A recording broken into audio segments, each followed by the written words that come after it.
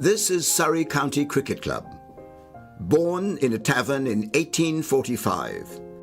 The symbol of Kennington, we've seen London grow around us. Cricket's original champions, as Charles Alcock brought his vision to life and we cemented a reputation as a place of firsts. International football, FA Cup finals, international rugby, test matches, as well as where English pride came to die, before a great rivalry was born from its ashes. We share our feathers with royalty and pass on the honour of the brown cap through generations. We've seen England's best spend their careers with us. Well, that's Jack Hobbs. Head and shoulders, yes, over all other living batsmen. And the game's best finish under our gasometer. We've won 7 in a row thanks to Surridge, May, Barrington, Locke, Laker and the Bedser twins. In fact, we're well known for our famous siblings, but there's always been one family who've stood out. We saw the West Indies grip a nation on our doorstep, and a pioneer set records galore in the women's game. The end of the century brought a fresh take on Ik Dien, as Holyoake and his England teammates transformed us on the pitch. The changing of the oval skyline brought the greatest of finales. There it is. England have regained the Ashes. And an era of final test triumphs. Alistair Cook has done it. A century in his last. Well played. On our way to our own red ball century. We're one half of the game's oldest rivalry and its only London derby. Can you clear the pavilion? Local players are always the lifeblood of our side. But the world's best are attracted to us too. We've come through tragedies.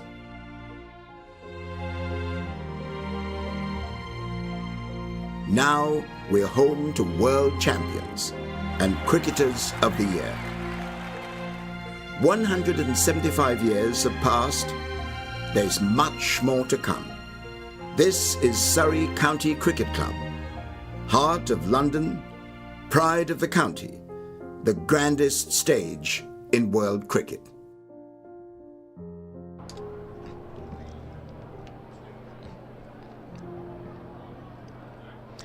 Good morning and welcome to the Kia Oval, day 2 of this top-of-the-table clash between Surrey and Essex in the County Championship.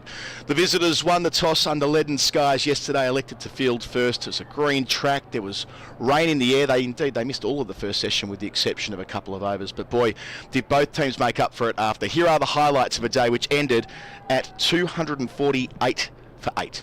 Played 19s and that kind of thing. Short leg in here, and Sibley past that fielder for 4. That's the long boundary, but it won't matter. Excellent timing. Now that is a nice shot. It's going to run away to the boundary for 4. Overpitched from Porter, trying to find some swing with this new ball. Nice shot from Sibley. He got one through that region in our mini session before lunch. It'll just plop over the rope.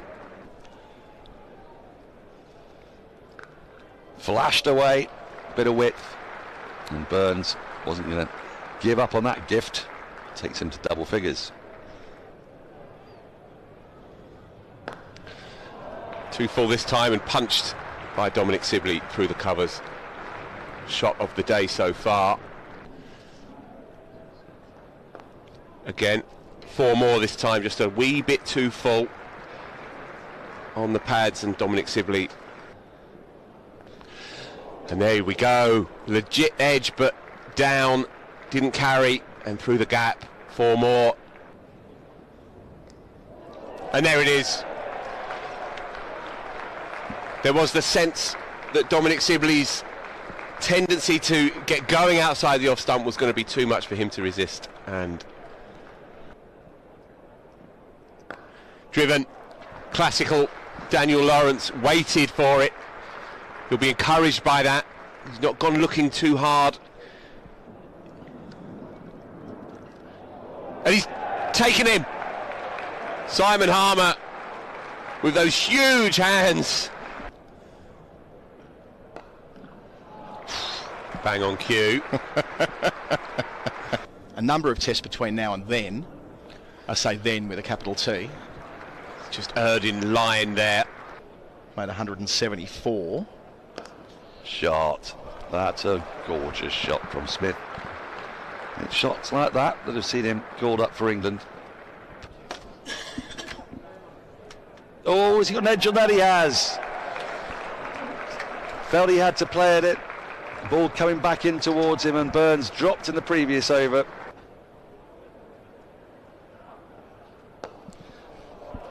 That's nicely flicked away. Foolish driven for beautiful. It was a long half volley. Flicked beautifully between those two men. Not much of a gap, but with a flick of those wrists, Ben Folkes brings up his first boundary for.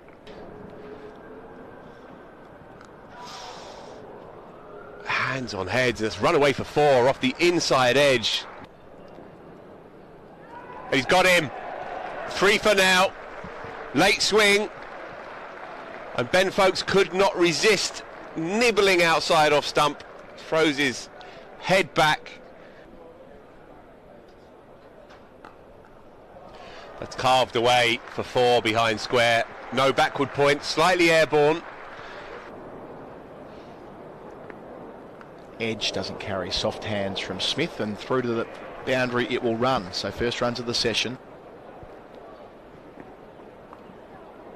Well, that snuck through. Did catch a hand on the way, but it's going to be a second boundary for Jamie Smith in that direction since he moves to 49, 119 for 4.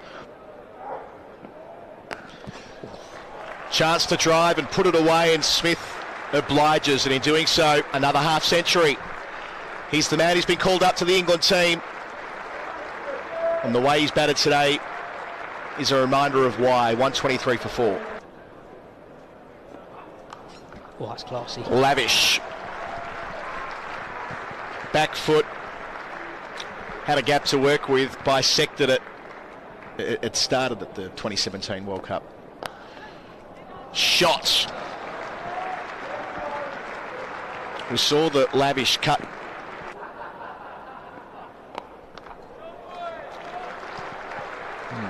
Pressure release to end the over. Short boundary, set up to be hit, didn't need to overhit it, into the 60s. He was 39 at tee, so beautiful. Yeah, it was there on leg stump. It was a half volley by the time he met it, but glorious swing of the bat. Yellow card out as well. Oh, there he goes again, Jamie Smith. Reminiscent of the shots he played earlier in the season here against Warwickshire, up and over the top, thudding into the seats. A couple of wickets for Essex, they'll be right back on top. There's, oh my goodness me, what a shot. Be still my beating heart. And then it dissipates, yeah. And then it does, yeah. Edged, gone. Yep, a little floater outside the off stump. Sudharsan went after it. Uh-oh. Well, the strapple up and over mid-on. You wondered when Smith was going to play a shot in anger. Oh, now he's gone after that. It's Ryan Patel. And he's got hold of enough of it. He did in 82, I think. Oh, look at that. Jamie Smith, when he targets that short boundary, doesn't just target it, nearly hits it out of the ground. What a way to move to 94. Smith, does he get through? He does! Jamie Smith, such a huge day for this young Surrey star. And he's bowled on an even 100. Critchley gets one to skip on and hit the off stump. Smith tried to plant him over deep mid-wicket. Wasn't the shot. He's as good an attacking spinner as there is in the English game. Shovelled out for 4. Bit better than that, actually. Seemed to get on a wee bit late, but adjusted in the crease, Patel. In cahoots with Sack Lane. Another sweeping opportunity. This time, Patel makes the most of it. Up to 20 with a boundary. Shot. Had one man to beat and did so. Long boundary, but that's the second time he's gone in that direction, Patel, in a couple of overs. 1952 to 1969. Hanif Mohammed makes it in both lists. Across the line. Deep boundary. Gone. He's picked him out. One man to beat out there. That's not a good shot. Oh, he's got him. He's gone straight through him. Snater back at the attack, takes the 8th wicket. Patel's gone now. Now this might just sneak over the boundary. It does. Didn't quite get hold of all of that. Might have come off the glove. That's nicely put away. Much needed boundary for Tom Laws. Taylor survives. And that is the end of a lengthy, if rain-shortened day. Surrey finish on 248 for 8. Essex probably the happier side as they go into the changing rooms, but all is in readiness for the resumption. 248 for 8, as you saw there. Surrey went to the close with Laws and Taylor, 13 and 11 respectively, a partnership of 24. That final session, a marathon final stanza of 43 overs, 4 wickets taken, 139 runs added at a run rate of about 3.2. That was after an extended middle session as well, where Surrey were 109 for 4 at tea. So 104 overs on the board today. They'll add 8 after losing a stack of time yesterday. We're 1 over away from the second new ball. I'm Adam Collins, and with me, as always, to begin our day's play at the Kia Oval is Daniel Norcross. Hello, Daniel. Hello. Well, I'm extremely excited because I couldn't get to sleep for a while thinking about the extra 2 runs that Surrey need for a bonus point. Yeah, that is welcome to my life. But actually, in the context of yesterday, there was a fantastic 100 from Jamie Smith. It was head and shoulders above everything else we saw. But there was also this rather neat little partnership at the back end. When Surrey were 224 for 8, there was a good chance Essex might have been batting yesterday. And actually, Laws and Taylor did really well, albeit against an older ball. But it was an older ball that was still doing stuff. And that was a feature of yesterday. The ball kept hooping, especially for the likes of Snater, Bosch, getting serious movement through the air and off the pitch. We saw some really awkward bounce, especially from the pavilion end. The ball was coming through really quite high. Sibley, on a number of occasions, had to get his hands very high to get out of the way of the ball. So I don't expect the nature and the character of the pitch to change a great deal today. And I do think that a total of around what Surrey have got already is competitive. It's less than they would have liked, of course it is. But first thing is to try and squeeze out a batting point. One of their rivals for the county championship, Durham, are very well placed to win their game after just one day, but they didn't get any batting points. So bowled out for 190. Who knows how important these things may be, and dare one dream of maybe even eking the score up to about 270 odd. New ball due after this over. And Snater to bowl over number 80. The first of day 2 here at the Oval. Inside edge straight away as well. Not far away from sneaking through between Laws's bat and front pad. Now, you mentioned marathon sessions yesterday. Do you know, I don't want to single anybody out in this commentary team for the hard work that they put in, but I'm going to give some props to Phil the Power Walker yesterday. He sat in this chair non-stop for 2 hours while some other people watched England's football team stinking the house out. Well, until they didn't. Until they did. It was quite the experience, actually. I'll run you through it. So I left you. It was a little bit like, after some further thoughts from Phil Walker, it'll be Daniel Norcross. You weren't even in the room yet. No. And I dashed out knowing you would be here eventually. Ran to the supremo of the Surrey stream, John Surtees, who sits next door. I said, Surts, come on, mate. Uber coming. Here we go. Here we go. Uber, eh? Straight in the back of a car within a couple of minutes, down next to the Alex Stewart gate, out to your old cricket club, the Elaine Cricket Club, where my Sunday team plays. The Oval Dream boys, Oval Dream Bees, who had been playing in the afternoon, had finished their game bang on 5 o'clock to watch the kickoff. They're good like that. Would have had 90 minutes of borderline misery. Slovakia scoring the disallowed goal from England.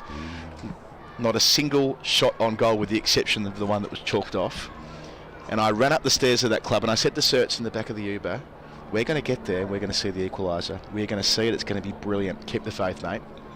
And 45 seconds after running in, Jude Bellingham with the bicycle kick. I love to think what would have happened if that goal hadn't gone in. Oh gosh, imagine what today's papers would have been.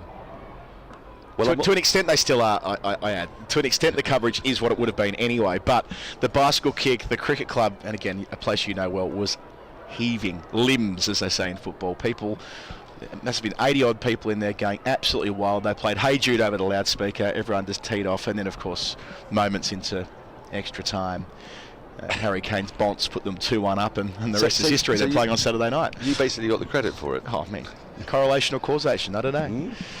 But yeah, it was. That could have been one of the most futile Uber trips anyone's ever made, without a moment of genius. Yeah, quite. Bit of in-swing there with the old ball from Snater. But yeah, they do advance the England men to play Switzerland. That's going to be a hefty old night, isn't it? 5 o'clock on a Saturday that starts. It'll be pumping. If it's a nice evening, the day after, beer gardens will be pumping. The day after a general election. Day after, well, 2 days because the general election's on. Well, yes, Thursday, Friday, and then the. You do your business on the Friday. Yeah, you find out whether you won or not. Officially, at least. You lose your sleep on the Friday. Let's put it that way.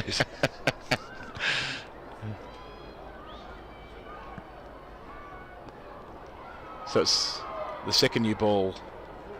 Now, one would imagine 80 gone, maiden complete from Snater, 248 for 8. So Taylor, just seeing the body language of the umpires. Are we seeing a new one come out of the pocket? Surely they'll go new ball immediately. Now, yeah, there it is. I'm seeing umpire Lloyd waving towards the scorers. That'll be about the second new ball, which will be taken by Jamie Porter. Yes, I think it's one of those where you would, if you're so inclined to follow these things closely, Thursday night, go for it. Friday night, in bed as early as possible. Saturday night, well, maybe get involved again. It'll be a busy weekend. Thank you, James. I've been reunited with my accreditation. Always useful. Today we have the kids in, by the way, and we'll get some shots of them. There's some beneath us in the JM Finn stand, some over towards Archbishop Tennyson's school. There are 3,000 school kids from 110 schools here today across Surrey and South London. Primary schools over to the right of where we're sitting, in front of the old school, as I mentioned before, the Archbishop Tennyson. And secondary schools over to my left in the JM Finn. Porter, second new ball, first one with it, spot on. Taylor defending out to the offside. So they're underneath the gas holder. That's organised by Surrey and the club more generally, and the Surrey Cricket Foundation, as well as the cricket. They've got coaching going on, inflatable cricket at the Vauxhall end. That sounds fun. We might have to do some of that, Daniel. Vauxhall City Farm, an autograph station featuring South East Stars players. Georgia Redmayne, what a player she is. Georgia Redmayne from the Queensland State team. Bryony Smith, Emma Jones, England disability star Johnny Gale. First runs of the day. That'll take Surrey to a batting point with the board reaching 250 for 8. Very useful partnership, having arrived at 224 for 8 last night with, well, 11 overs to get through, and they did that. Now they have the chance. Just finishing off my point here. England disability star Johnny Gale and Surrey Chief Executive Steve Elworthy's down there as well. World Cup finalist in 1999 for South Africa. And Caesar the Lion. I'm not sure what the go is there. I can tell you all about that. Okay. Oh, how's it missing that? That is a beauty from Porter. Caesar the Lion is having a whole bunch of selfies taken downstairs. So you may not be able quite yet to see the sheer quantity of children that are here today. There are some away to our right, the Archbishop Tennyson side. But there are hordes and hordes of them, like vermin, all around the concourse behind us. Because we've got inflatables, we've got people throwing balls at each other, and we have Caesar the Lion. He's here, folks. Better. The cut-off at mid-off. Did you ever get a chance to visit a cricket ground as an excursion when you were a student? Absolutely not. It's the stuff I used to genuinely dream about. That they'd come in and go, righto, boys and girls, we're off to watch Victoria play in the Sheffield Shield. No, we never got to do that. We had to go and watch biscuits being made or similarly tedious things like that. Or go to a museum where you'd eaten your packed lunch by 10:30 and there was nothing left. Nothing left to think of. 3 slips with the second Newey. That's come back off the seam. Instead, nowadays, young people today, they get the opportunity to watch James Taylor and Tom Laws eking out crucial runs, batting points, a vitally important top of the table clash, because they'll know all about the importance of bonus points. You look down there, it's a very well informed group of kids over there in yellow tabards who are thinking about nothing now but hoping that Surrey can bat beyond 90 overs, maybe eke their way up towards 270. Again, how's it not running into the stumps? There's 2 balls in that over that on another day might have picked up a wicket or 2. Instead, Taylor advances to 14. It's 251 for 8. I remember one day when I was about 11, so still in primary school, getting to go to watch Victoria play. Really? In the afternoon. It wasn't a school thing. It was kind of a cricket thing, but still, nevertheless, going along. But it was the day-night Sheffield Shield games. Oh my word! Very briefly, they played with a yellow ball. Ooh. This is the pre-pink ball era, and I found a diary entry of mine from primary school about 5 or 6 years ago in a box somewhere, which talks about watching Ian Harvey make his maiden first-class 100 and Matthew Elliott his first-class double 100. When's this, about 1995 or 95, 96. Yeah, it was early 96. But yeah, Ian Harvey went on to become, of course, a Gloucestershire great, and Matthew Elliott, who was a star of the 97 Ashes, over here. Right, Snyder's going to continue with the new ball this time. It was the old one when he began, running away from the players' viewing room in the Bedser stand. Edged through 4. Through about 5th slip, so no realistic chance. And jubilation. You can hear the school fans going nuts over that's sensational. They're holding, they've got something in their hands they're waving along. What have they got here? They've got the 4 signs. Yeah, I think they understand exactly how well played that was by Taylor, using the soft hands. Good appreciation from the school kids over there. They know it's not easy out there against the new ball. Knowledgeable fans here at the Kia Oval. I've got some news for you, by the way, about Essex. Yeah, well, I saw a little hint of something on the screen, because yesterday was a day of some carnage in the field, actually. We saw Jamie Porter get an injury to his hand. He's back out there. Mercifully, it was his non-bowling hand. It was a point at which the batting coach was actually fielding. Yes, he came on for 1 over when it was Tom Wesley went off the ground for a pit stop. But yes, the news is that Jordan Cox is out for the rest of the match. Had surgery on his appendix overnight after complaining about stomach problems. So all our best wishes go to Jordan Cox. And under the knife overnight. That is unpleasant, isn't it? And it can happen so quickly. Peritonitis. Yeah. You got your appendix? I still do have my appendix, which is a bit of a concern, really. You'd rather not have it. It's like a ticking time bomb. So send all our best to Jordan Cox. Absolutely. I am forced to ask the obvious question, though. You don't get an appendix replacement, do you? No. So Essex will be batting with just 9 available wickets to fall. And it's relevant. It's very relevant, because in the case of Cox, he's had a stellar season, having moved clubs during the winter. He's made 763 runs at 69, the 4th most in the country, with 3 centuries. So he, along with Dean Elgar, who's made 700 plus runs as well, have been quite dominant in Essex's victories to date. I mean, that is a really unfortunate blow, and there's it does feel a little bit unfair, doesn't it? I mean, you would think, I don't know, I sort of get it if somebody breaks a hand or something in the middle of a game, but like a medical emergency like that feels a bit like, if you can have a concussion sub, you should probably be able to have a vitally important surgery sub. I agree philosophically, but it has been explained to me in the past that these things will be manipulated. It's just very difficult to police, I guess. And that's why they go through such stringent concussion protocols. Oh, look at that. An absolute beauty with the second new ball. First blood on morning 2 to Essex. Snyder at last getting a wicket. or second one at that, and Taylor loses his off stump. So that useful partnership for the 9th wicket undone by a fine piece of bowling. That is a ripper, and it looked spectacular, didn't it? We'll see on the replay just what it did. Was Lords just playing down the wrong line, or did it move a bit? We've seen the ball move so much in this match, usually away from the right-handers. We'll take a look again, and that's gorgeous. Yeah, good luck keeping that out, James Taylor. Absolutely gorgeous ball from Snater. It brought fire, it brought rain. That's what it did.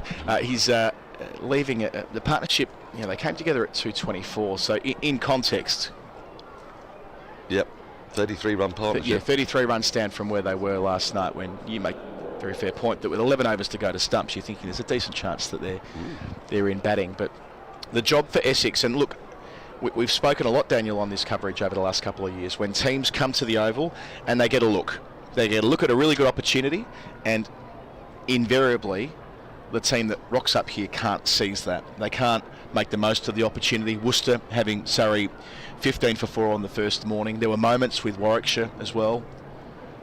Certainly with Somerset, where they've came here and they've lost, having seen an opportunity. Well, this could have been an opportunity that slipped through Essex hands if they had have sort of nursed their way to 300, another batting point, which are crucial, because every point that Surrey get here, it hurts Essex in other ways as too, with these teams duking it out for top spot. But the fact that Essex have gotten a wicket inside the first 12 minutes of play, I think is quite important. Now they get a look at Daniel Worrell, who only really bats one way. The other part of it is, and I'll scenario build for you after this ball. It's the last ball of the over. Leading edge, close to evading the blade and running into the off stump again. A successful over for Essex. Surrey, 258 for 9. So the forecast for Wednesday is a little bit iffy, actually. There's hints of showery rain. And you look at how many overs Surrey have faced, 82 here. Then we can make up 16 of the 17 overs that were lost on the first day. But if Wednesday is slightly curtailed in any way, then that sort of brings us back into a kind of 355 over game, 350 over game perhaps. So take a look at how many overs Surrey have faced, 82 here. Now Surrey won't be looking for the draw, they'll be looking for the win, but who knows down the line how important those little bits of time taken out of the game and time added to Surrey's score here may yet be. So can Porter finish it off here, get to go at Worrell early in the over, which would be the desired setup for Essex here. They'd rather bowl at him than Laws, who's a very capable down the list player, made four half centuries in the 50 over comp a couple of seasons ago. So sweepstake on when Worrell plays the first flashing drive. This over. Third ball. I was going to go third, yeah. Okay, well I'll take fourth in that case. Yeah. He'll give himself a couple of siders. Oh, that ruins it. Taking one. Daniel, listen to us on commentary, please. 259 for 9. Now, I asked Andrew Samson for the average number of runs per wicket that Essex have got this season. And did I hear it right? You said 40.3. 40 points, so they're averaging 400 with the bat. Now, I suppose... Yes, I suppose it does. Well, you run through their scores, which I, of course, did before the game started, because I'm a really cool guy like that.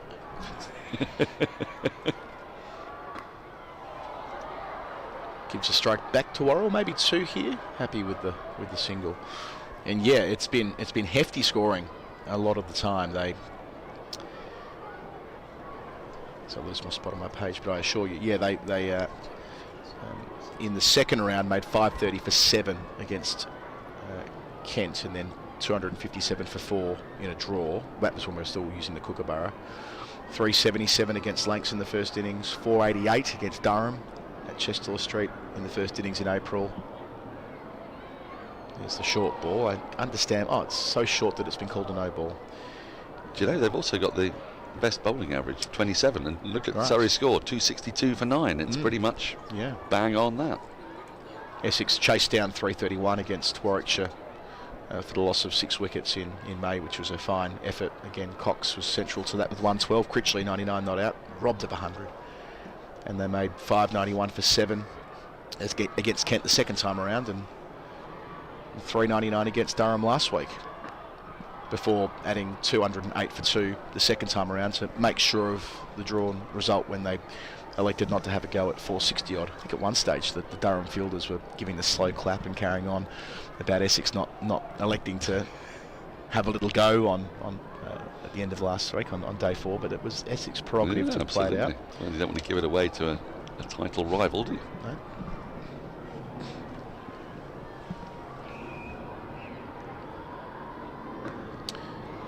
Now, so being at, sorry, you go first. Does that mean the disparity between runs per wicket scored and runs per wicket against, which is around about 14, is that the best in the county championship this year?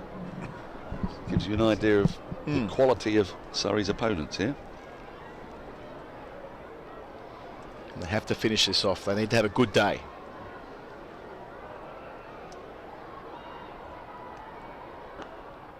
Again, nearly a leading edge from Worrell, but just takes some weight out of his hand. End of the over.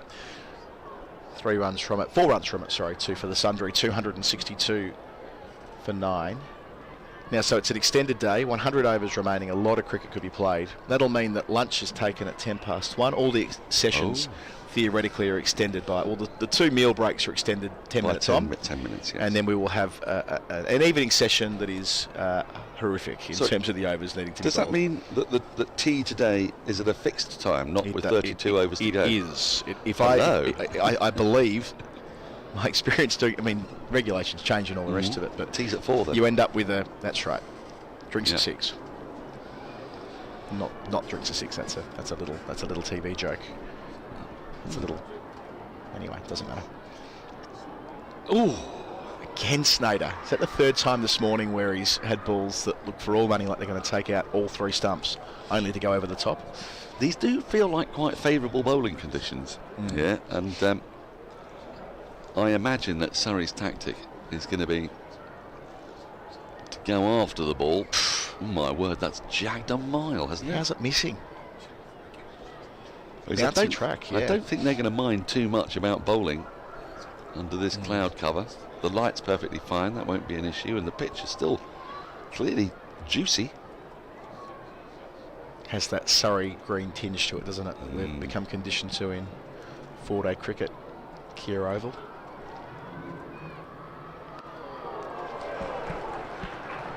And that's that. We were wondering how long it would take for Dan Worrell to play a shot like that. In the end, it's Tom Laws. I suppose batting with the 11, you'd expect him to try and play in an enterprising fashion. But all told, a most productive 20 minutes for the visitors, taking the last 2 wickets they needed. And Surrey adding only 14 runs, all at 262. Let's see the reverse angle here.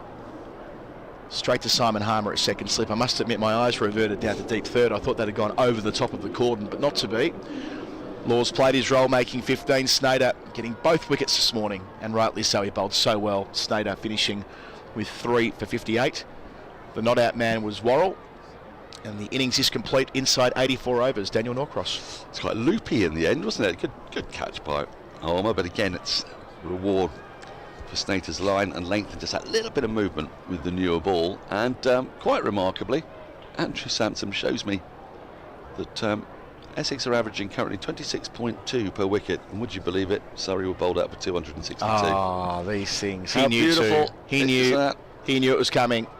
The 2 best teams in the county championship, Essex and Surrey, and they have the highest differentiation between runs scored for and against. And the reason is they're a very fine bowling group. Jamie Porter, how he ended up wicketless is beyond me. None for 50. Snader, 3 for 56, both wickets this morning.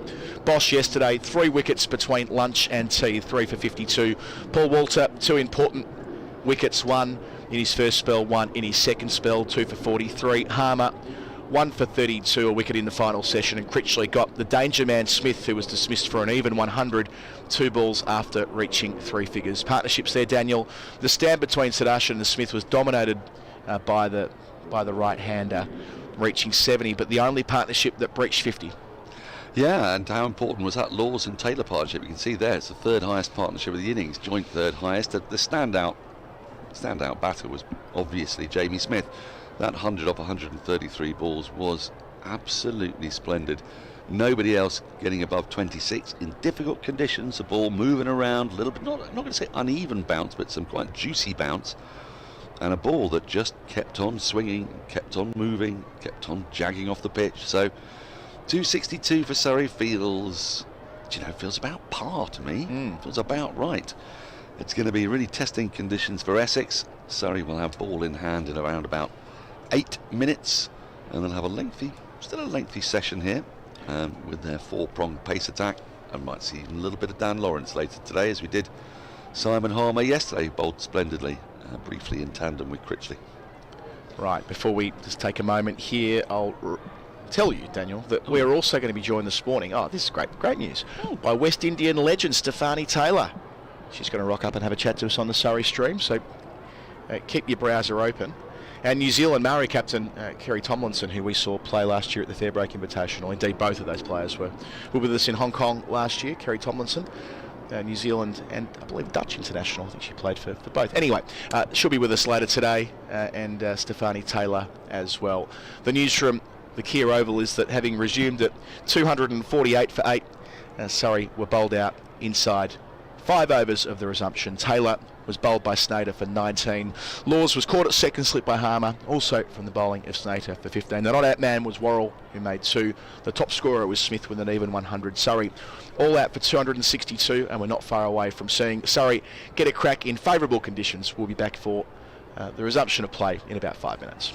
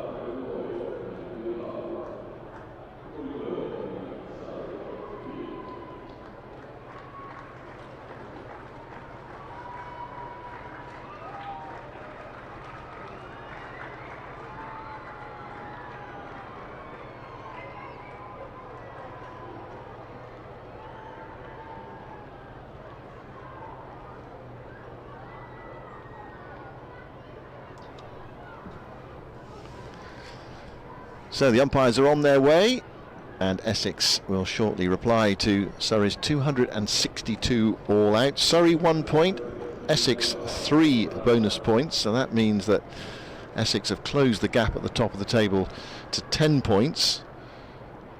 Surrey on 138 and Essex on 128. Top 2 teams last season, the top 2 teams this season. A fascinating rest of the day in prospect. And Essex's goal here will be a reasonable first innings lead if they possibly can. Now, we talked about the 2 averages of the side this season. So Essex taking a wicket every 26.2 runs. So Surrey all out for 262 and scoring at, what was it, Andrew? 40. So if they continue with that average, they'll have a first innings lead of about 130. Dan, how does that feel? Well, unfortunately, it would be 40 less because Jordan Cox won't be able to bat. That's true. That's a big blow for them, that, isn't it? It is a big blow. A man who scored 763 championship runs this season at nearly 70. It's a big blow, and I do wonder if it's entirely fair. We were talking about this with Colo a moment ago. You can have a concussion sub, but you can't have a appendicitis sub. I mean, there's no chicanery there. Well, you're not taking out your best batter, are you? Well, one of your 2 or 3 best batters. Before they bat in neither innings. Exactly. No, it does seem unfair. Right, Dan Worrell's going to start. Nick Brown is the player on strike. Oh, now leg slips. 3 slips and a leg slip, yeah. They do like a leg slip. Sometimes Worrell to the left-hander because his prevailing arc will be bringing the ball back in to the pads of Brown and Elgar, 2 left-handers. Brown this season 332 runs at 41. Here's his first ball. It's out towards forward square leg, and there's no run. It's a slightly underpowered Surrey bowling lineup compared to what we've seen so far this season, which is not to say that there's not some quality in it, but it's a different makeup. Well, there's no Abbott, no Atkinson, no Roach. Overton still injured, but Law's back in, and you think these conditions might suit Laws and certainly Worrell. Very wide from Worrell. And of course Jordan Clark, who has been, some people's estimation, Surrey's player of the season. Well, runs and wickets. 19 wickets for Jordan Clark, and before this game 323 runs as well. Not bad. Good bowling conditions you feel this morning. It does feel bowly, doesn't it? And we saw yesterday Snater and Porter beat the bat so many times. I don't know if you got a chance to see any of it. I suppose you were glued to the football. I watched the football. I watched some action from Cheltenham as well. Did you? Yeah. This is quite a good game. And I watched some action from here as well. The thing these days, you can multi-screen. You don't just multitask, you can multi-screen. Essex underway. That's a nice shot, but it was there for it, really. Swinging into the pads of Brown and efficiently put away. So Essex underway. That is the occupational hazard, I would suggest, of the right arm away swing bowler to the right hander, trying to get the left hander out. There's going to be occasionally he's going to strain for a bit of fuller length. Try and bowl that perfect ball. He's looking to trap LBW. Think Matthew Hoggard in 2005 against. I was just thinking that. Matt Haid, were you? A bit wider this time. That's nicely put away as well. That's going for 4. Slightly concerned that the children haven't quite got the memo about which side to support. They're here for cricket, Dan. They're not just here for Surrey. They're here for cricket. The good of cricket. Up to a point. And you've been brought up to applaud good cricket. And this was a nice shot from Brown. Yes, I think we could have vetted them a bit better. Surrey Schools Day today. 3,000 in. We had a attendance of over 6,000 yesterday. County Cricket Day. What happened at 5 o'clock? It actually thinned out a bit. Well, that's the first one that Worrell slid past the outside edge of Brown's bat. He might just have been holding the bat inside the line there. Yes, yesterday, all around the concourse, the TVs were switched to the football, so if you were so minded, you could nip down and check on the glacial process of England's midfield as they put together their less than pretty triangles in laborious fashion. Yes, it was a game worth watching for about 2 minutes. Well, unless you're Slovakian. That's been sort of true of England's entire Euro Championship campaign. Well, some of it, not even 2 minutes, I would say. Right. So Dean Elgar, formerly of this parish. Yes, indeed. He's going to take his first ball. What do you make of it? Jordan Clark opened the bowling, not Tom Laws. Tom Laws is sort of more of a swing bowler. I thought he might have had first crack, but he'll get his Clark chance. is senior bowler, isn't he? And he's played a lot this summer. This is only Laws' third game in the championship.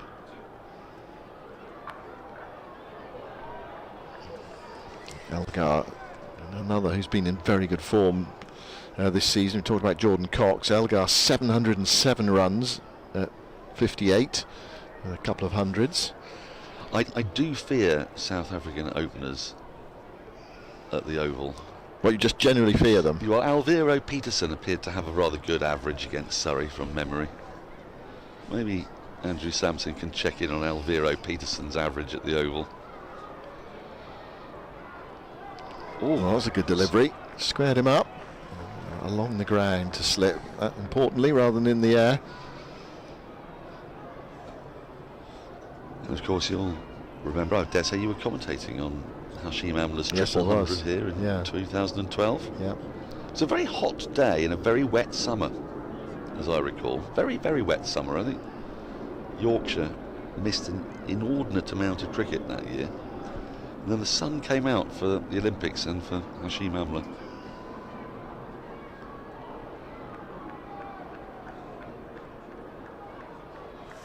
Surrey all out this morning for 262 if you're joining the stream for the first time. A couple of wickets for Snater. Laws out for 15 and Taylor for 19. Taylor spectacularly castled by Snater. And then Law thought he'd take matters into his own hands and had a drive, and Harmer took the catch at slip. My suspicions were correct. I will tell you after this ball.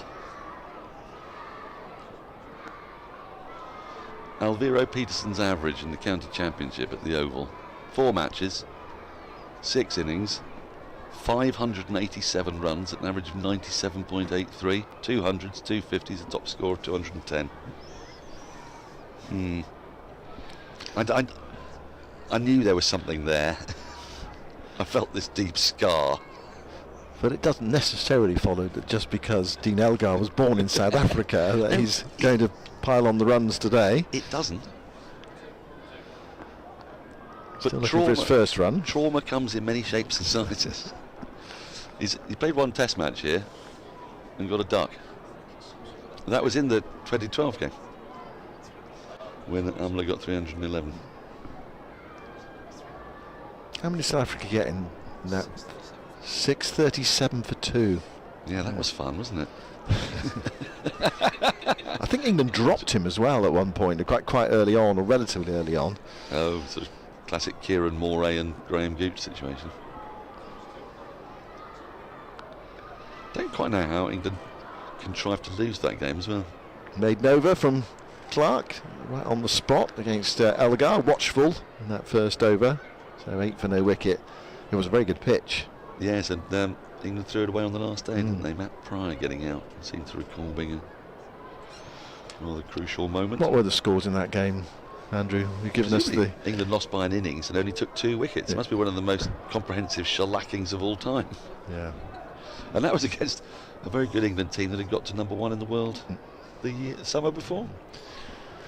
Oh, it's all drifting off into the mist of time. But I do remember that Amla innings. Brown not inching onto that front foot rather watchfully there against Worrell.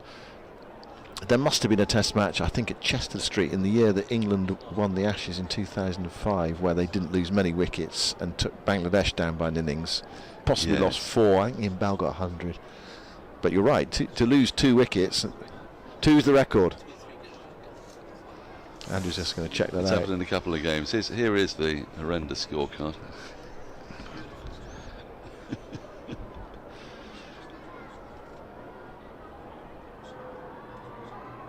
Well, that's gone away for 4. There is a leg slip in. It went between the keeper and the leg slip perfectly as far as Brown's concerned. And that's his 3rd boundary so far. But it was in the air. Yes, so England made 385, pretty decent. Batting first, a century for Alistair Cook, another oval century, 70 for Trott, 42 for Peterson. There was Bell, Bapara, Pryor, Bresnan, Broad, Swan and Anderson. So pretty potent bowling lineup, I think you'll agree. South Africa reply with 637 for 2. Graham Smith, probably more famous for being Surrey's captain, 131. Elviro Peterson, a duck. Amla, 311 not out. And I'm sure an entirely memorable 182 from 326 balls from Jacques Callis. And so England needing 252 to make South Africa bat again. On the last day managed to crumble to Tahir, Philander, Steyn and Morkel. Being bowled out for 240 with almost everybody getting in, apart from Cook on this occasion, and then getting out. How many overs did they use up? 97. Right.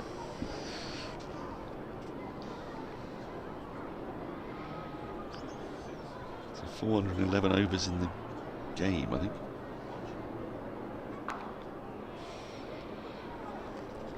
So they didn't need to do a great deal more to have got out of that game, but that is a comprehensive thrashing. Very good South African side, that, isn't it? A.B. de Villiers didn't even get a bat. Well, they've had many good sides.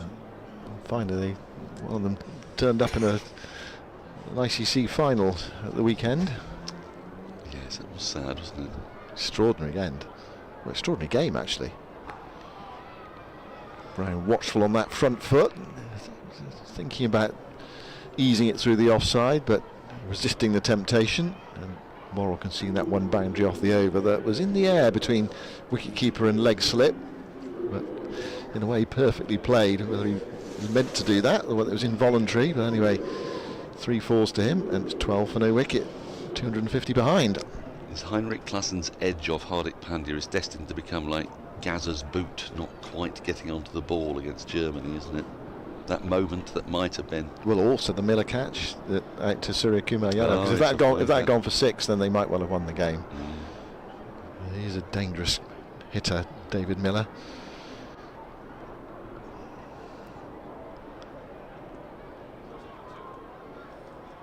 There's Clark's second over. There's some bounce out there. There was 1 or 2 low balls yesterday. There is some grass on this oval surface, and in theory good overhead conditions as well, overcast and still day. It's quite a nice day for watching cricket. It's around about 20 degrees in London today. You feel that the ball will do something. It might swing. There's a still day with a bit of warmth. Took a little while yesterday. Surrey's opening partnership was solid. The ball really started hooping after about 3/4 of an hour. Oh, and there you see the extra bounce as well. Elgar tempted to poke at it. Didn't really carry through to Ben Folkes. I'm very conscious that we've got a gaggle of guests in the back of our box, and I'm not quite sure why anybody's listening to me when there's somebody way more interesting to listen to. That would be yeah. That could be hundreds of people. Hundreds of people. And that's Venn diagram. It's going to be like that today, is it? I see.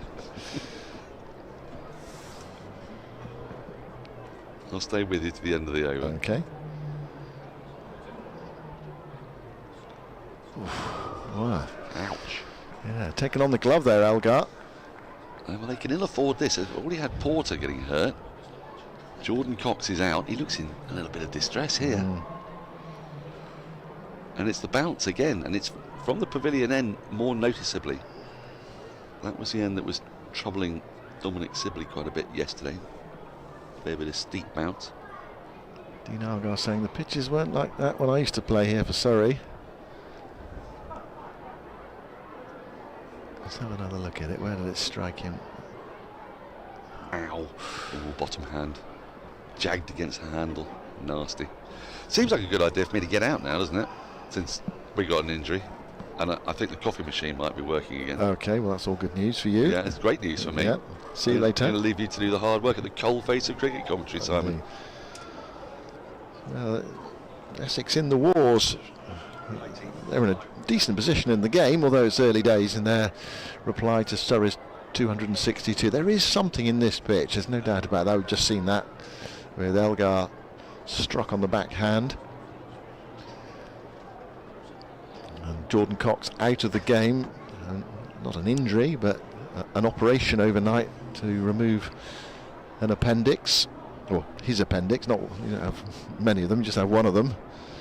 12 for no wicket. Right, Dan's gone. Stefani Taylor is here, who's actually not long. I don't know what you feel about the air conditioning in this box, but you've not long come back from Sri Lanka, where I imagine it's absolutely roasting hot.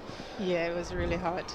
I was actually happy to be back in England, but I'm not sure if I'm actually enjoying this weather. This really. weather, yeah. Well, this is not bad for an English summer's day, to be honest with you.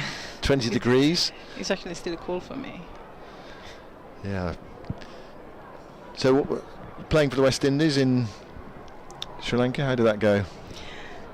It's probably one of my, worst tour in a long time, but yeah, I think we're still moving.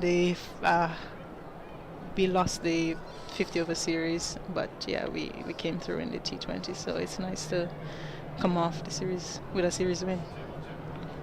Right, here we go. Clark back in action and Elgar back in action as well. Still looking for his first run. 12 for no wickets. So over from Sri Lanka, but back from Sri Lanka tour. How come you're here today? Well, we're doing a get set camp, so I'm been here for quite a while, and then I popped over for Sri Lanka, and then I'm back here doing some coaching at Primrose. Been really good. It's my first time. So coach some young girls. Say a bit more about that. Primrose Cricket Club.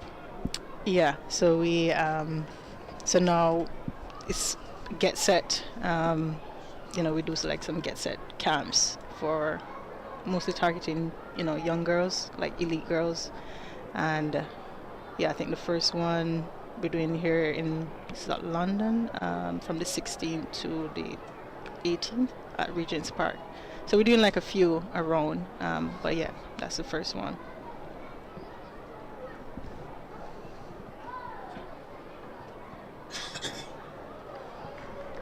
End of the over from Clark, and another maiden. Elgar, 12 balls yet to get off the mark, and that painful blow in that over. So Essex 12 for no wicket after 4 overs in reply to Surrey's 262. So tell us a bit more about Get Set then. How does that work? Who set it up? How long has it been going? This is actually my first time. Right. I think Kate might know more about it than I am. I'm just one of the coaches. One of the coaches. Yeah, from the West Indies. Pretty much, to pump the camp. Get more females involved, elite girls. So, yeah, Kate is probably the one who is gonna, saying more about the Get Set. How much coaching have you done? Probably the most I've done is maybe this time. I've never really done much coaching. I'm always playing, so yeah. It's actually nice to do some coaching. Yeah. I'm actually enjoying it. No run there from Brown, just looking to get that past square leg. Worrell and Clark probing this new ball. The sun's just come out for a moment, but I think the forecast for the rest of the day is for it to be overcast, and therefore with this pitch and overcast conditions, Essex might well have their work cut out to get up to that, well, and beyond that Surrey score, especially with them being one player down, with Cox out of the match.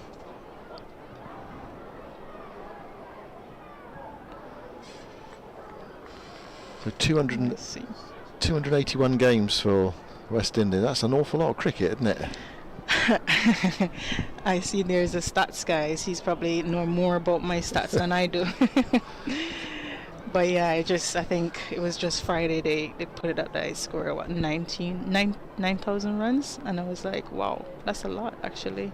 I didn't even know I scored so much runs.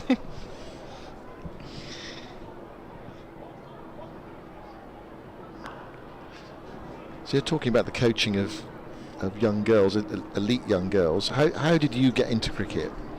Well, I started at age of 8, and it was in Jamaica. Yeah, in Jamaica. So it was introduced to me, and I went on my first tour. I made Jamaica women's senior team at the age of 10. 10. Yeah, and then I went on my first tour to Guyana. I was the youngest player, for all the team, and yeah, that's exactly. Oh, edged and taken. That's the first one. Brown's gone, and Worrell, who has been so consistent for Surrey this season, makes the breakthrough. Smart catch at third slip, and Brown, after those 3 boundaries, succumbs. So we talked about the fact that it isn't absolutely straightforward on this oval surface. With the new ball in these conditions, nicely snaffled. Nice. That's well bowled.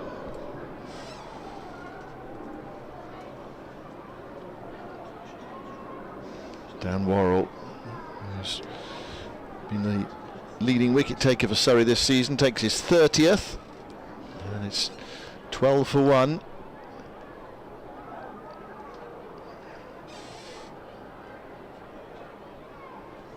Not much you could do about that delivery.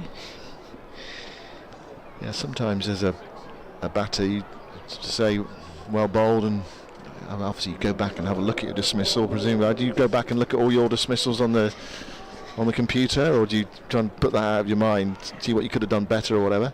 Sometimes. I think I'm one of those players who, when I do get out, I know exactly what went wrong.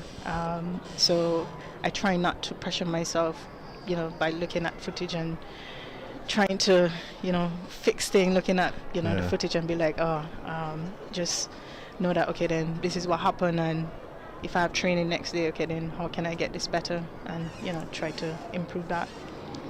I suppose the temptation is to go back and have a look and think, I could have done that, And also as well, you've got so much time in cricket. Perhaps not so much in a T20, but in a game like today where you've got the rest of the day to sit there and watch and analyse what you've done wrong. It's not ideal when you're playing 4D. No, you've got to try to put it out of your mind, really. Just say, well, there are days when you're going to get a good ball, and it's the nature of the game. You're going to fail more often than you succeed in cricket because of the nature of the way it's played. Yeah. Right, Wesley in at number 3 for Essex. Well, that's a good one first up. Worrell finding his groove there, and that over a wicket maiden. Surrey with that early breakthrough. Essex under pressure, 12 for 1. Effectively 12 for 2. Tom Wesley at number 3 for Essex. This is the ground on which he made his Test debut. He played 5 Test matches at the summer. He made his debut. He actually made a half century in his first Test match in the second innings. He made that debut against South Africa. Just trying to remember, Andrew, was Dean Elgar playing in that match in which Tom Wesley made his debut? Here's Jordan Clark. He had to concede a run. Nice. Good length. Have you You've obviously played a lot. Have you done much commentary? Have you sat in the commentary box and analysed the game? This is my first time. First time? Yeah. Yeah, I love the analytical part of things. Yeah. Well, when you stop playing, there are so many opportunities these days. Yeah, there are. Well, Gus still looking for his first run. Still looking for it. He's a player that's very happy to bide his time. Yes, he was playing, was he? He got 136 in the second innings. Right. It's funny, isn't it, how cricket separates you and then brings you together. So there they are out there at the moment. Wesley making his test debut in the same test match in which Dean Algar made 100 for South Africa. Didn't quite work out for Tom Wesley. It was his last test innings, I think, was against the West Indies. He made 44 not out from memory.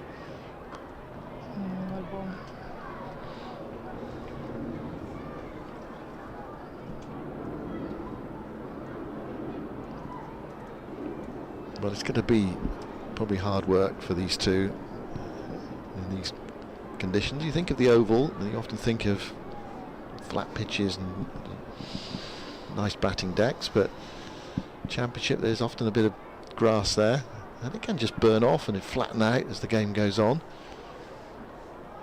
It's not that kind of day in London today.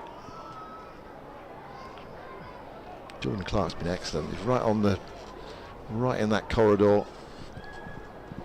think you might get more 44. More seaming around.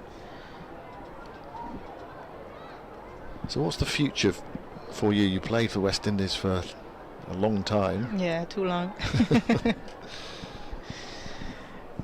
But yeah, I do enjoy playing for West Indies. Just keep on playing as long as you enjoy it? Yeah, I think, yeah, that's the aim pretty much. Yeah, making sure that I'm enjoying it.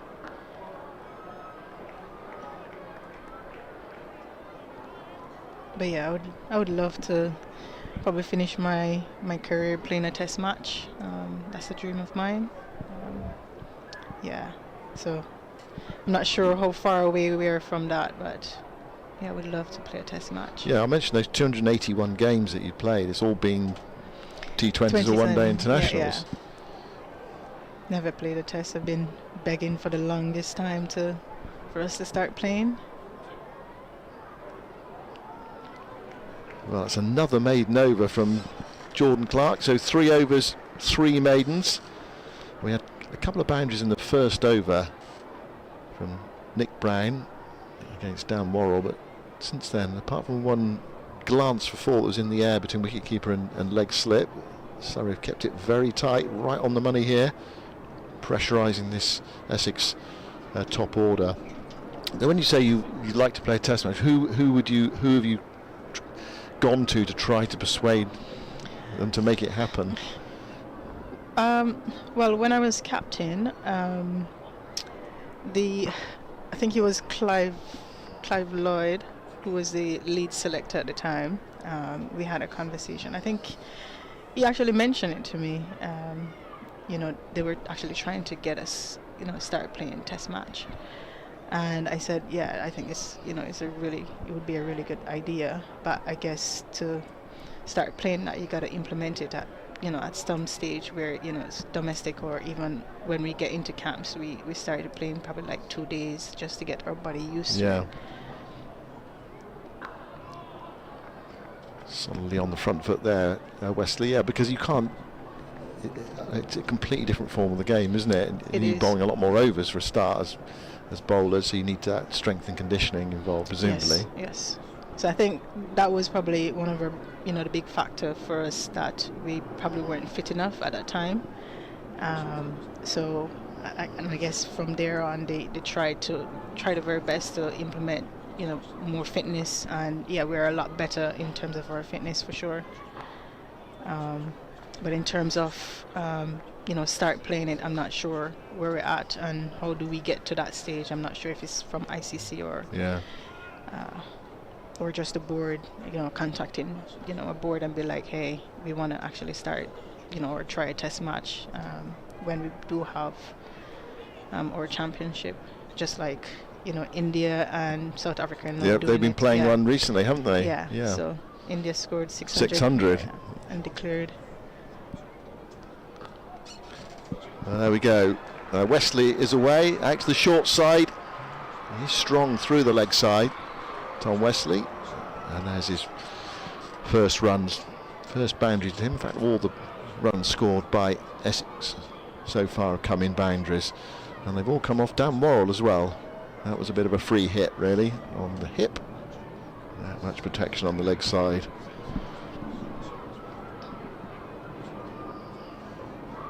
Yeah, you need a bit of conditioning if you're going to face up to 600 as a fielding and a bowling side. I agree. Had some bounce there from Worrell. Folks taking that, as you can see, around about head height. We did see one or two keep low as well outside the off stump yesterday. There's a fascinating contest between these top two in the table. Essex 10 points behind now. They do meet each other in the final game of the season at Chelmsford in the middle of winter, otherwise known as late September, but it might be winter by then, it might be summer still, you never know in the UK. You can never tell from one day to the next what the weather is going to be, and there's some talk of some rain on Wednesday. So Worrell's over comes to an end. 16 for 1 then. Essex with Brown the man out. Caught at third slip off the bowling of Dan Worrell. So how the coaching then, Stephanie, how long are you involved in that for? Is it a few days? Is it a camp for a week or so? Or? So I think it's going to run over probably 2 weeks. So starting, I think we have... Oh, that's edged, and that's really well caught. That's another one. Jordan Clark, who's been right on it, found the outside edge of Dean Elgar's bat, and Elgar is on his way. Elgar on his way for a duck. Well, he just couldn't score against Clark. The pressure was building. It was a really fine catch. Going round the wicket. He probably didn't need to play at it, and you could just see the frustration there. Although angling in, I think it just left him a fraction. You can see the jubilation among the Surrey players. They know that he's been in such good form, Dean Elgar.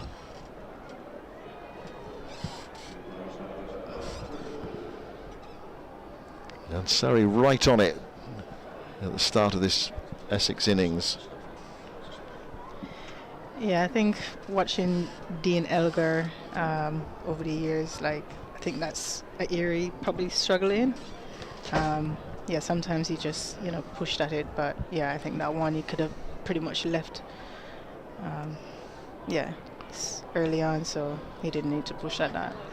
You can just see his frustration as well and his reaction. I think that's how he was feeling once he'd played at it. So Essex 2 down, both catches taken by Jamie Smith. That was a good catch. Really good catch. And next week he'll have the gloves on because he's keeping for England the first test against West Indies at Lords. And Ben Folkes, who's got the gloves on now, has been asked to step aside. Right, here's Critchley in at number 4. And Folkes in action down the leg side. It's one of those strange situations where Surrey prefer Ben Folkes to keep wicket and England would prefer Jamie Smith to keep wicket next week. And then Somerset prefer to have Jack Leach in their side rather than Shoaib Bashir, and England prefer to select Shoaib Bashir rather than Jack Leach for that West Indies test match at Lords against West Indies men next week. Yeah, I really hope that we, come through. That's going to be a good test match. I think we got some new faces as well. So yeah, really looking forward to that. And yeah, hopefully I'll be there on the 2nd and 4th day. 2nd and 4th day? Yeah. Right. Yeah. Jimmy Anderson's last test match for England as well. Yeah. It's going to be it's going to be a really interesting occasion. England slightly changing their side, some new faces in the West Indies. No Kemar Roach for West Indies. How much of a setback is that?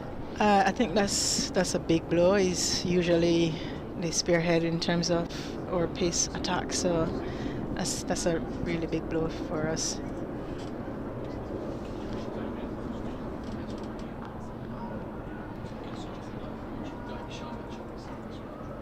Well, it'd be nice to get some Test cricket. It feels like a long time, especially in the summer, an English summer, to wait till the middle of or early July for a first Test match because of the T20 World Cup, men's T20 World Cup. Often there's a Test match before now in the UK. I just sense that people are really up for it, really ready for it.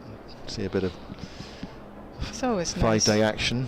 Yeah, it's always nice. Like, I've never really watched much Test match live, so it's nice to be at Lord's to experience that. I think it's going to be my first time actually. First time at Lord's? Yeah, well, watching a Test match. First time watching, right? Yeah. I've played at Lord's. Yeah. Yeah, it's a really nice ground.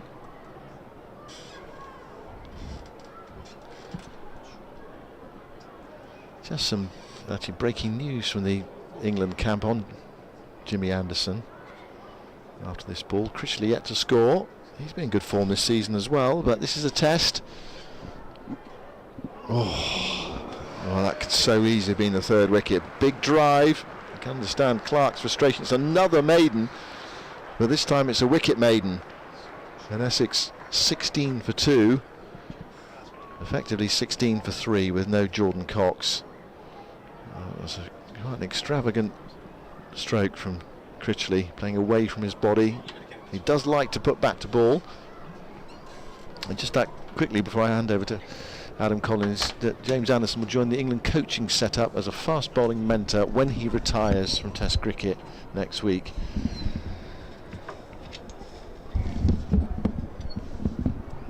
He's got so much to offer English cricket, we don't want to see that go, says Rob Key. When we asked him, he was keen. So Worrell begins a new over to Westley.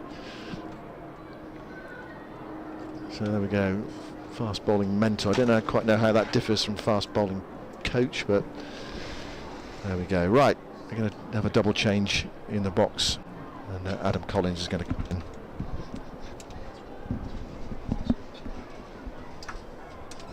Thank you, Simon. Yep, 2 early wickets for the home side, having been bowled out early this morning for 262, picking up Brown and Elgar inside the first 8 overs. Oh, that is a beauty. Dan Worrell likes it, but the finger stays down. It wasn't much of an appeal. It felt like Worrell and the Cordon thought that was a foregone conclusion. Wesley playing at that out-swinging delivery. Need a second look, but umpire Lloyd unmoved. See it back again.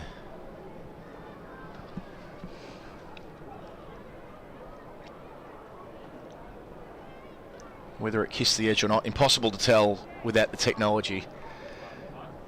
Was taken by folks as though it was a regulation caught behind, but batter umpire unmoved. Worrell goes again, bowling beautifully, as is seemingly always the case here at the Kia Oval, where we are today on Schools Day. Lots of students in, and as part of that we continue our conversation about the wider activity with Carrie Tomlinson, who is a former Dutch international, these days the captain of the New Zealand Maori women's team, and here in her capacity as a coach with Get Set, an elite girls cricketing operation that's been running in the UK throughout the course of the summer. Good morning to you. Hey, thanks for having us, Adam. Oh, and again, and again, and again, and again, and again. Dan Worrell just set and forget every time we watch him bowl. So give us a sense of Get Set in terms of the camps and masterclasses, and how you found yourself working with the organisation throughout 2024. Yeah, like Steph said, we've been brought in as coaches for Get Set, and we're kind of running these camps and tours for the next generation, and kind of just having, I guess, female players and coaches involved is kind of hopefully inspiring the next generation to come through. We've got 4 camps throughout England in the next couple of months. Just really targeting that kind of 12 to 18 kind of elite kind of girls that aren't involved in their county setup, to come along and kind of expand their games and be coached by us. So a bit of a bridge between those who've already been talent ID'd and those who might have, say, found the game a little bit later. Yeah, exactly that. And it's kind of open at the moment in terms of just that kind of age group. But an opportunity for anyone really that maybe hasn't been picked up or would like to improve their skills. And I guess like what kind of sets us apart is that we kind of like we're getting a specialist in to talk about female cricket, female health, and obviously we've got me and Steph who are still currently playing, as well as many other coaches that are going to be involved. So it should be good, and hopefully we get some numbers along for that. So just as we get into the conversation, I'll just plug it first and foremost. Get Set Cricket on Instagram, or getset.life. Is that the website? .live, yeah. .live, sorry, it's said. .life. Oh, no, it is .live. There you go. And you can jump in with a discount we've got through Surrey here. £150 for 3 days with the code SUCC150. There you go.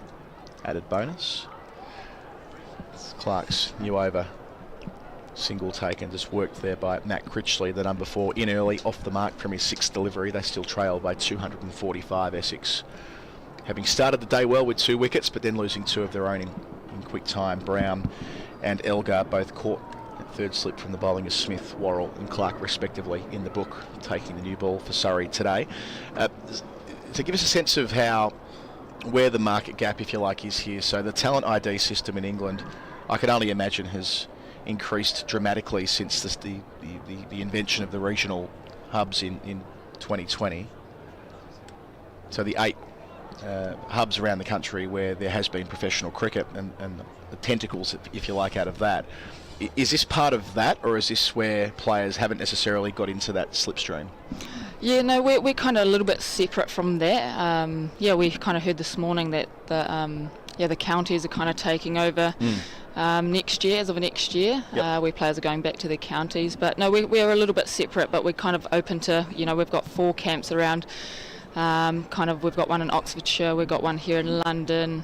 So we're kind of a little bit more open and welcoming kind of everyone at this stage. And do you find with participation that the girls that are coming into play and your coaching and who are maybe not ended up on that elite pathway, that there are far more club cricketers, like as it has always been with boys, I suppose, where there's deep club networks that are set up, and now there are players who might be, say, 14 or 15 or 16 and not on the official pathway, but could end up playing for their county or indeed their country if they're given the right opportunities. Yeah, and I guess this is kind of a way for girls to just really improve their cricket skills. But yeah, like I said, we're kind of a little bit more open. We're not going to turn anyone away if they want to improve their cricket skills and kind of be coached by staff and in these master classes. They have the opportunity to do so. Brilliant.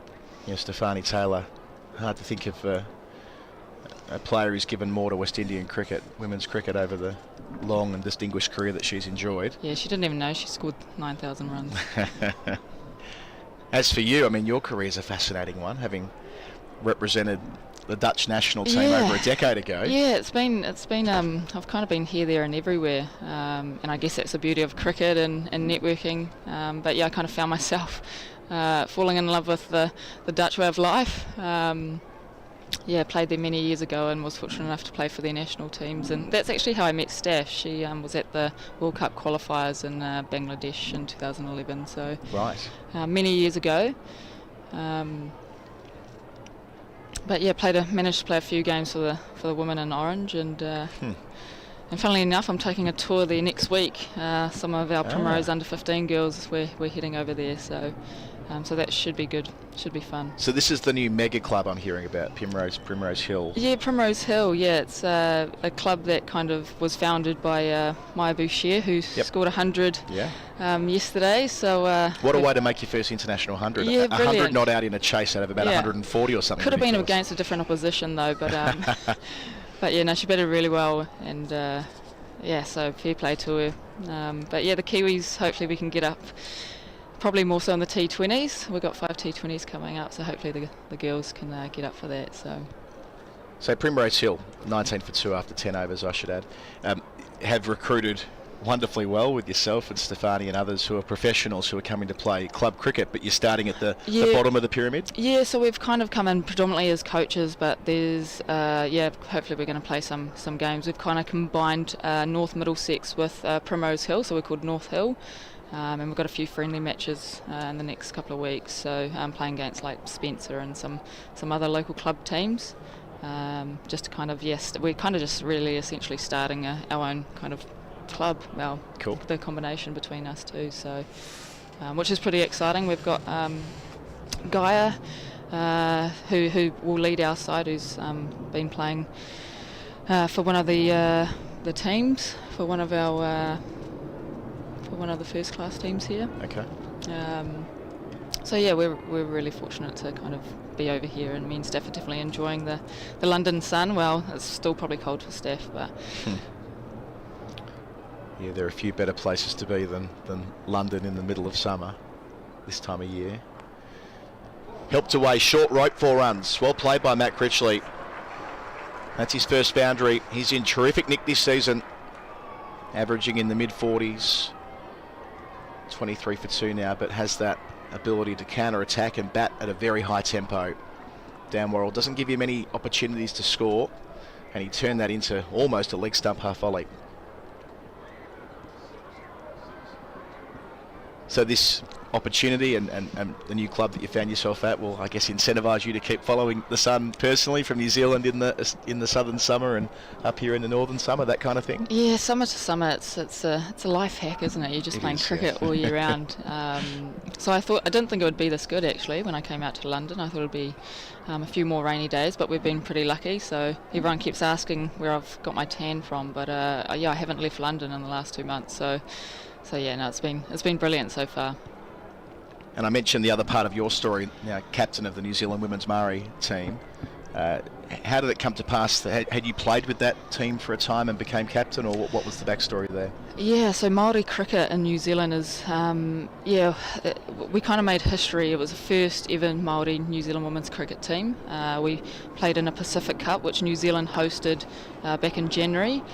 We had teams like Papua New Guinea, Cook Islands, Fiji, Samoa, and Cook Islands. Yeah, they came to us, and we put out the first team ever. So that was really special. So we selected. We had probably 11 first class players that were playing in our domestic comp back home in New Zealand. It was during our Super Smash campaign, our T20 campaign. So we had players flying in and out of that. Maya Lewis was our coach. Shot, square drive from Critchley. 3 mid-wicket to start the over, and a crunching drive to the long rope here advances to 10. So in terms of the types of players that you have representing the Māori team, is it typically those who are, say, playing provincial cricket and playing in the Super Smash and maybe even pushing for New Zealand honours, or is it more club cricketers in there? No, we also had some White Ferns play for us, Eden Carson. Susie Bates was there kind of more in a mentoring role. But yeah, we had predominantly first class players, and then kind of some secondary school girl Māori players that were there as well.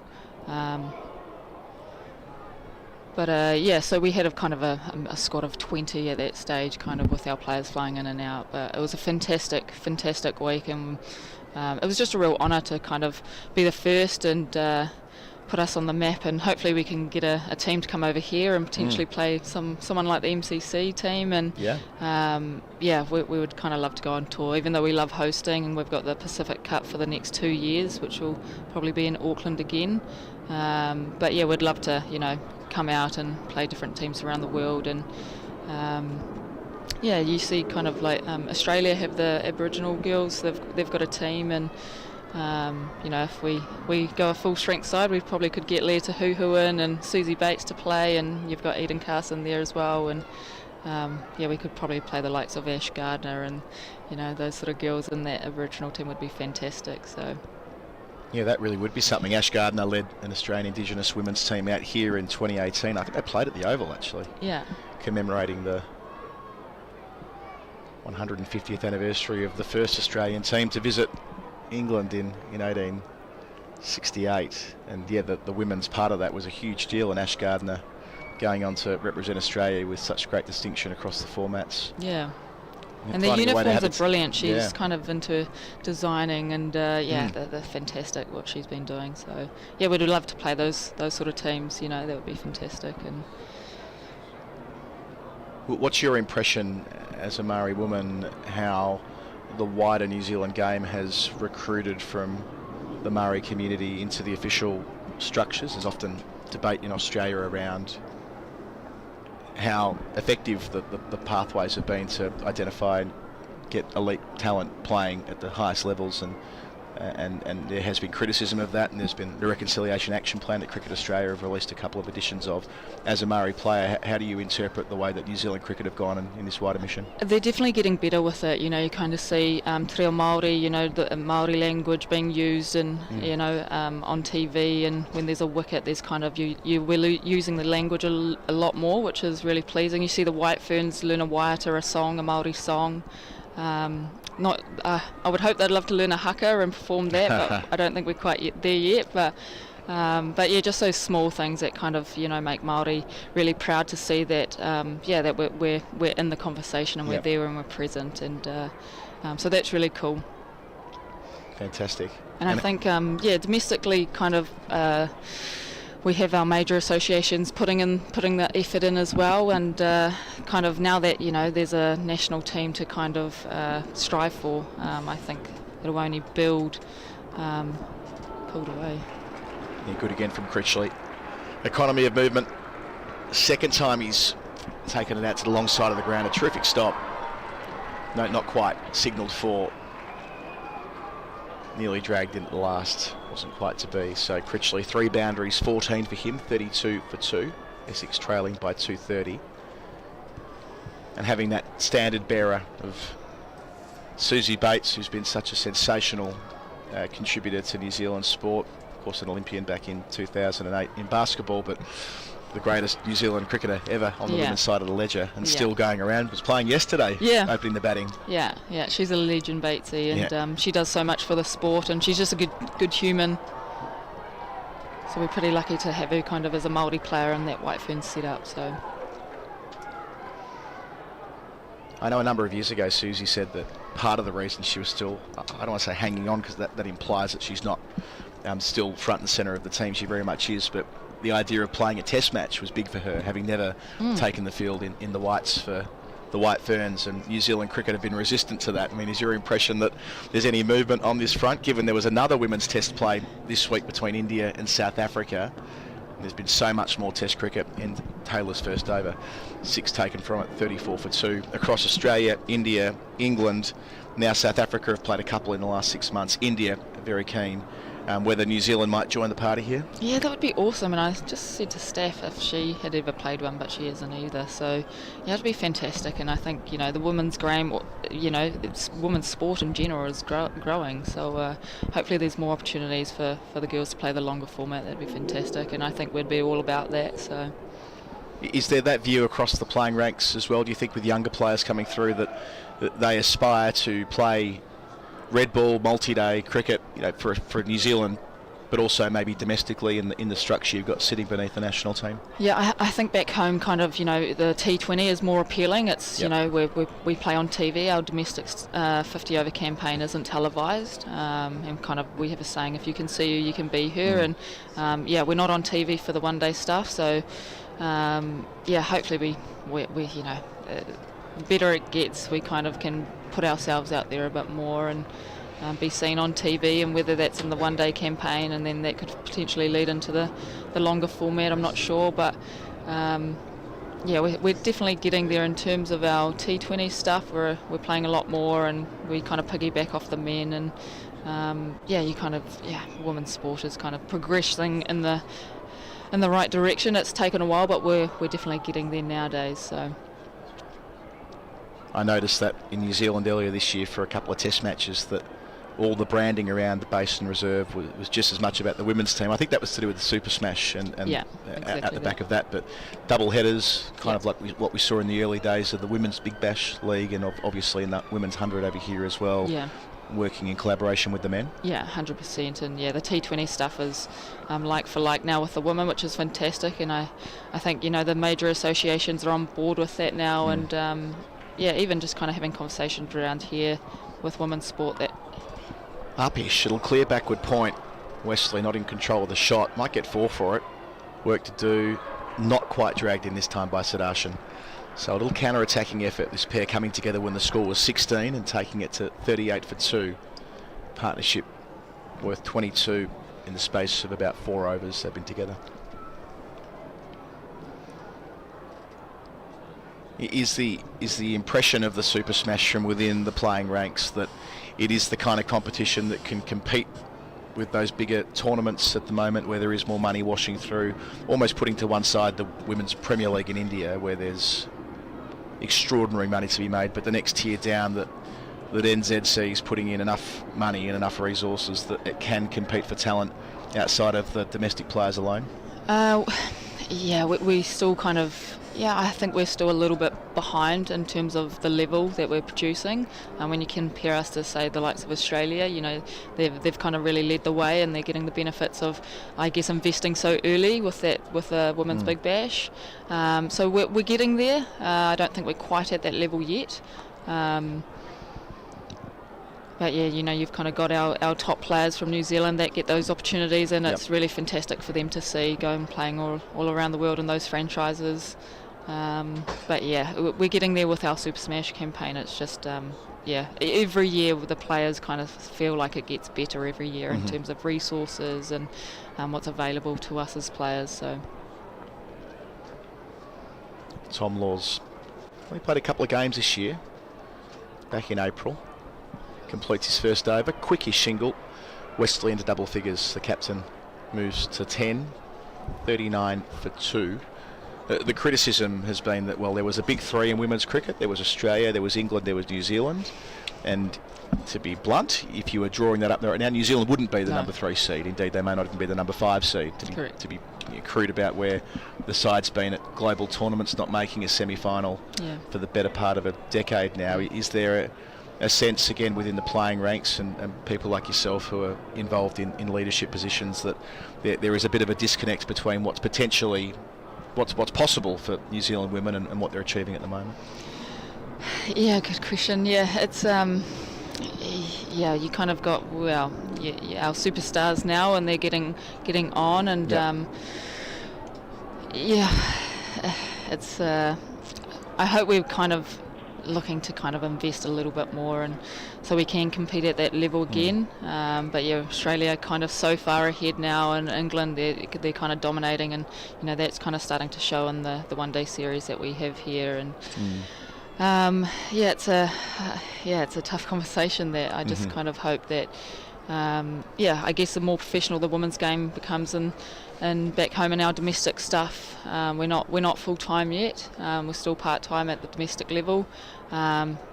Then I guess once you start to hand out full time contracts, then you can train and practice all year round, and obviously the school level will go up, and all those other sort of things will come from that.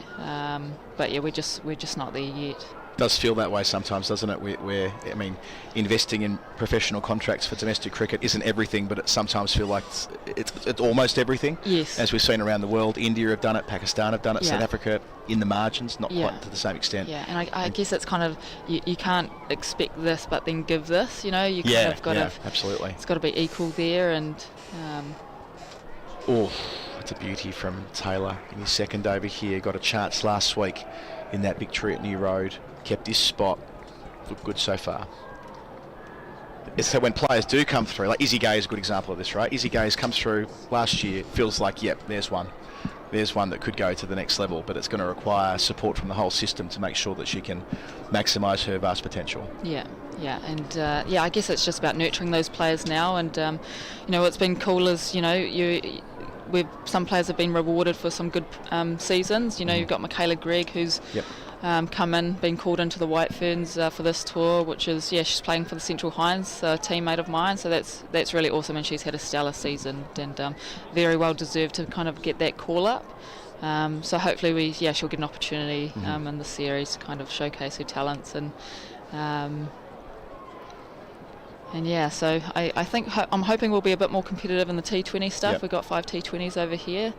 One at Lords, which will get set, are going to be taking the girls on that camp. We're going to be going down and supporting women's cricket that day. A lot of ambition with that T20 series, isn't there? Trying to sell out Lords again. Yeah. I think the Australian England women did sell out Lords last. They came very close to selling out Lords for the T20 Women's Ashes match, and a match here as well at the Kia Oval on it's Saturday week, so 12 days from now. So the big test venues, and giving the people a chance to get along and watch the England women against the White Ferns. Big deal, isn't it? Yeah, it is. So plenty of tickets available. Get them in all the usual places, and a couple of the other games, I reckon, at the smaller grounds have already sold out. Oh, brilliant. Well forward, no appeal from the bowler. It completes the over. 2 runs from it, 41 for 2. This pair have put on 25. Got Carrie Tomlinson with us as part of the Get Set program, which is giving girls an opportunity between the age of 12 and 18 to be in an elite setup with camps and masterclasses with some professional coaches and players that have been at the top of the game for a long period of time now. So getset.life or Instagram at getsetcricket. You'll be able to find that and register. When's the first camp? When's the first one kicking off? The 16th to the 18th. So spots available for those early camps? Yeah, we've got some early birds here, and we're going to be running that out of Regent's Park and at Lords as well. So perfect. What a great opportunity to train at Lords. Yeah, shot again. Critchley looking to counter-attack. He's nearly going on to run a ball already. The form this guy's been in with bat and ball. We saw him yesterday with his third delivery get rid of Jamie Smith at a crucial time just after he passed 3 figures. But just as effective with the bat, coming in at number 4. When he started with Essex a couple of years ago, he was down at 6 after making the move from Derbyshire, but has a very high ceiling. Wouldn't at all be surprised if he ends up in these England squads in the years to come. More wrist spinners the better, right? Get him in there. Made 53 against Durham last week, 99 not out in a great chase against Warwickshire, 151 not out against Kent at the start of the season. That was a blistering 151 as well. Part of this Essex batting lineup that have been able to consistently make high scores. Andrew Samson told us before they're averaging over 400 when batting in the county championship this season. For Critchley's part, he's up above 450 runs now, averaging 45.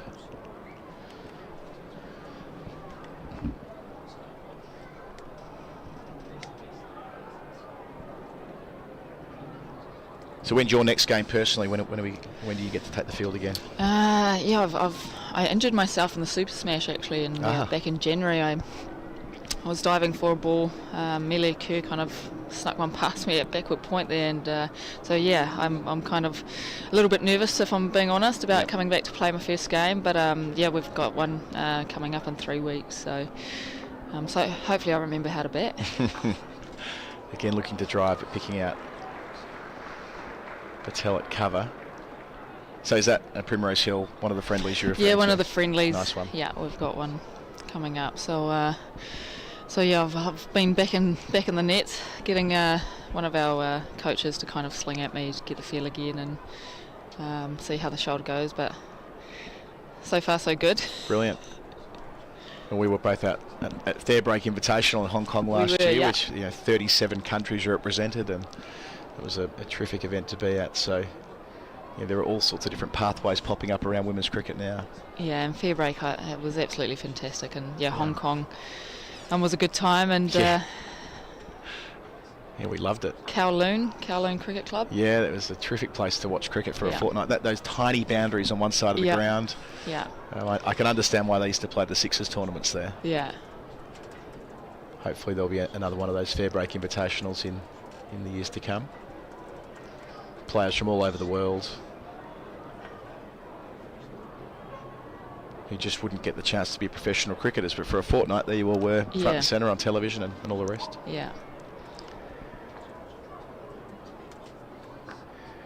Now that will complete the over. It'll also complete my commentary stint. So Simon Mann's going to take us through to lunch. I suspect we'll have a double change, although I think we will. Cam Ponsonby's going to jump in. Carrie Tomlinson, thank you so much for joining us for the last half an hour. Best of luck with Get Set, and we look forward to also following your journey with the New Zealand Māori team. Cool. Thanks for being on the stream. Thanks very much. Cheers. So as I'll get Cam Ponsonby in for the first time today, with Essex having made their way to 45 for 2. They've lost Brown and Elgar, both caught at third slip in the bowling of Worrell and Clark for 12 and 2. They were 16 for 2, and this pair have put on quite useful 29. Good morning, Cam. Good morning, Adam. And goodbye, Adam, by the looks of it.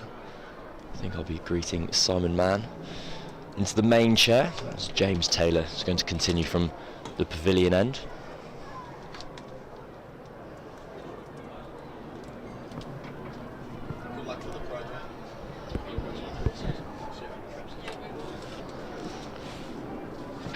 That's a good game. Ball on top, largely speaking. Good arm wrestle between these top two teams in the championship. And Wesley and Critchley trying to fight back for Essex. 2 down, effectively 3 down, with no Jordan Cox.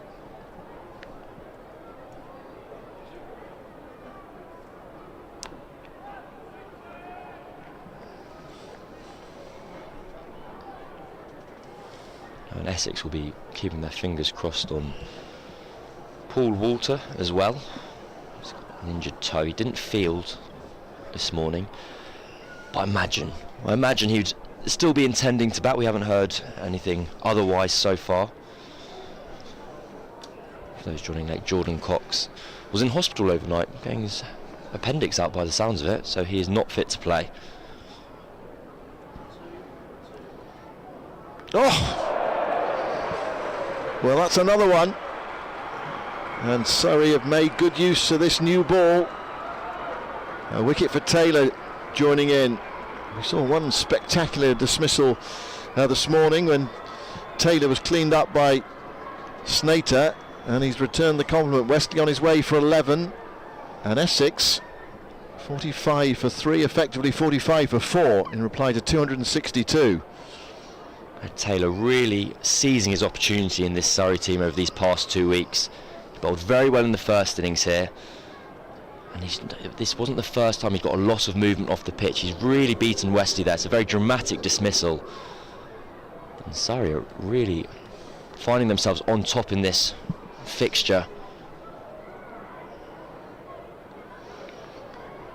It's a beautiful delivery. It's both seamed in off the wicket, leaving one bail perched quite beautifully, actually. He still beats Wesley on the outside. You don't see that happen very often, do you? One bail left on and one stump out of the ground. A lovely sight for any bowler. Another key breakthrough. Well, we've seen bails resistant to falling off in white ball cricket, but you don't often see it in a red ball match. I don't think I've ever seen that happen before. A stump knocked out of the ground and the other bail staying on. It's nice and neat and tidy. Makes life a bit easier for everyone. Right, well, Walter is out there. A toe problem is not going to stop you batting. Not in a situation like this. Although it might slightly incapacitate you. You might want to slip the Yorker in. Good from Taylor. And Essex don't. What are we looking at in terms of the top of the table? Surrey victory, I think, hurts Essex a lot, obviously. A draw probably both sides could deal with. Room for manoeuvre later on in the season. I must admit, I think my desire for drama means I was kind of hoping Essex might come out on top on this one, just so we get to that final match of the season at Chelmsford between these two. There's Walter's first ball. It's nearly his last ball as well. Oh, this is really good from Surrey. Emphasising it, useful bowling conditions. There's some greenness in the pitch, you can see that. Often, after a couple of days here at the Oval, when the sun's out, the pitch changes colour. By the third day, fourth day, You think, well, where's the green gone? It's all sort of burnt off, but it's still there. It's overcast. It was sunny in London this morning. That didn't last too long.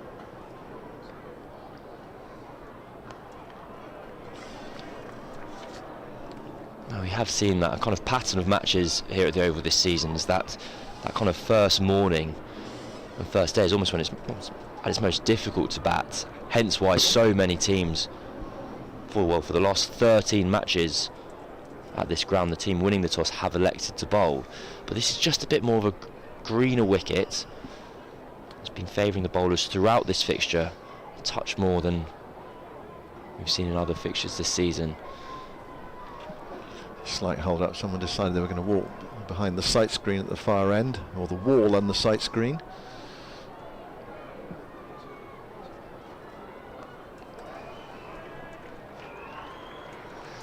Wicket maiden from Taylor, and Surrey on top at the moment. That's a rare opportunity for Taylor. He didn't play a single first-class match for Surrey last year. He played a handful the year before in 2021, or sorry, 2022 even. But with Atkinson rested by the ECB this fixture, kind of like Sean Abbott no longer being around as well, there has been a bit of a thinning out of that logjam of seamers. Surrey have such depth of quality. There's also Matt Dunn in the squad as well, if they wish to call upon him.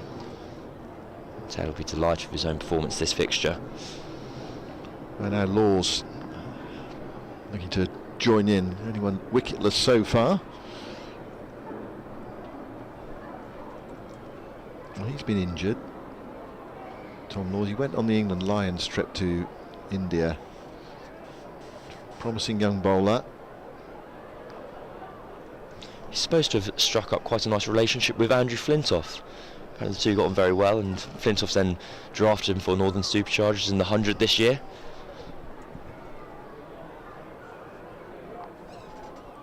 Nudged away, and that's probably going to go for 4, it will.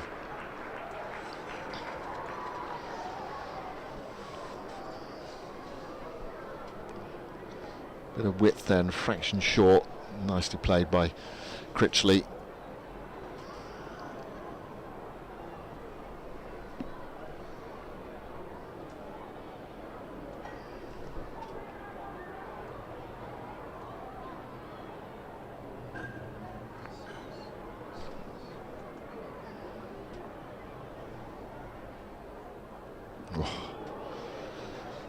Good comeback. You can see there's still plenty of movement out there, and some bounce as well. That's the key for the Surrey bowlers. Just movement, but also some bounce. See that ball leaving the right hand and keeping on going as well. Folkes ends up taking it, falling to his right.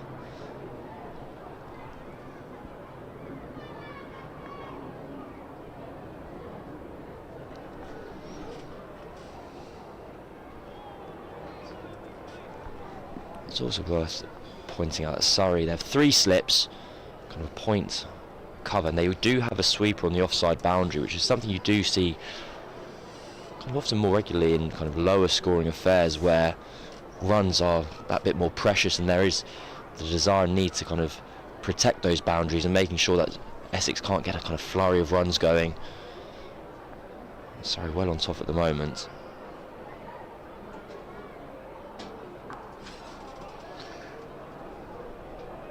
Just a single, and there is that man. Cam Steele on the field.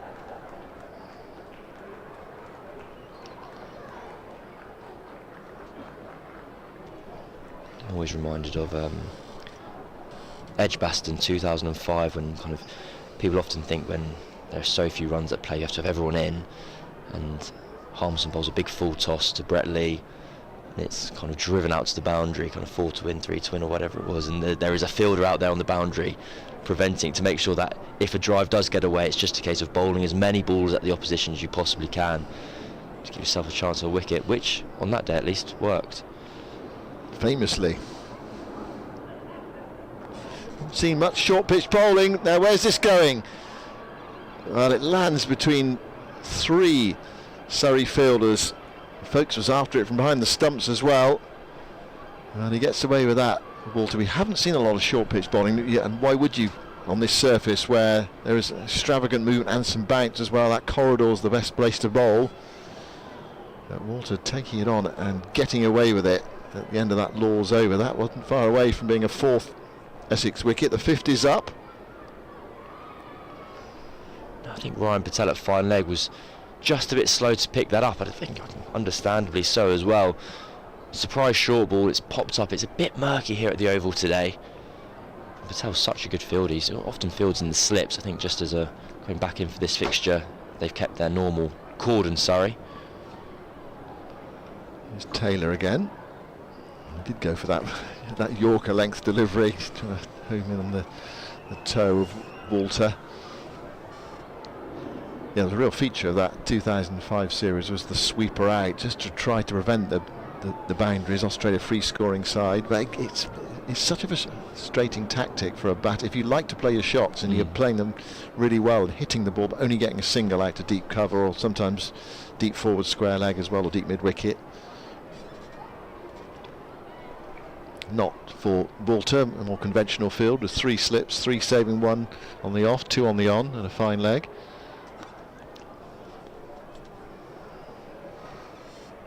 The tactic came back around in the 2023 Ashes, of course, when Pat Cummins started with a fielder out on the point boundary, which something I thought was kind of wonderfully pragmatic, to be honest. If England say they were going to keep on trying to hit it to the boundary, why not put someone there? Yeah, frustrate them, stop them doing it, stop them racking up the 4s.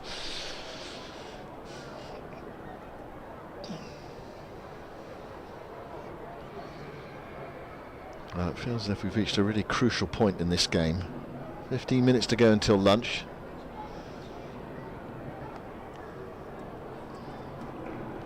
Surrey know that Essex are a player short and a key batter as well. Pick up one more. Yeah, not the biggest first innings score, 262. And the way things are going, it's very much keeping them in the game.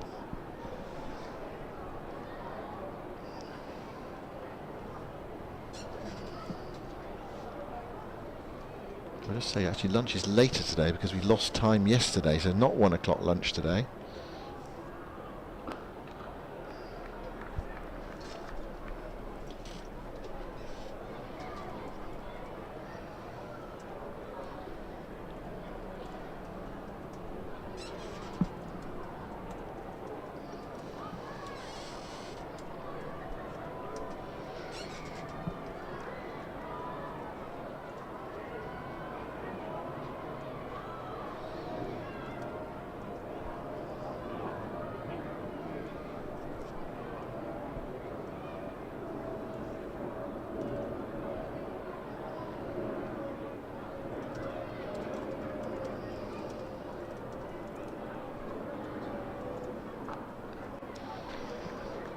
Lunch today at 1:10 apparently. We're sourcing confirmation. Yeah. I'll message some of the powers that be, and if they don't know, at some point they'll walk off the pitch. Yeah, in the next half an hour, 3/4 of an hour, whatever. 10 past. We've had 3 people say 10 past and then caveat it with I think or I believe. It's just the wonderful nuances of cricket. Indeed. We so love and enjoy.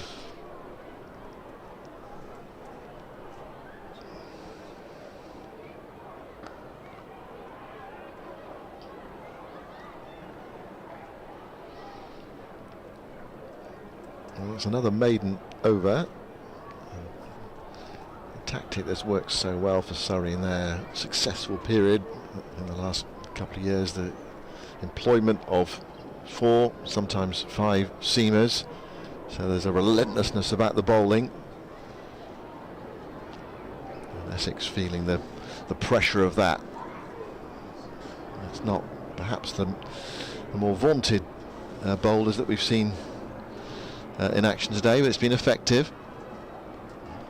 No Atkinson, no Roach, no Abbott.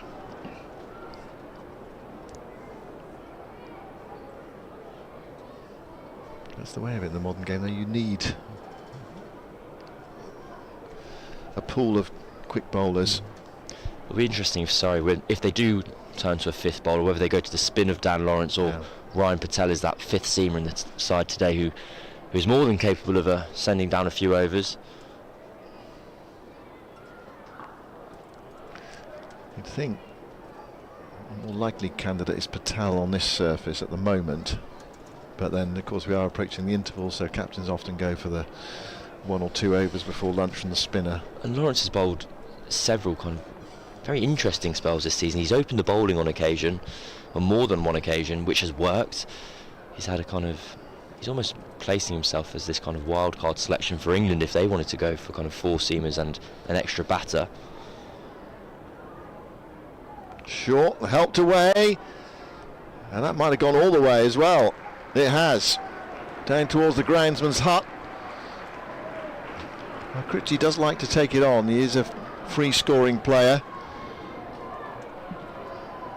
The most remarkable shot. There was no sound off the bat as Critchley kind of swivered on this pull shot and kind of shovelled it quite elegantly over Taylor at fine leg, and 6 runs down towards some of the thousands of school children we have in today. Yeah, they're on that, most of them, or quite a lot of them are on that short boundary as well. I hope they're all paying attention. Okay, it's not a T20 game, the ball won't be hitting the crowd quite as much. You don't want to be just drifting off having a conversation with the person next to you and the ball flies close to you like that off the bat of Critchley. There's a couple of short balls that he's tried now. And Lords, you might see him do it again as well, because although that went for 6 to the short boundary, very short boundary down there, the fine leg fielder was interested for a moment. We saw in the previous over when Walter went for the short ball that just came off the top edge, because there is bounce in this surface. Absolutely, and as you referred to earlier, it's a green wicket, so why would you bowl the short ball, but why would you kind of make it almost more effective with that surprise element? And that wide open space through cover, so only a single.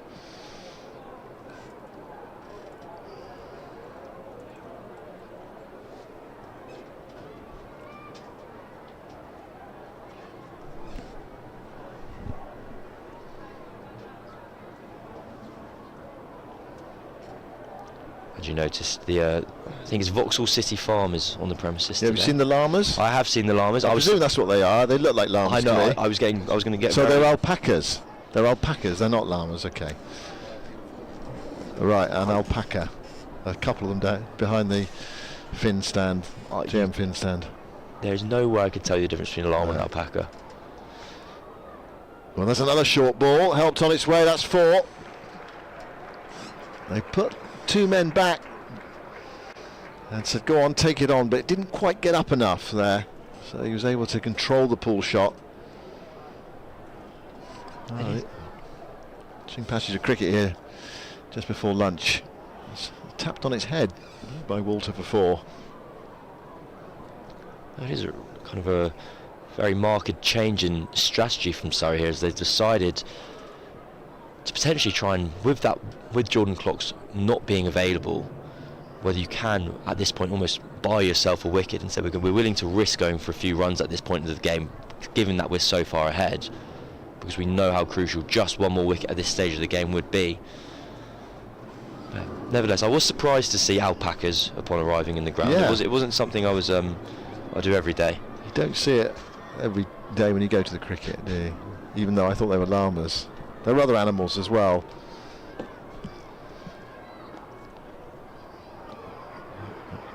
Just a single, that sweeper out there.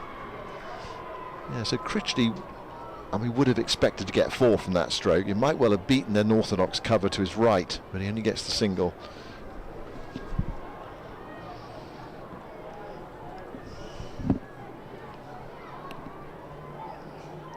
So to come for Essex, Michael Pepper, wicketkeeper, Harmer, Snater, Ethan Bosch, and Jamie Porter.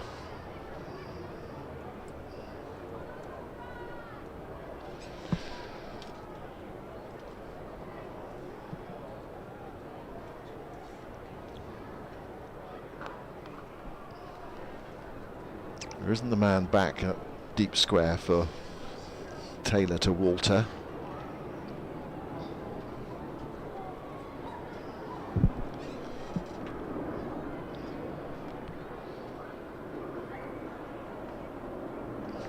outfielder Ryan Patel down there signing some autographs.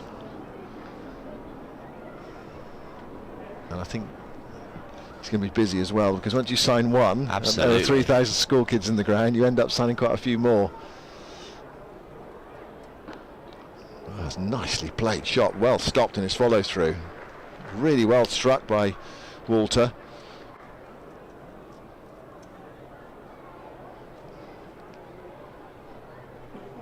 Nice bit of fielding off his own bowling and parrying off his own bowling.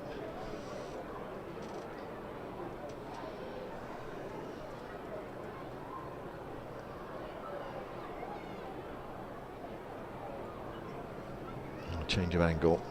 Taylor's going to come round the wicket, so they are going to put a man back on the deep square leg boundary now. And it's quite a short boundary out there. If he makes decent contact, he'll sail over that fielder's head. But of course the miscue is what Surrey are hoping for, if indeed it is short. Inevitably it's full. Let's keep him waiting.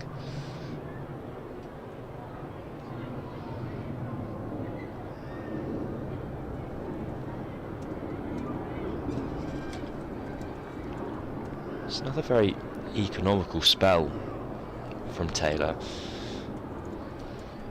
He managed to finish with very impressive figures in the match against Worcestershire last week in one of the innings, and he's repeating his trick here. Get the scorecard up.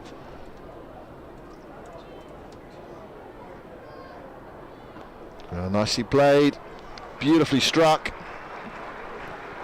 Well, you can have as many fielders out there, but when it's struck as cleanly as that, it's likely to go away for 4. 67 for 3. Llamas tend to grow taller and larger than the average alpaca, I'm reliably informed. Excellent. Llamas range from 200 to 350 pounds and stand about 42 to 46 inches, while alpacas weigh in at the 100 to 175 pounds and stand 34 to 36 inches. Well, I didn't have my tape measure. That's what I was thinking. In the car park this morning. I bring my ruler today. You need all sorts of things for cricket matches, don't you, these days? That's nicely played again. This time it's straight to the fielder, so it's only a single. I also felt I knew that was going to happen. As soon as I said, "Oh, I've saw llamas today," someone would be like, "That's actually an alpaca." Yeah. Well, I thought they were llamas as well. I think they're the same animal. I've no reason, scientific reason, to believe they're different, apart from the 200 to 350 pounds. So they're bigger, but their ears are different as well. Alpaca ears have short spear-shaped ears, while llamas have much longer banana-shaped ears. And on faces, llamas have a longer face, and alpaca's face is a bit more blunt. I think people are just making this stuff up. I don't believe any of that. I'm going to go. I need an alpaca and llama side by side. Yeah. Get a split screen. We should do an OB, get an outside broadcast, get a team down there at the local petting zoo. It is wonderful if you do live around in this area and you're walking just outside Vauxhall train station. You do just stumble across this kind of petting zoo in the middle of the city, as it were, which I assume where these animals have come from. Right, change of bowling. And a similar result. The run's coming off Walter's bat. 2 down towards deep backward square leg. Jordan Clark, who was very tidy early on. What was his first 4 overs were maidens? First 4 overs were maidens, and the 4th one was a wicket maiden. That was a wonderful spell of bowling. I think it was 19 deliveries in a row to Elgar. The 19th was the wicket-taking delivery. Now Walter goes again. It's gone for 4 or 6. Well, that's a big blow out there. Okay, the boundary is in, but then the pitch is well over towards the Archbishop Tennyson School side of the ground. It's a wonderfully languid stroke by Paul Walter. He's just quite elegantly picked the ball up, but the power in him is quite exceptional, because that is an incredibly large boundary out in the direction of the gasometer. And it just trickled over. James Taylor, the closest fielder, very honestly, sticking his hands up in the air to signal the ball had gone for 6. 2 men back. Very well stopped by Smith. He caught a good catch earlier to get, you mentioned the wicket of Elgar. It was a good catch by Smith. Athletic, away to his right hand side. 2 hands, no gloves on. No gloves on. Not for long, Not though. this week. Yeah. During lunch, whenever it comes, episode 2 of Tales from the Oval, presented by historian Tom Holland. So is John Surtees.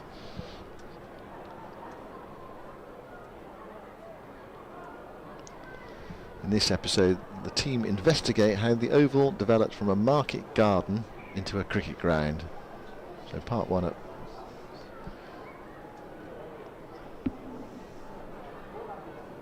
It says part 1 at lunch, part 2 at tea, but I thought this was episode 2 at lunch.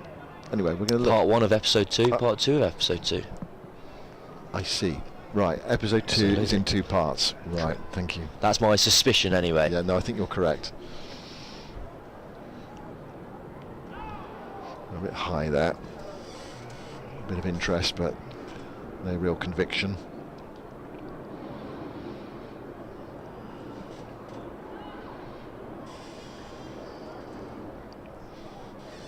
Yeah, it's long, so it's divided into 2 parts. We can't sell it like that. We can't sell something as just describing it as long. A fascinating, in-depth discussion, I believe.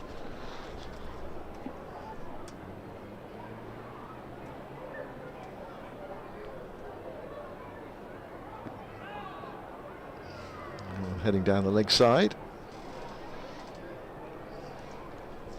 Now this fascinating battle between these 2 teams continues.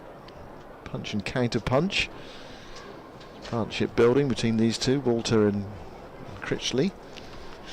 I wonder if Essex are quite pleased with Surrey's kind of change of tact here, in that, yes, there is the kind of greater risk associated with tempting people into the pull shot and the hook shot and being caught on the boundary, as we saw, or as those wickets almost did fall.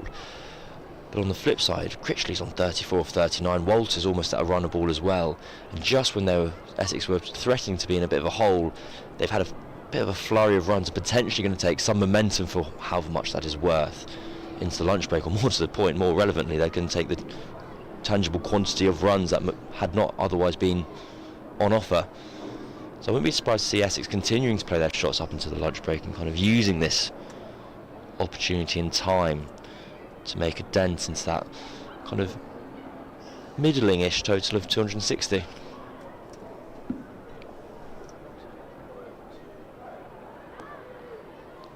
This is the sort of score that gives you a good game, rather than one side really totally taking control. Absolutely. It's a game that's right in the balance.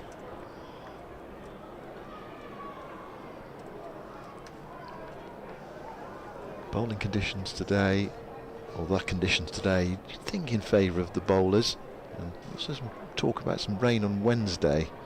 I think we can say stay away, because this is building up into a really interesting game. Another single.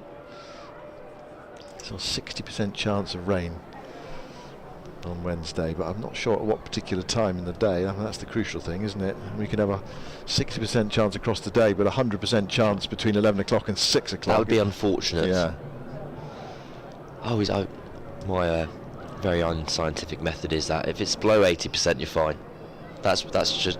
Don't quote me on that in terms of any scientific nature, but in terms of my own personal beliefs. Below 80%, you're okay. What did you get in your maths GCSE? I don't know. I got an A and then I had to do it again. Why? So they asked if I wanted to go and try and do the harder stuff, and I said no, because I couldn't do it. 2 grades of maths GCSE, is that? Yeah. Well, no, not quite. There was my school experimented with doing AS level maths, so which were meant to start in year 12. They started it in year 10. And so you did your GCSE whilst you were starting your AS in year 10, and I could do the GCSE, and I would be celebrating wildly if I got an E in the AS part of it. And I was like, please do not subject me to that again next year. Can I just do the GCSE again? And they said you can aspire to get an A star, and I said I think I'll just not try very hard. What I've got. Got what I've got. A single there to Walter to deep back with square leg. Surrey have changed the field. There's no fine leg. There's a deep mid-wicket, a deep backwards square leg with Walter on strike, but that's going to change now because Critchley's back on strike. I imagine that Andrew Samson got A star whenever it was he took it in his GCSEs and A-levels and all those sorts of things. No, he's shaking his head. Matric it scored in South Africa. A's all the way through school. A's all the way through school in math. Got a B in Matric. I think we should fire him. Well, I got an A. Another single.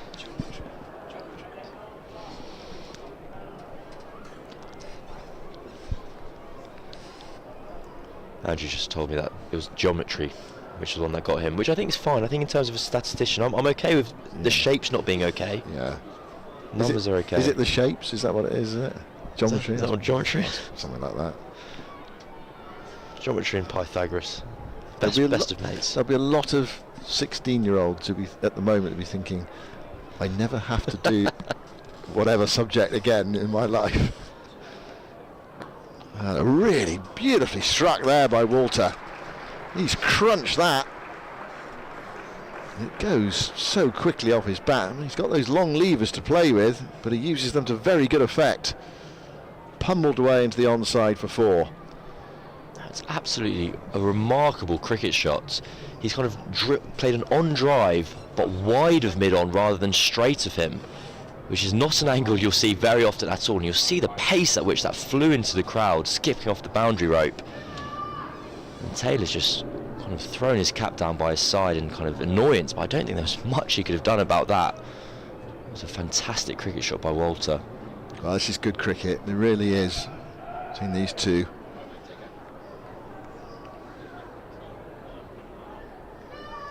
Building up very nicely.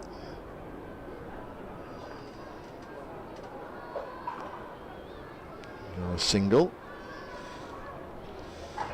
That's the other thing they're doing as well, nudging the ball around. Walter's putting away the bad balls, not necessarily even bad balls, but the balls that are in his hitting arc.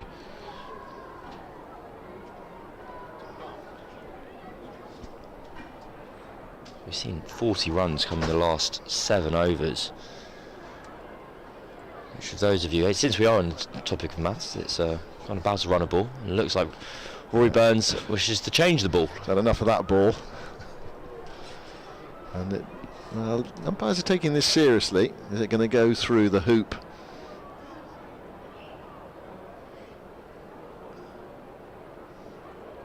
It doesn't look as though it is. So, or is it?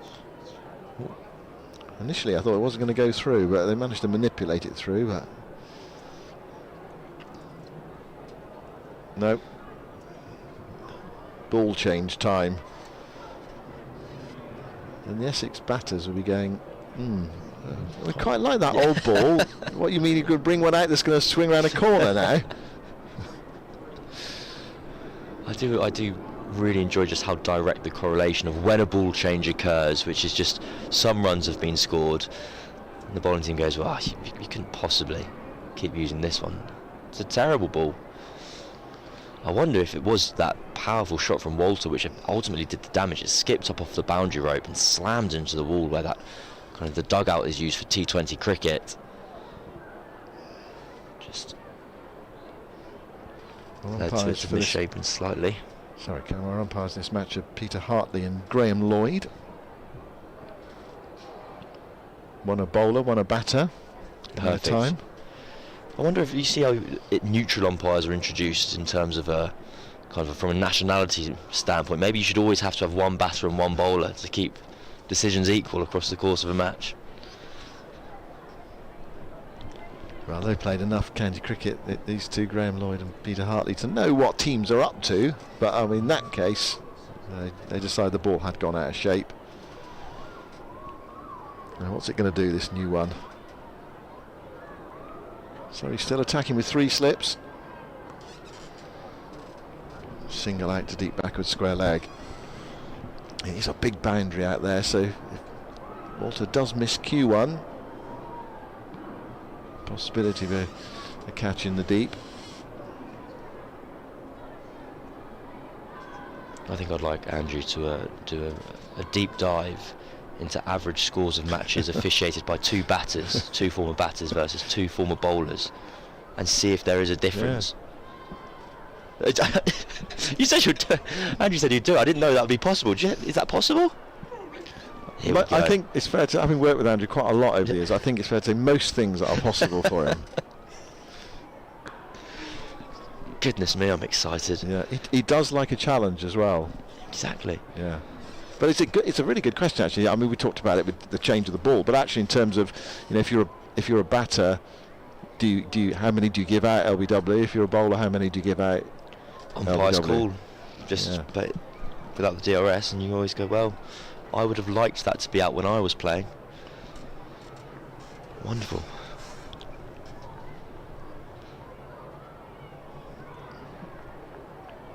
There have been, over the years, bowlers umpires, and then Vic Marks always tells a story. I think it's Sam Cook, is it? He will say if you hit on the pad while sweeping, it did not matter where your pad was, you were out.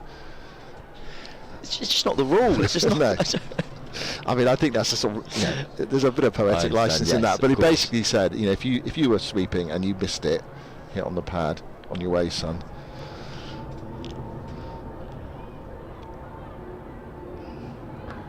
It's nicely struck, no run, but straight to mid-on.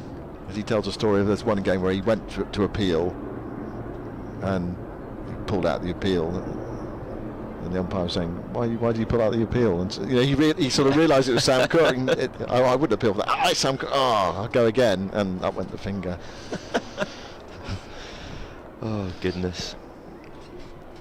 Well, Andrew's fingers are tapping away. I don't know how quickly he's going to be able to come up with an answer to this question. It feels like there's another single into the offside. It feels like a week-long exercise, that. Well, on next, I'm next on first thing after lunch, which is potentially too soon, but I'm on again later in the day.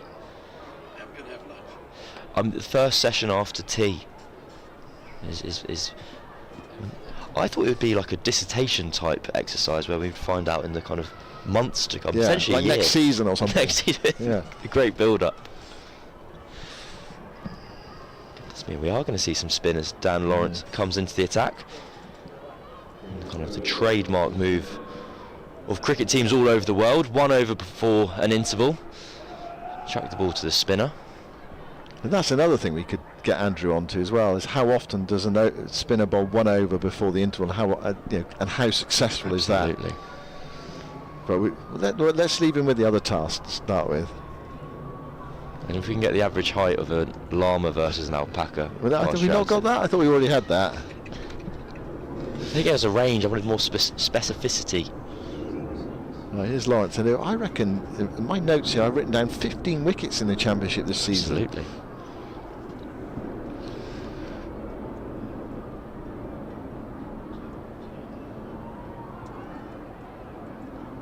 First ball nudged away for a single. He's got one of those actions, Dan Lawrence, that suggests, sometimes bowlers who learnt to bowl in their back garden, they had to avoid various things, like the washing line and the dustbin.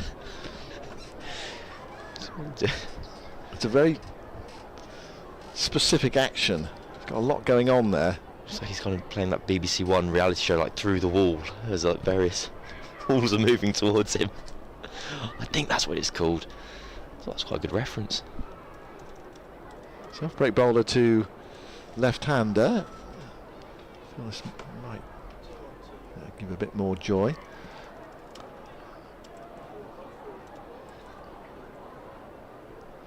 Beg your pardon, the TV show is called Hole in the Wall, where celebrities contort themselves into different shapes to be able to fit through it. There's no way I was going to be able to correct you. I had no idea what you're talking about.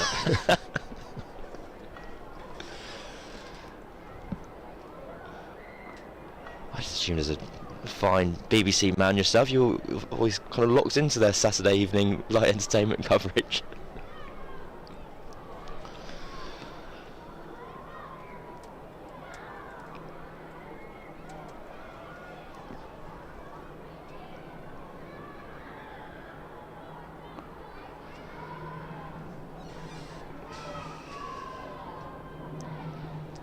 Lawrence here to Walter. Just can he get one to straighten onto that front pad in line? That's what one of the things he'd be trying to do.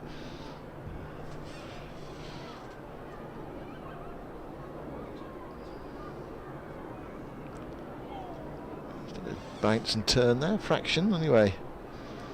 Something to encourage him.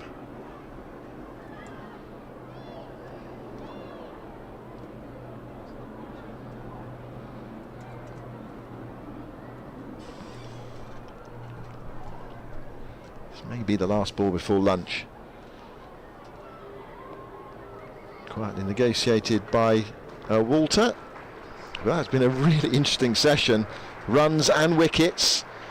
Surrey bowled out for 262, so adding a further 14 runs to the loss of the last 2 wickets. So we've had 101 for 5 in that morning session. The game has moved on, but Essex have fought back after the loss of 3 early wickets. They were 45 for 3, 87 for 3 at the break. Walter's played some powerful strokes, and Critchley likewise. And so Essex go in 175 runs behind, and we can't wait for the afternoon session, because we had a really interesting morning session and it promises a lot this afternoon, with these two teams vying for supremacy at the top of the county championship table. Such a crucial match in the season, not definitive, but definitely have a big impact on how the championship turns out come that final game of the season between these two teams in Chelmsford in late September.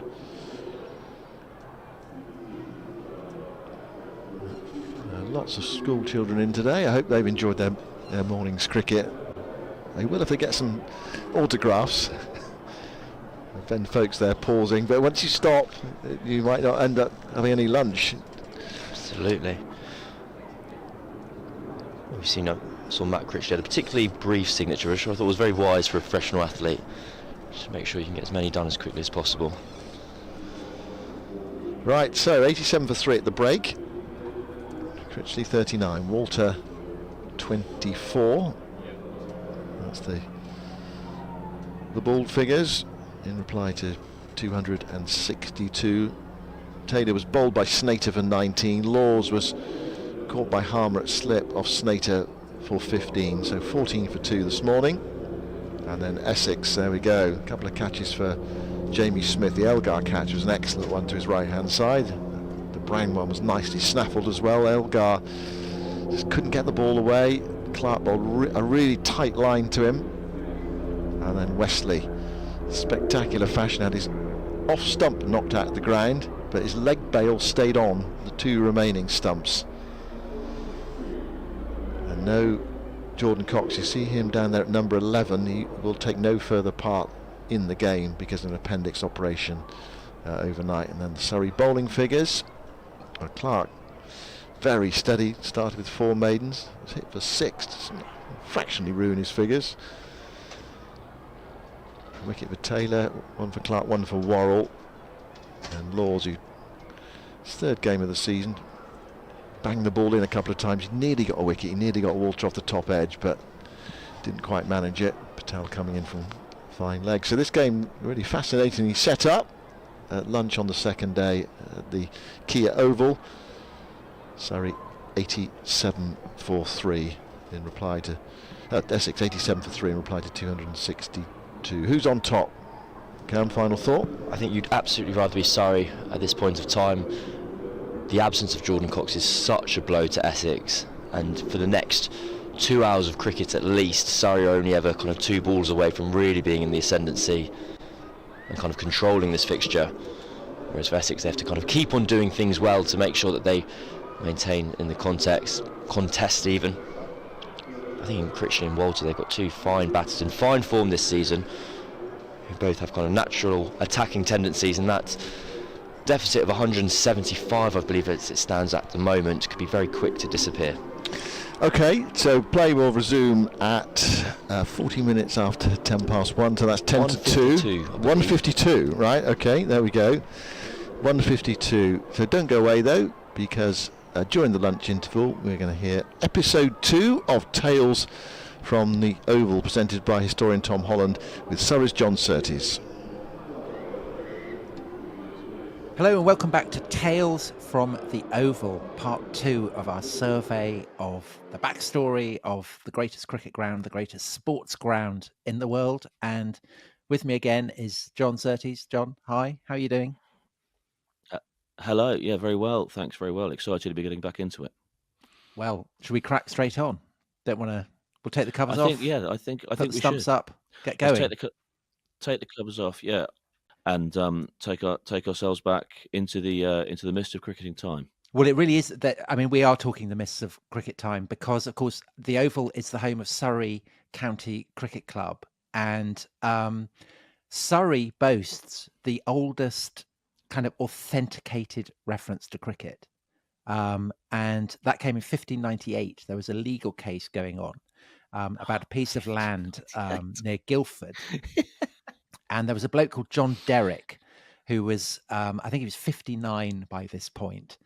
And he, kind of point of law, obviously it mattered whether this land had been public. And he said that when he was a schoolboy, he used to play cricket there. So that must have been around 1550, something like that. And he said that he did run and play there at cricket. So I think that Surrey can legitimately claim to be the home of cricket.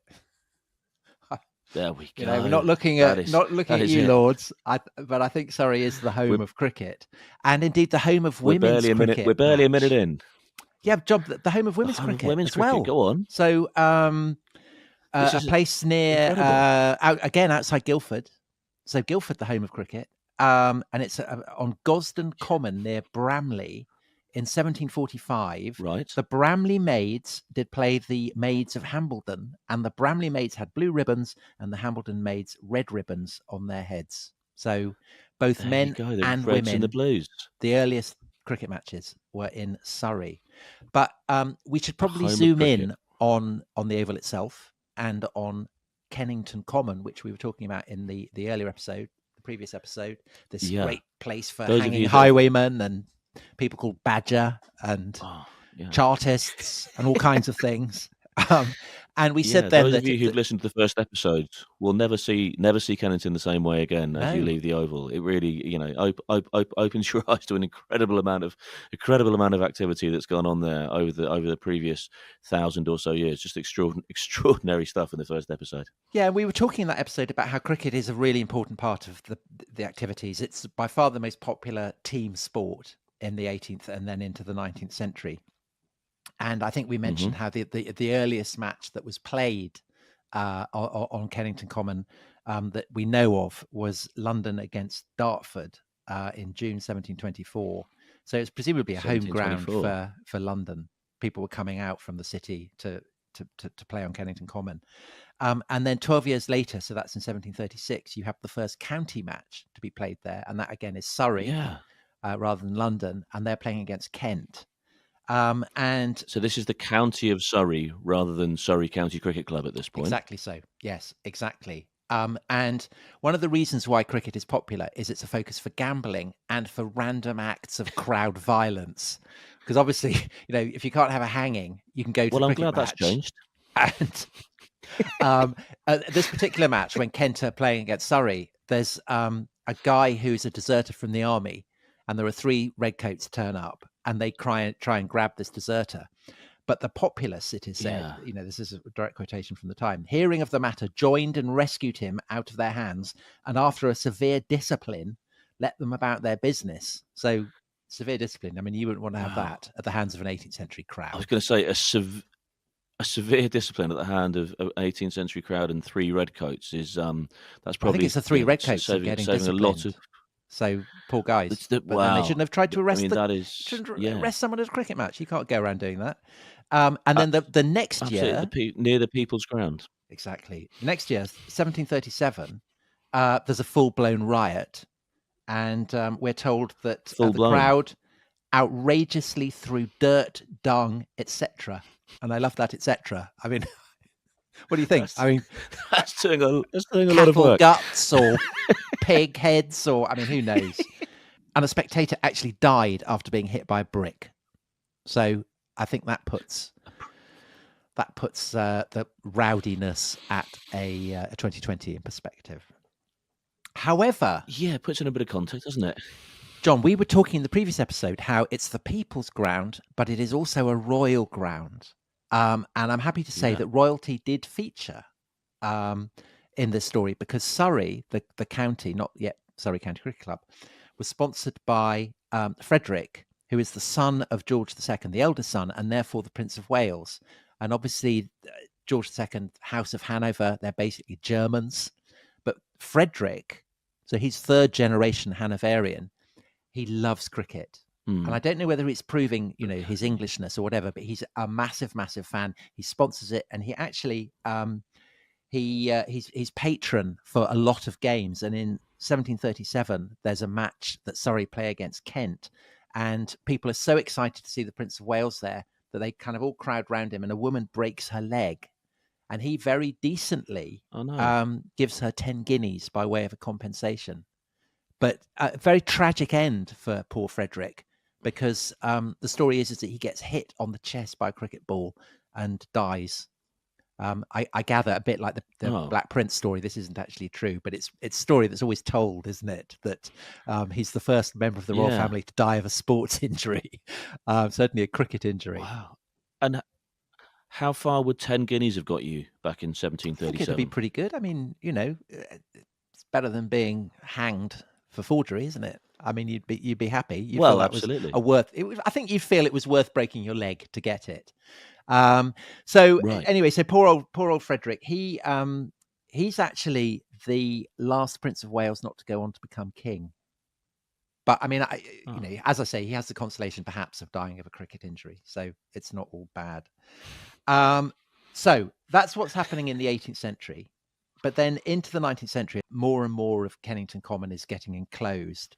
So the gallows goes. Then in 1805, I thought this was really interesting. I hadn't realised this, but actually the gas holders, iconic part of the Oval skyline, are actually older than the Oval itself. I hadn't realised this because it goes back to 1805, and South London Waterworks they build 2 reservoirs. They're pumping the water out from the Effra, the river that flows nearby. However, the Effra, and this won't surprise Fergal Sharkey, rapidly becomes too polluted for human consumption. And so the waterworks close in 1847, and the site is bought by the Phoenix Gas Company. And so that's when the gas holders go up. Okay. So they're very old. So for the first couple of years, it was a reservoir over on that side, and then after 2 years of the Oval, that was when too many poos. The gas holders. Too many poos floating around, as it ever will be, and then 2 years later, the gasworks started to rise from the rise from the beds of the reservoir. Yeah, and so I think what you're getting there is it's fairly foul smelling, and there are also complaints of unpleasant odours coming from the actual site of what will become the Oval Cricket Ground. Because on the 8th of January 1835, the Duchy of Cornwall, and of course the Prince of Wales is also the Duke of Cornwall, so this is part of his estate, grants a lease of 90 years to a family called the Otters, which is, so we've had a badger got hanged, and now we have the Otters, on a nursery and garden ground in extent about 10 acres called the Oval, with buildings thereon. So it's... we said it's called the Oval because of the curve made by the kind of the meanderings of the Effra. And you have this garden, this market garden that is apparently a disgrace, and people complain about it, that it is in a most ruinous condition, and from the effluvium arising from decayed vegetables, a nuisance and a source of ill health. So, I mean, it's clearly a terrible place. You have stinking vegetables, you have turds floating in the reservoirs. It's really, really noxious.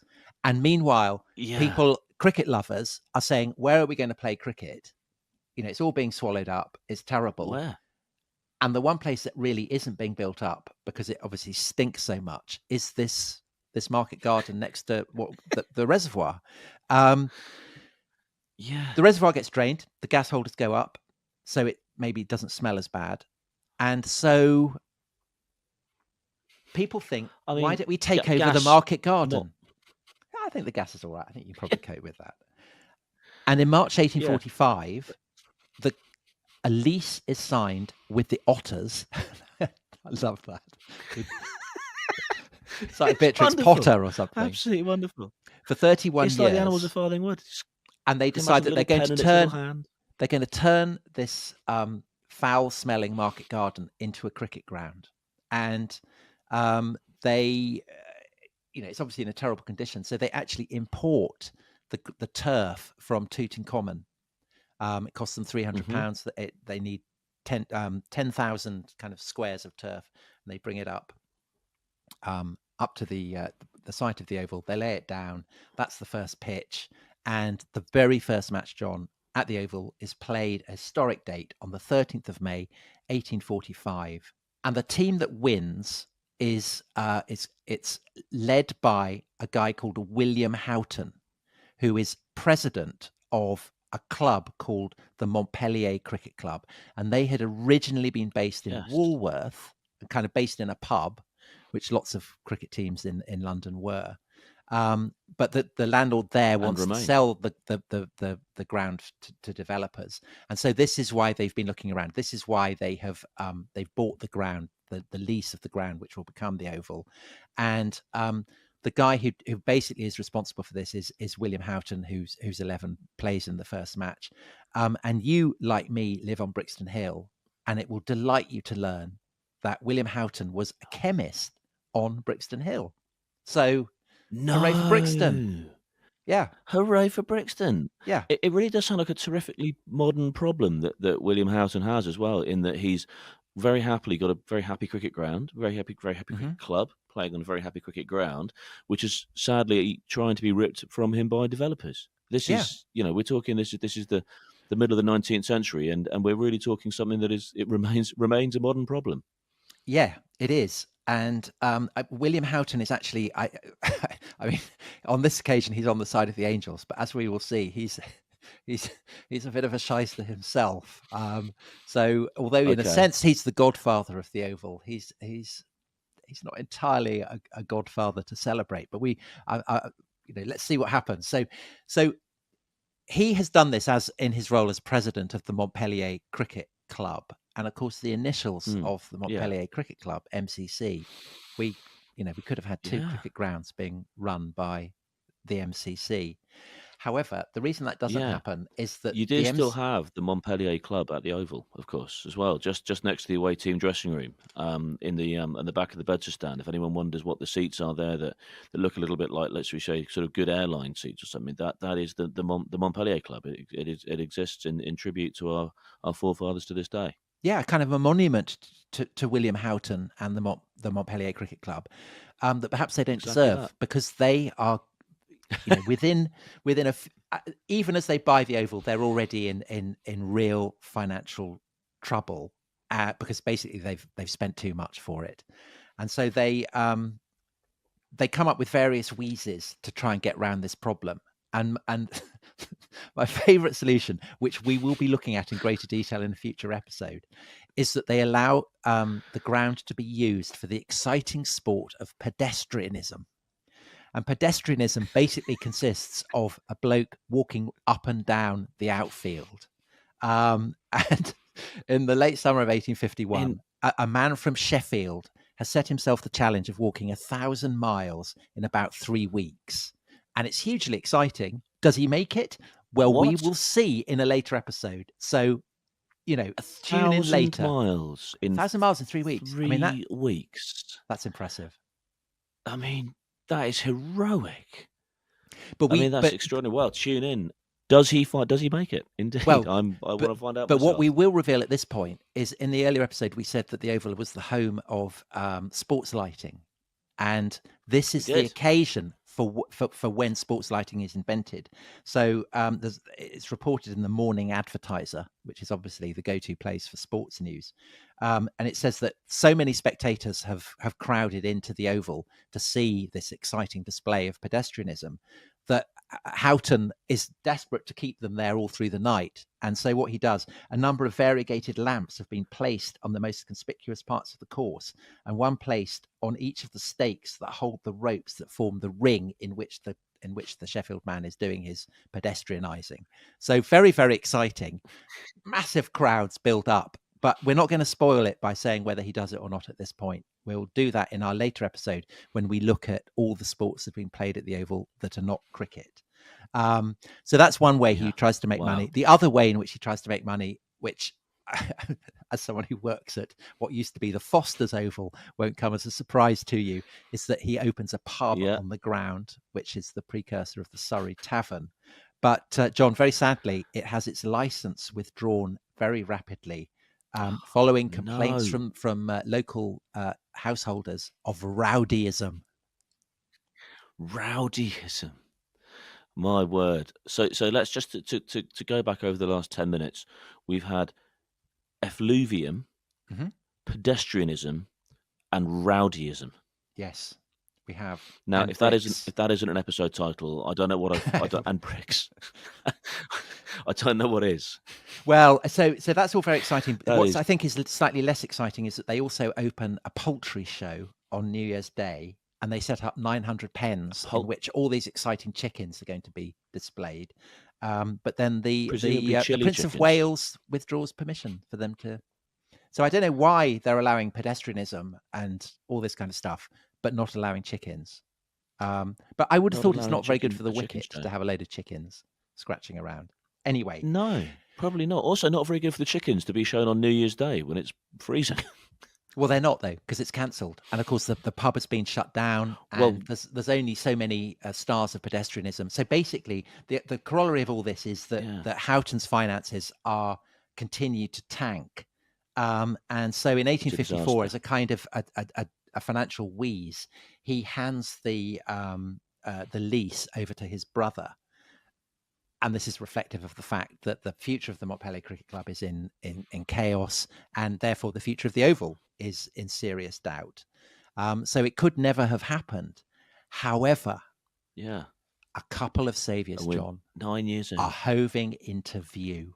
And one of these, you'll be delighted as an employee of Surrey County Cricket Club, is the Surrey Club, which is founded on the 22nd of August, 1845. And as is traditional, of course, they all meet up in a pub, because the whole early history of cricket is basically about people meeting up in pubs. And it's specifically the Horns Tavern, which is the junction between Kennington Road and Kennington Park Road. So it's kind of opposite the park. Yes. I think there's a kind of chemist there or supermarket there now. There's a post office opposite the post office. Right. Yeah, that's right.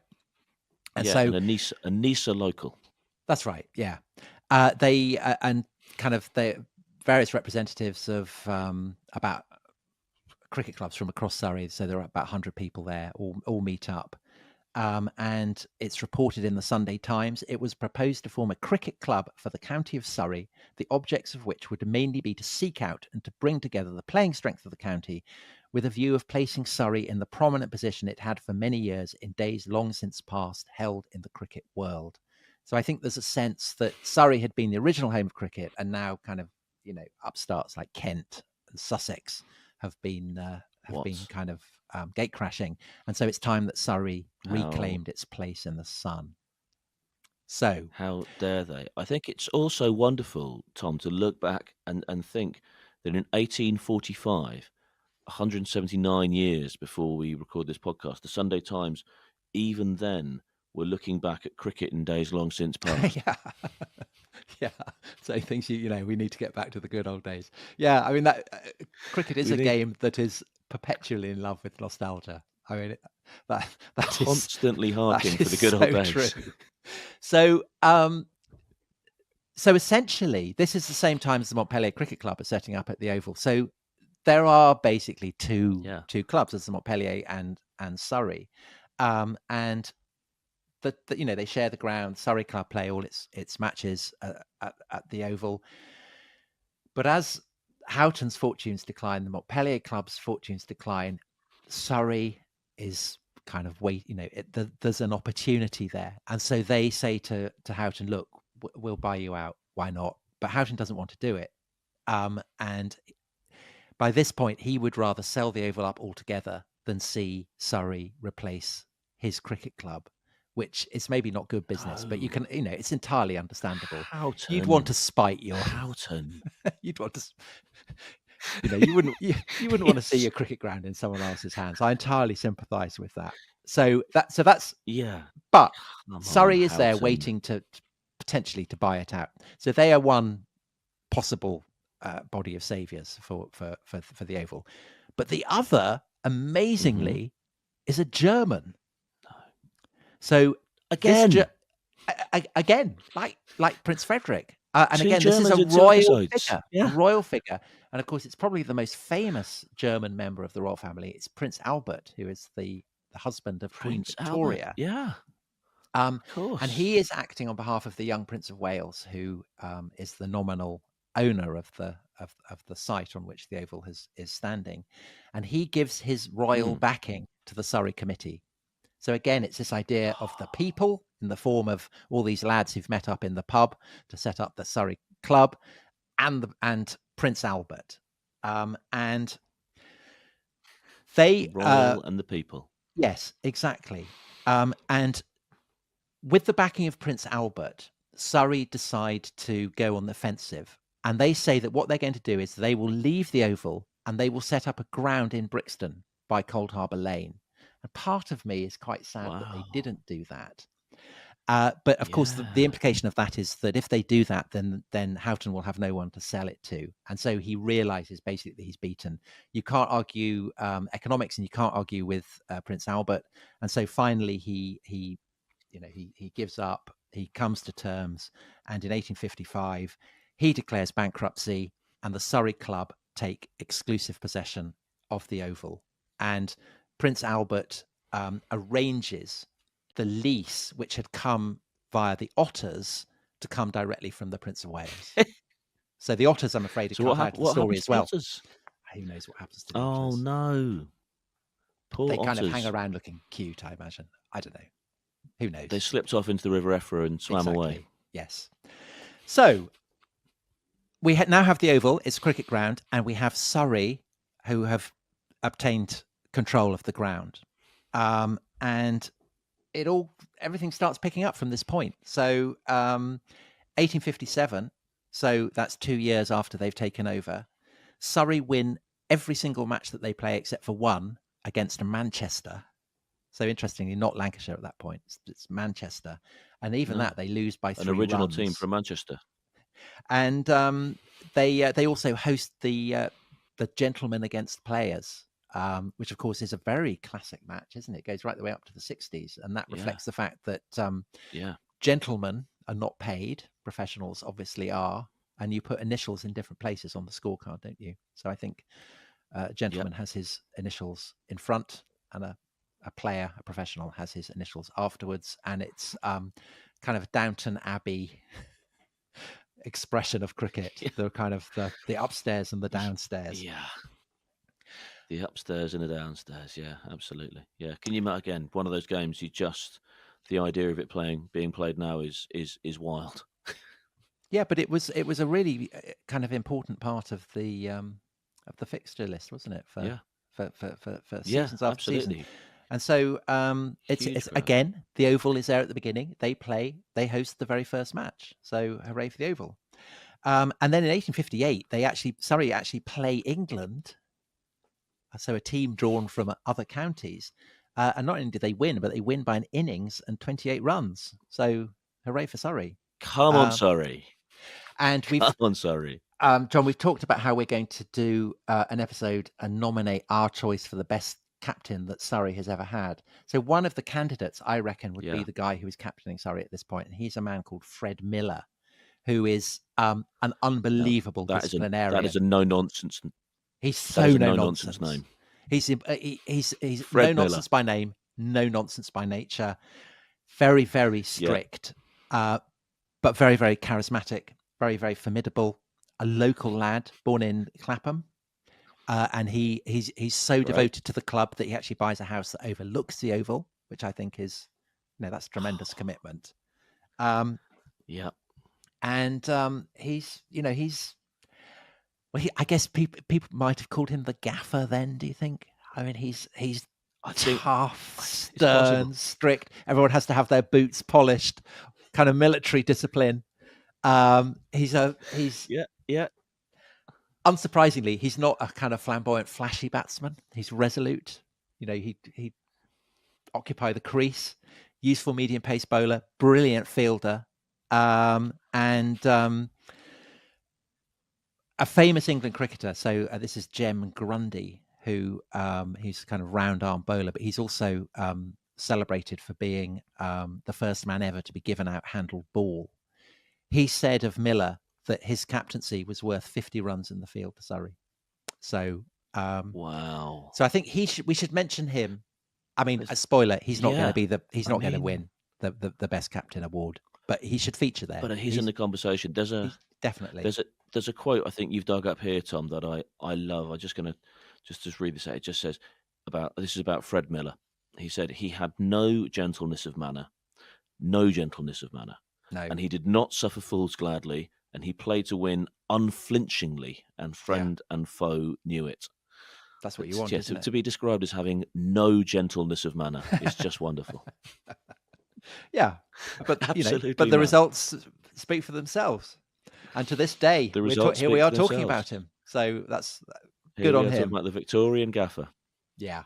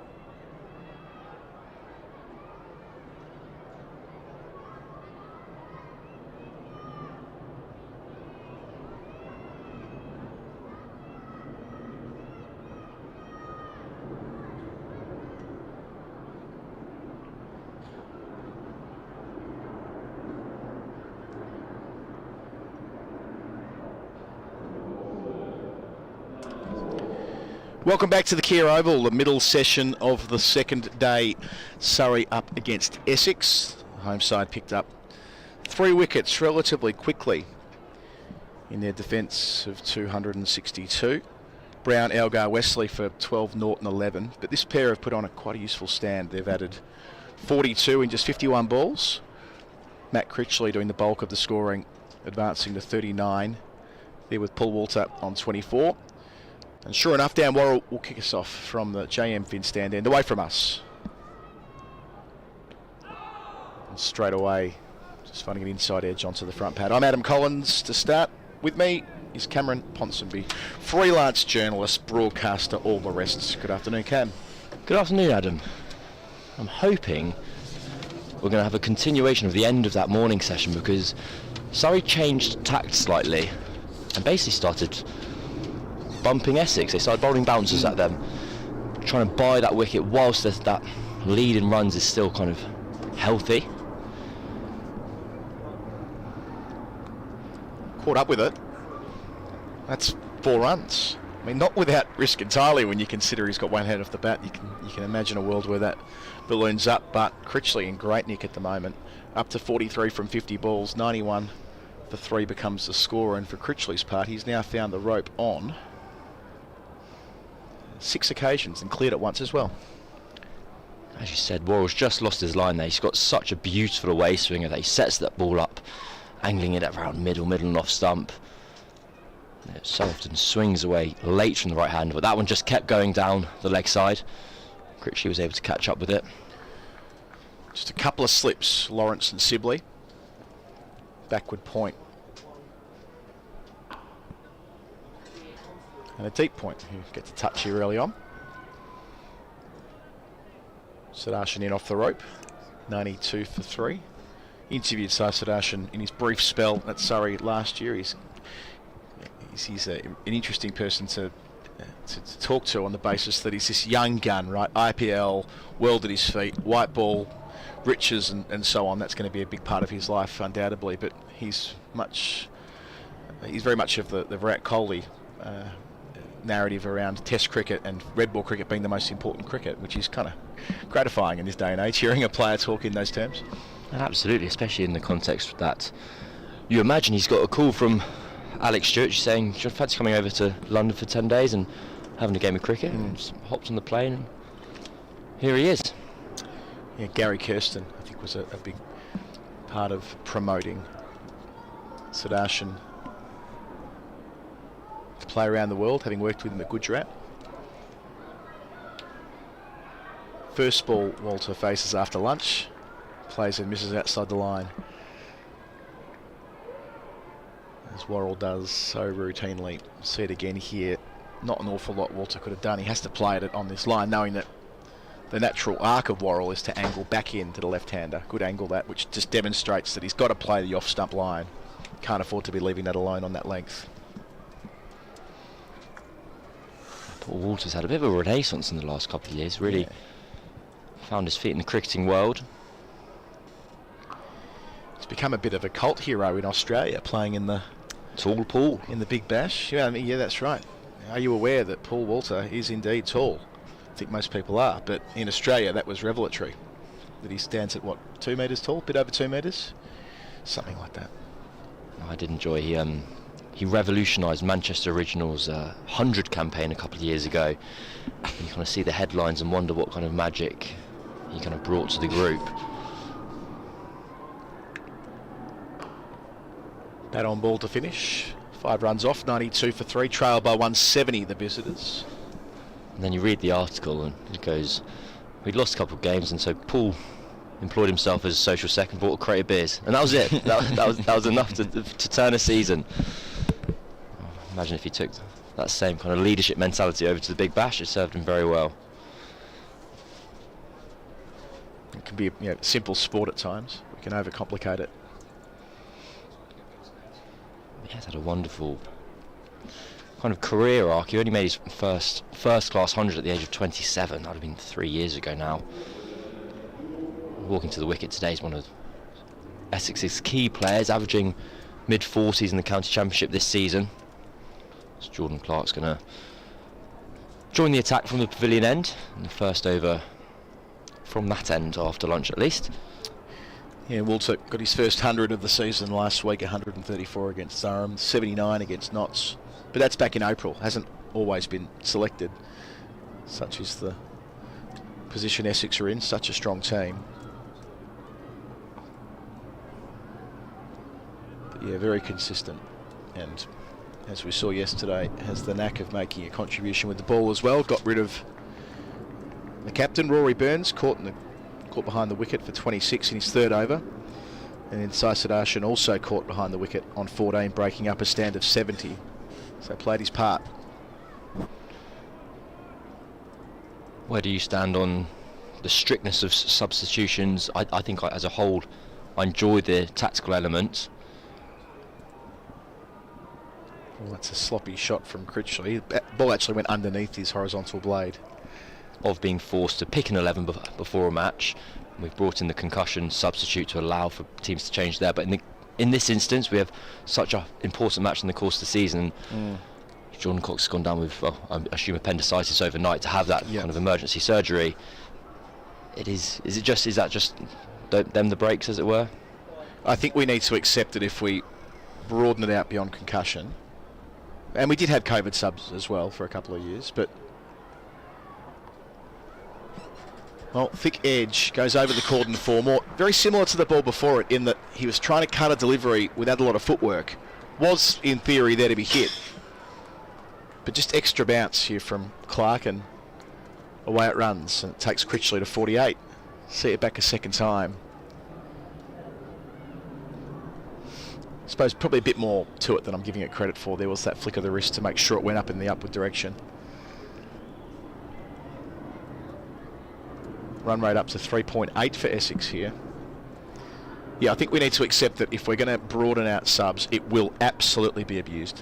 Yeah. And if we're at peace with that, like if we're okay with that it'll be used tactically and that teams will... Now that has gone nowhere. This is an interesting over. We've had the play and the miss, we've had the uppercut over the cordon, and then an attempted pull shot, heaps of space, acres of space to the big boundary, only straightish mid-wicket to beat. But it ballooned up in the air for a moment. It looked like the cordon thought it was going to potentially carry to a fielder. Not to be. So Critchley just needs to take a beat here. 2 away from 50 here at the Oval. Such an important session in this match. That's better, leaving alone the tempter. Yeah, having followed international cricket around the world for a decade and so on, and seen the way that every possible advantage is taken, you can guarantee that if you can broaden out the instances where a substitute's available, I'm not saying that you will fake appendicitis, I'm not suggesting that for a second, but you'll see versions of that. You will definitely see versions of this taking place. So if we're okay with that and we accept the fact that it'll be tinkered with, then okay. Soft hands to finish, just the boundary from the over, 96 for 3. Do you share that view that if you give a bit of latitude here beyond the very strict interpretation at the moment with the independent medical officials allowing a substitute in the event of concussion, that if it were for anything, be it medical or physical, that it would just end up over time lending itself to questions about impropriety? Absolutely, and people will try. That's kind of it's almost teams' jobs to a certain extent, is to try and expose any loopholes, and just how you necessarily can keep those loopholes closed. But then I fear you kind of edge yourself towards the kind of VAR point discussion where you say, well, was it a clear and obvious injury? Or was it a clear and obvious refereeing error? Was it a clear and obvious injury? Yeah, exactly that. Yeah, like Nathan Lyon tearing his calf at Lords, okay, that's fine, but what about a little niggle, which might mean that your performance as a bowler, well, even less than that, let's say it's an injury where you've copped a whack to the hand and it's your spinning finger, and sure, it really hurts to bowl, but you can still bowl. Should that player be allowed to be extracted from the game? Like, yeah, where do you draw the line? It's very difficult, and I can imagine people will be watching this and saying, well, it's a medical incident, he's been under the knife, maybe that should be the measure, not an injury, but something that's internal. Just as it was to start the session, Worrell pushing across Walter, Walter feeling like he had to play at it, and enough movement not far from Worrell getting a breakthrough straight away after lunch. I quite like that. Seems extreme enough to potentially work. You can have a surgery substitution. If you've been under full anaesthetic, then you're allowed to come out. You don't think they'd try that on as well? I can. Remembering, I don't really want to go into what happened in the 90s around world cricket. I'm a bit old. I'm a little bit older than you, Cam. I remember some of the horrible things that happened in the 1990s, clipping down to long leg for a single, Walter to 25, and where integrity went out the window on a number of fronts. You just wouldn't want to see a loophole like that end up in a world where players can be taken advantage of by people who have no interest in the welfare of the player, and all they care about is making a buck. And maybe by feigning an injury or whatever it is, or worse, that could help on the other side of it. They told his back injury. They told him he had an injury at one of the World Cups that replaced him with Tom Cooper. Andrew Samson has a recollection of something.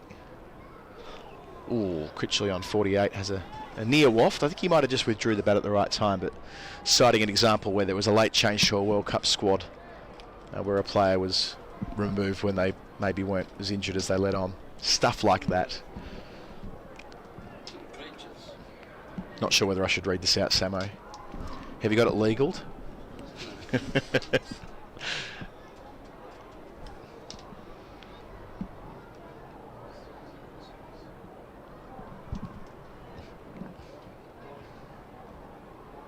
Edged, and it's taken at second slip by Sibley. It felt like that was coming. Across a couple of overs, Critchley nearing 50, playing and missing a couple of times, looking just less certain altogether after lunch, and then steering a catch into the cordon. Sibley, safe hands there, albeit on the bobble, and Surrey have a fourth. Essex, 97 for 4. They're still 165 in arrears. Cam Ponsonby. Such a crucial wicket for Surrey, and you're right in that Critchley, he'd been attacking and positive throughout his innings, but that was the first time we'd really seen him lose his shape in the last couple of minutes. The ball before, he got himself in a right tangle as he wafted outside off stump, and we'll see here again on the replay, just pushing at that line just outside off stump. And on the second attempt, Sibley holds on. It's such a vital wicket for both parties in this contest. Essex were just kind of dragging themselves back into this contest, and now Surrey will feel well ahead of the game. You'll be disappointed with that. Critchley having done so much right early on, the purpose he batted with, to just find himself in a bit of no man's land there. But I suppose my point is, it wasn't the first time. It was down the other end with Clark, the battle he was having there. And Worrell always able to ask the right questions at the right times. So 4 down. I think you're right, Cam. In nice conditions for bowling, overcast pitch that's given plenty across the 4 sessions so far. Early in the session as well, and they get a look at Michael Pepper, the wicketkeeper, batting at 6. Pepper's been having a strong-ish season, averaging 35 with the bats, which is an increase on his kind of career average, which kind of hovers in the lower to mid-20s. He's yet to score a first-class century, and what a time this would be to do it. You got 82 against Kent to end the first run. Missed out last week against Durham. His first ball here. Astutely leaving alone. Another tempter from Worrell. He's picked up 2. Having a sensational season. 97 for 4. So in a game that could dictate who holds up that trophy in September. We talked this morning, Daniel and I, about teams coming to the Kia Oval, visiting teams coming here and getting a bit of a look. And it just felt like that's what Essex were getting late yesterday, where at one point they reduced Surrey to 224 for 8. No wickets in the last 11 overs, but did finish it off this morning. They didn't let it drift. Only 14 runs added to Surrey's overnight tally, all out 262. But predictably, Surrey with the new ball, 2 breakthroughs. Now 4 down. Essex, and needing to really put in a shift and get that trailed by figure in the right-hand corner of the score there into double digits before this partnership's broken at a minimum. just wonder whether that ball change has been the benefit of Surrey in that Critchley hadn't been kind of searching outside off stump as much before lunchtime.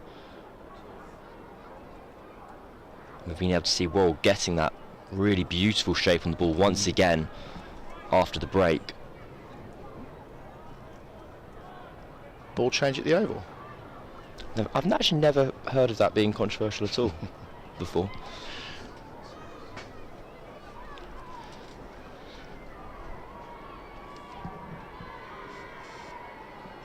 I was reading a really trashy novel recently about a murder at a test match. Wow. Multiple murders, actually.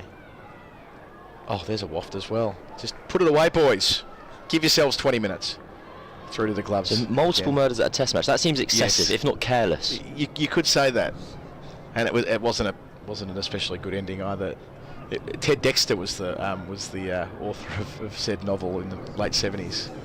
Blimey. And I picked it up and thumbed through it earlier this year. I kind of got into it, and it's not many novels set at test matches, right? And the protagonist is a newspaper columnist and writer who had played for England. That's better. Good timing. Short boundary. Work to do for the sweeper. Patel does well in a relay effort with Taylor back for a couple. 99 for 4. But yeah, the protagonist it feels to me like a fictionalised account of himself. I was going to get to that point, yeah. Yeah, an amateur who'd played for England, who was posher than posh, and who was in a roundabout kind of way involved in these murders, including the Australian fast bowler who collapsed on the field before lunch on day one. Wow. But one of the stranger parts of the book, that's done plenty after passing the stumps, is they just continue the test match. That was going to be my immediate question. which seems a bit of a plot hole, that they think about what's going on, and indeed they keep playing straight away after lunch, after it's pretty clear the Australian quick's in trouble. Turns out he's been poisoned. It's always the way. I feel like poison's probably the most popular form of murder within novels. It's a bit more graphic, the other murders later in the book, but anyway.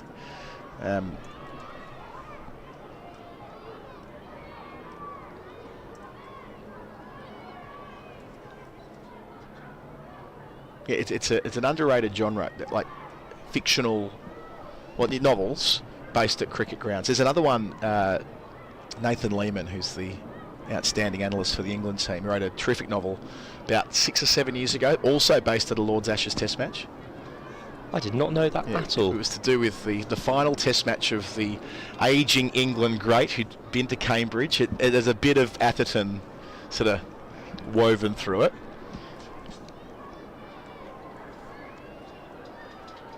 I think mostly because of the Cambridge bit. Again off his legs, and again for one, Walter.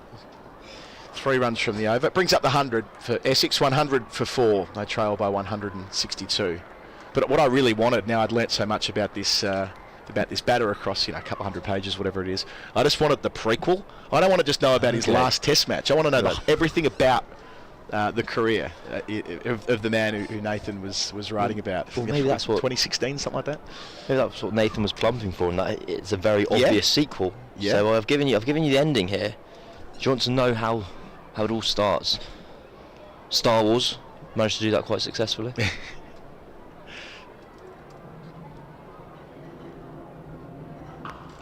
Shot of the session so far. There to be hit, but just putting a little bit of pressure back on. Leaning into it, crunching Worrell away, which isn't always easy to do, but got there on the half volley. Big stride in, up to 32, Walter.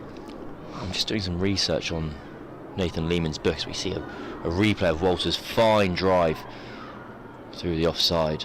He's such a powerful player. The 6 he hits in the session this morning, just picked up Jordan Clark from a length and dumped him over the boundary up a good 80 yards away.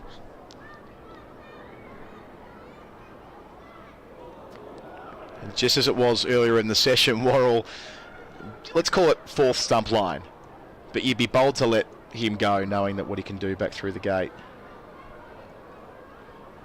Well, the test. Tell me about the research. So the test. Yep. Written by Nathan Lehman. If all you know is cricket, then cricket will break you. and it was included in Wisden Cricket Monthly's finest cricket books ever written. Which is quite the accolade, or quite the shortlist to be on. I can't see a date here.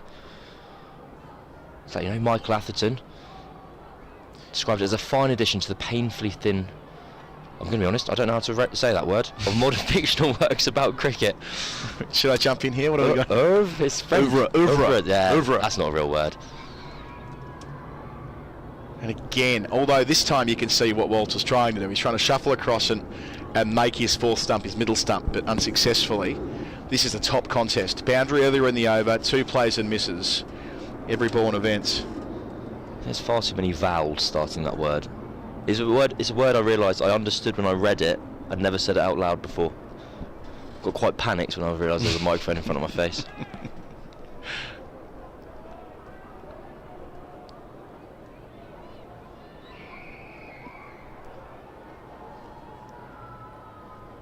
Again, leaving alone, that's a more sustainable approach. I think we have quite a clear game plan formulating in front of our eyes here. Dan Moore is going to dangle the ball outside off stump on a good length. Paul Walter is going to play at several of them, hit a few of them for 4, and Surrey are vouching that with that movement they're getting, he will edge one. Just quickly scanning through my inbox, thinking, I know there's one other great cricket novel, and I've stumbled upon what it was called. It was back and forthing with the great Gideon Haigh about this a few years ago. No, if anyone's going to know about it, it's going to be him. Driving out to mid-off, no run. And he recommended Peter Gibbs's book, Settling the Score, which I read in about in like that one sitting on holiday a couple of years ago. The premise of that is a county championship game between, I think it's Derbyshire and Warwickshire, and the rivalry between 2 brothers. One who'd played for England, one who hadn't. And there was and like with all of these types of things, there was a love affair involved, maybe a couple actually. There was a couple of steamy scenes, but it was very crickety. Like you really followed the 4 days of the cricket as you went through. It wasn't just a pretext to tell the steamy love story. It was more about what was going on. You were quite invested in the. It was about the Derbyshire match. It was about the Derbyshire match. Perfect. Then I'm interested. 104 for 4 into the over, just the boundary coming from it. That was, Peter Gibbs. Any others? SurreyBroadcast@gmail.com. Book Club with Cam and Adam. Other cricket fiction. Well, there's obviously, oh my goodness me, the incredibly famous kind of children's series. Glory in the Cup. Glory in the Cup? Glory Gardens? Yeah, Glory in the Cup was the first one. Glory in the Cup was the one that I had when I was a little boy.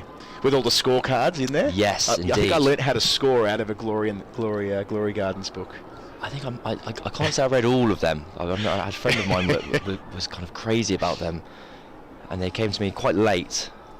I always remember it was true to kids cricket, where someone would be averaging about 14 with the bat and they'd be a fantastic player. Yeah. Might be something in that. Little feature for you, Cam, as a freelancer. Find the author of the Glory Garden series. God, that sounds like £200 if I've ever heard it. I think so. I think nice little feature. I think our good friends at Wisden Cricket Monthly will give that a little go. By Bob Cattle. Yeah, they used to put in all the scorecards, didn't they? And it was done properly, not just who made what. It was done like a scorebook, is how I recall how that all played out. I've just been moving flat and kind of transferring a lot of books from my kind of childhood room into this new place. Mm-hmm.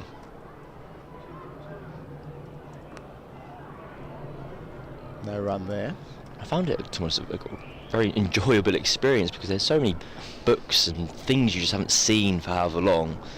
And I came across the old I have all these Calvin and Hobbes kind of cartoon books. I don't know if you ever came across them, but they were like a newspaper cartoon strip effectively. Okay. And my mum absolutely loved them, and so I always kind of got the books when I was growing up and being able to flick through those again. It's about kind of a kid and his pet toy tiger. Pulling and just clearing mid-wicket, not far away from being a chance for Taylor to dash about and dive, but instead peppers off the mark. So I'm surprised. I think I'm discovering this because you're the second person I've mentioned kind of the series to. Yeah. Both people have kind of looked at me blankly, and I kind of wonder whether it was very popular and very famous, or whether it was just that I was shown it when I was a child, so I assumed it was basically. But I highly recommend it. I think you'd enjoy it greatly. Okay.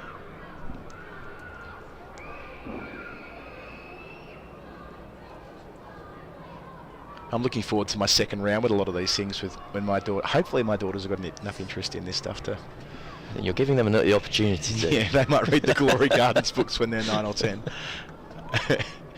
Well, my eldest is watching. My 4-year-old's now watching Hawthorn games back with me when the footy's on back from Australia, which is nice. It's a nice touch, nice thing to be able to do.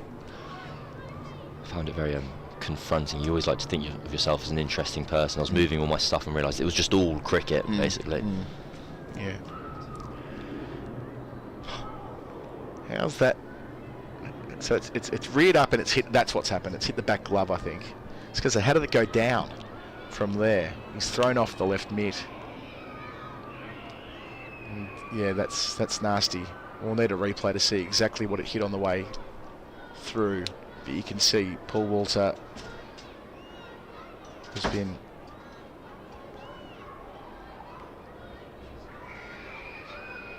whacked on the bottom hand. It's not the first time this match we've seen a ball rear from that type of length. There were several that Dom Sibley encountered in the first innings.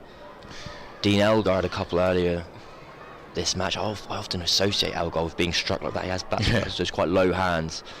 This time the ball was leapt at Walter. I think it's just struck him in the elbow, maybe even. In the way for those. That would make sense given the sort of maybe like almost funny bone given the way through the bat down. We'll just take this opportunity to take a look at the 4 wickets to fall so far. We've got a package ready to go of them. So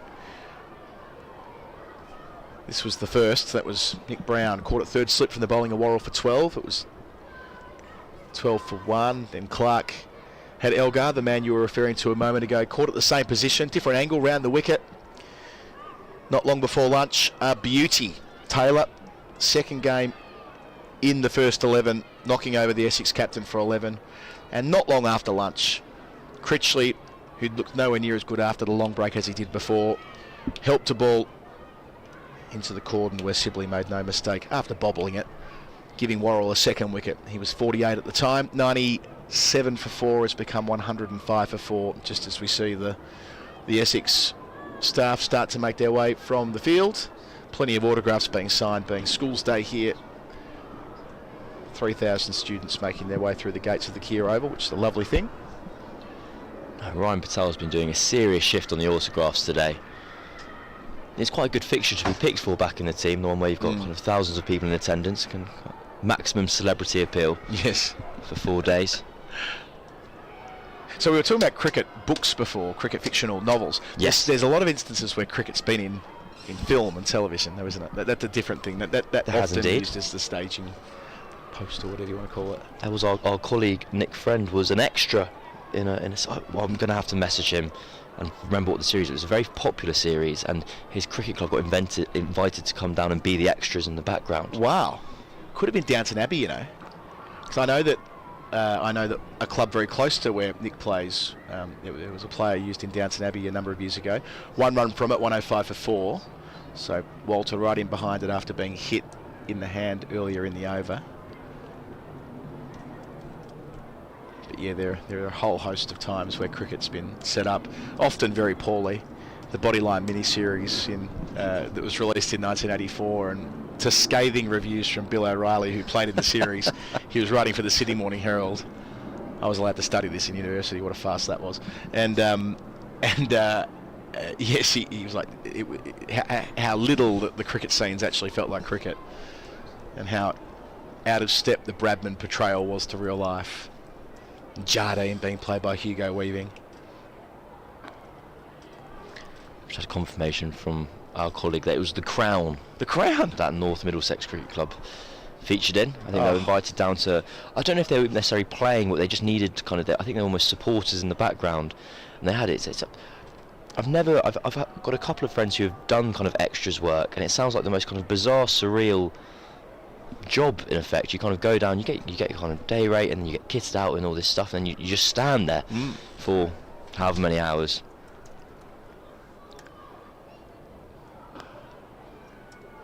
The Ricky Gervais portrayal of all of that. 4 runs probably saved there by Patel. He's hit that better than it looked to me off the bat, recognised by the crowd.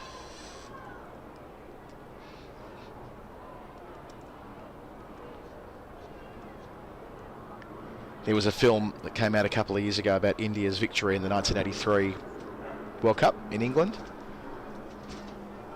I don't think it was winning any awards, although it probably did. It probably did win awards, come to think of it, but it wasn't crash hot. There was quite a few people in that, actually. I think Tagenarine Chandapur was in it. Oh, wonderful. There's someone else who played in the Windies team who got a start there as an extra. I say an extra, got a start as one of the actors. And who was it that played Alan Donald in? Dane Villas played Alan Donald in a film. That's a great Was phone that, was call that the to film get. about Hansi Cronje film? Yeah, Andrew Samson confirms. Our South African representative on the Surrey stream. So Carl Greenwich played Gordon Greenwich. That's good. In this match. We had Jacques Taylor, first class batter for Leeward Islands, playing Viv Richards. Marley Marshall as Malcolm Marshall. I assume that's a relation. And oh, this is good. This is a good one. I'll wait for this ball. Yeah. Playing the spectator with beer glass in hand when Kapil Dev takes a running catch off Amarnath's bowling in India versus Zimbabwe match. Duncan Fletcher. Oh. Well, he was there, of course. Yeah, they really go to town on the Viv Richards 175. I think I'm right in saying Andy Zoltzman was there as a young boy for that. Wonderful. Yeah. Tunbridge Wells? Tunbridge Wells, where it was? Yeah, Kapil Dev. Oh, sorry. I meant Kapil Dev, of course. 105 for 4. I think that's me done for the time being. Is that right? Yeah, it will be. Simon Mann will jump in. Cam Ponsonby will stick with you. And I'll be back in half an hour. Well, unfortunately for the listeners and viewers, if they're bored of anecdotes and cameos of this film, I've got more, so it's fine. Playing Joel Garner was Jason Clive Lloyd, who was the son of Clive Lloyd. So the son of Clive Lloyd played Joel Garner in the film. Clive Lloyd's son was a professional goalkeeper, played 12 matches for Guyana in goal. And I think that brings to an end the 83 segment of this commentary feed. I wonder where we were going. I just walked in the room. What thick edge, that's going to be 4 through 4 slip. Well, he's given Surrey a chance more to the way he's played, but he's also ticking the board over for Essex as well, as indeed they must. Effectively 109 for 5.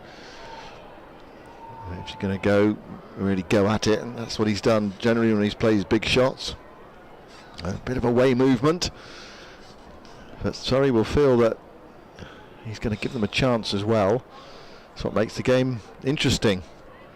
That's fabulously entertaining innings by Walter, which anything could happen on any ball that Walter's been in the crease so far.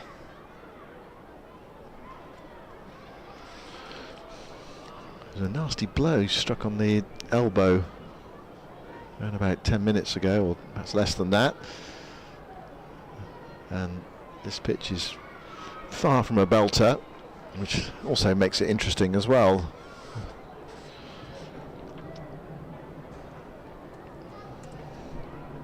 Surrey fought back after being bowled out for 262.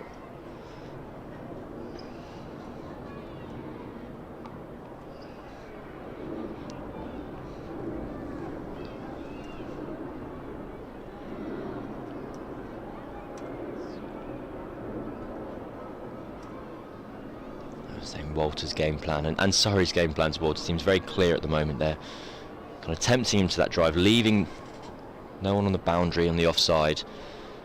They are getting that movement of the ball, especially Worrell at the other end, and they're happy for Walter to keep throwing his hands at the ball through the offside and backing him to nick one.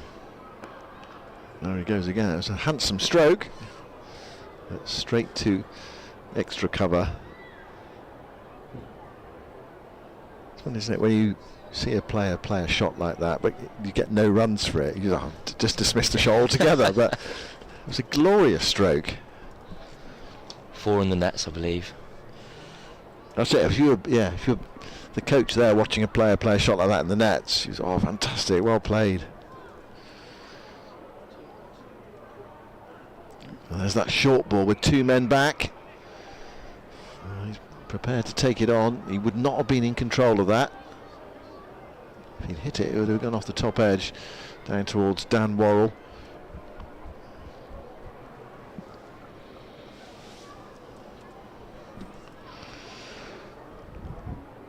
This game in the balance. Feels at the moment that Surrey just fractionally ahead.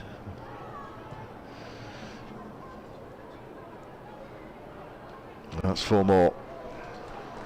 No one at home at deep third. Nice back cut from Walter.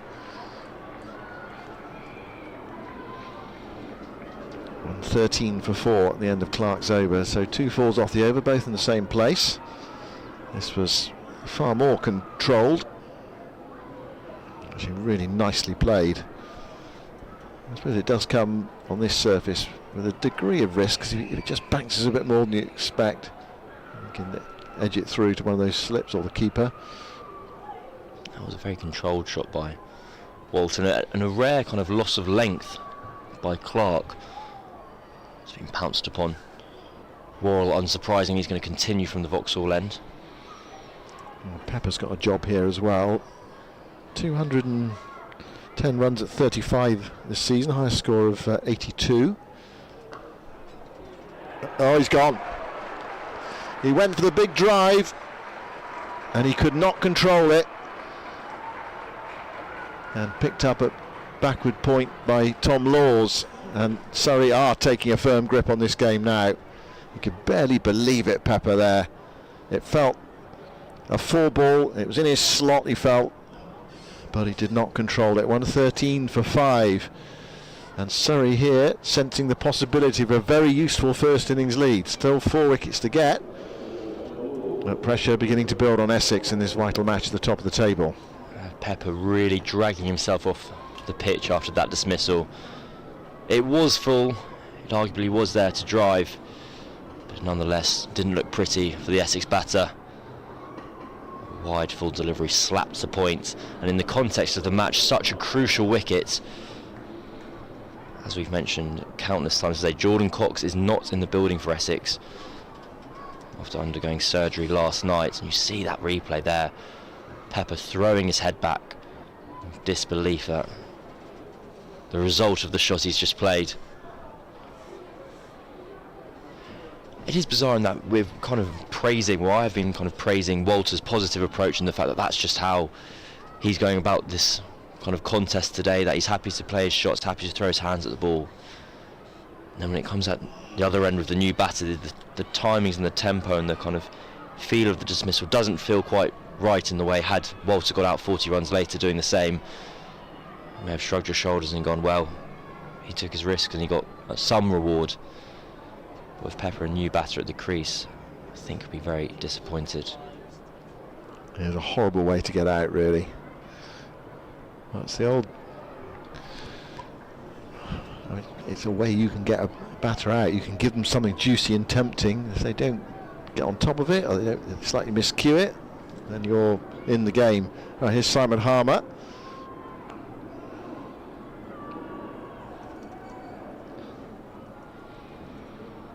And Worrell doing it again. 3 for 34.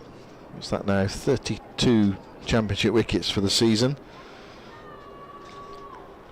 Harmer up at 7. He's had a very lean season this year by his normal standards, averaging just 11 with the bat from his 11 innings, compared to a first-class average of 24. I suppose one of the things you look at is after this ball. The circumstances in which he's batted, if he's not really needed, it may be that you're coming in, looking at declarations. Others have done the job, and they have scored a pile of runs this season, Essex.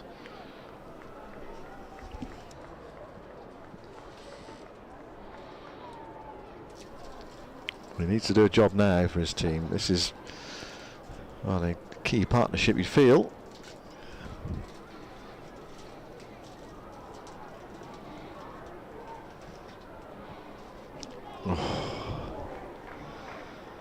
Another suspicious look down at the pitch there. It's not easy, and I think this is the point for all the pace bowlers in this game. There is enough encouragement just to keep you going when you don't take a wicket for half an hour. You know that there's a possibility of one round the corner. Just keep going, keep doing the same things. Want to bounce a bit more or just move away. Snater's in next. He's been in decent form this season, actually, over 200 runs. He had 5 not outs, which has helped his average of 44.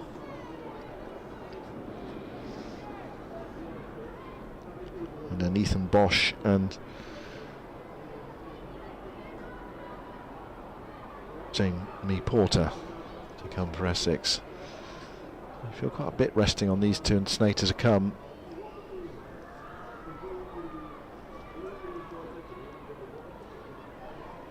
I feel they need to get up somewhere around Surrey's first innings score. Also, there's bonus points to think about as well. At the moment, Essex seem to be heading for no bonus points with the bat.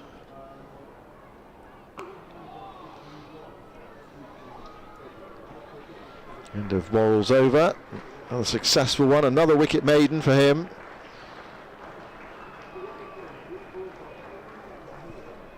See Walters just getting some more treatment, I assume, on that elbow. He's been in the walls a bit in this game. You mentioned that toe injury. Bang on the elbow. Elgar took one on the left hand as well. No, the ball has been leaping from a length on several occasions this match. You see there, Walters just having some trouble with his thumb. He's getting a bit of strapping on his hand.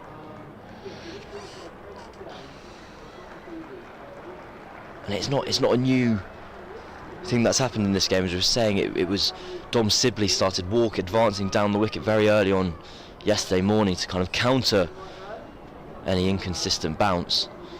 I'd be interested whether this kind of like he's just got some strapping on kind of the inside of his finger there, as if it was almost like a blister of sorts. Whether Walter takes both his several injuries and the loss of a Pepper to be a sign to kind of rein in slightly, or whether he'll double down and keep swinging the bat. I hope for the entertainment of the masses. Yeah, it's the latter. It's the latter. Yeah. That's nicely timed. Only be a single.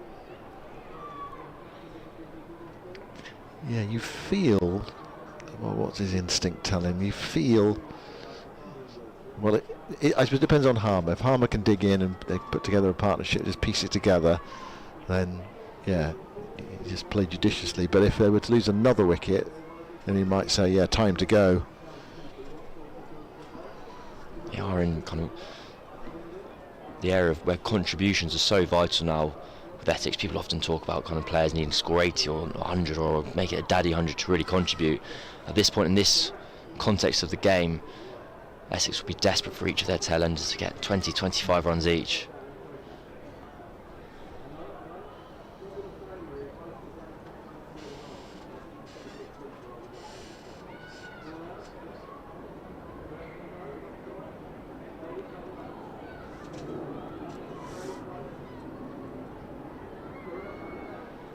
Essex coming into this match back of a high-scoring draw against Durham.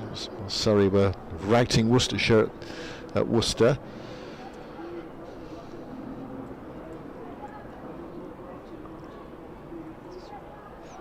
Keeps a bit low outside the off stump. There we go. Just an indication of some of the variable bounce in this surface.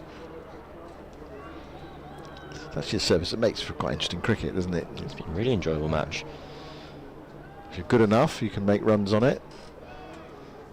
Not that many have scored heavily. Jamie Smith obviously yesterday.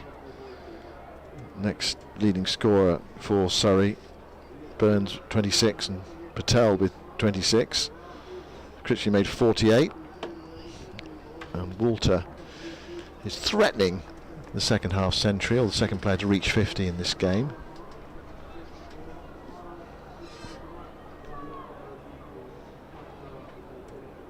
It's also a wicket down. I would never dream of suggesting any kind of malpractice, but if you're Surrey, from Surrey's perspective, to have a wicket that kind of favours the seamers in this context, when your opponent's arguably greatest strength is the spin of Harmer, they're missing their best seamer in Cook.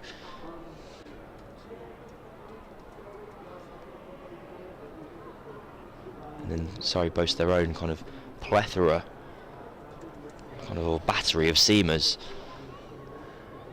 Sets them up well for the contest. And we've become used to actually pitches at the Oval having a bit in it for the seamers, haven't Absolutely. we? And having some grass on them.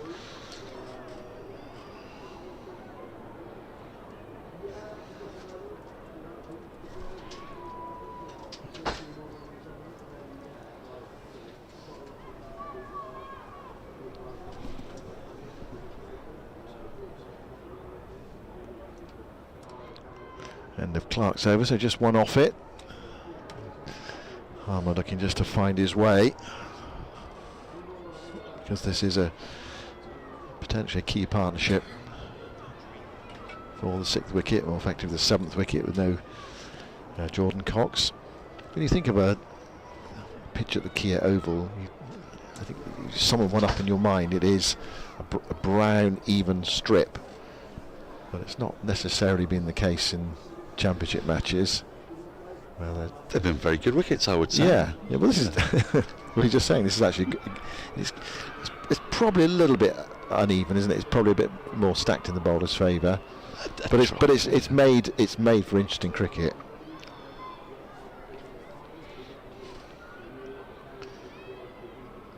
Listen, where's the most interesting cricket generally played over the years? In my lifetime, the most interesting cricket has been played at Headingley. Has it? Yeah. Really? Yeah. I find Headingley a perplexing place. Well, it is a perplexing place for obviously many reasons as well. But it's, I think, you know, in the days when you used to have those slightly up and down pitches, and the ball used to move off the seam, but batters used to try and cash in. So if you bowl a bit wide, you get clattered there. Whereas the bowlers were always in the game. I always found that game at Headingley, you couldn't take your eyes off it. Okay, it might not be the best batting pitch. It's got a bit better of late, though, haven't you found? I mean, like that game that England played when Shea Hope became the first man to score 200s in a first-class match at Headingley, which is an extraordinary stat in itself. That sort of got better and better, didn't it? Sort of eased up. I find it very difficult to know what to expect of Headingley. Well, I think that's what makes it interesting. It does make it interesting. I thought you were going to say Perth. I love games at Perth. Well, old Perth. Didn't Curtly Ambrose have an incredible spell at Perth? 7 for 1. 7 for 1, yeah. I don't think there's a more enjoyable sight in world cricket than Curtly Ambrose tearing through lots of timorous Australians. Hoist on their own petard. I think wasn't that the game where Dean Jones asked him to take his wristband off? Yeah, I think that's right, yeah. It was a very unwise move, that. Further hoisting on yet another petard. The best cricket pitches generally are where the bowlers just have held sway, don't they? Well, it's just 280 par. It's just fraction in the bowler's favour, or perhaps a bit more than just fractionally. Yeah. Sort of 58-42 in favour of the bowlers. Where you think if you get 300, you've done really well. Yeah. I mean, one of the most magnificent Test matches of all time, I'm sure you remember it well, Melbourne in '82. Where all the scores were within about 3 or 4 of one another. Was it within 10? Within 10 of each other. Amazing. And it just meant that all the time you knew a wicket was possible. Because that's what you need, isn't it? You don't want Hashim Amla making 311 not out. No, you don't want 627 for 2, no. Getting sledged by Andrew Samson on the far side of the box. We were talking about Hashim Amla earlier when you said, well, Dean Elgar, he's a South African, other South Africans have profited here, but I told you, Dan, it's not, no two games are the same. No, just because you happen to be born in South Africa doesn't mean you're going to get runs today, and Elgar was out for naught from one of the longest noughts as well. It's a lovely naught. Yeah, for the Yorker there, Worrell. And Harmer actually is in Dean Elgar territory here. He's 0 from 14. What was Elgar earlier? Was it 0 from 19? Yeah, where he was dismissed. But Harmer's doing it's a different role for Harmer. So South Africa scored 0 off 33 so far today. Yeah. Well, I mean, they were never accused of being swashbuckling cricketers. No, but your point was that South Africans bat very well at the Oval. That's probably not the case today. Well, they've only lost 1 wicket in 33 balls. There's another way of looking at it. The Peter May boys are in town. It's one of the great names, Peter May boys. It reminds me slightly of a Seinfeld sketch, the Van Buren boys. I was just thinking the same thing myself. Yeah. Do you never watch Seinfeld? No. Oh, I think you'd enjoy that. Do you? Yes, I think you and Alex could get into that. Right, the ball is being changed again. Oh, now the last time it was changed, there was some shenanigans soon after, weren't there? I seem to recall a wicket didn't take too long to come, and ball changes at the Oval, eh? None quite as consequential as last September. What did I say? September? It wasn't September, was it? It was July. We got rid of everything by the end of July, didn't we? That Ashes series. Yeah. Of course, there was an even more famous ball change, wasn't there?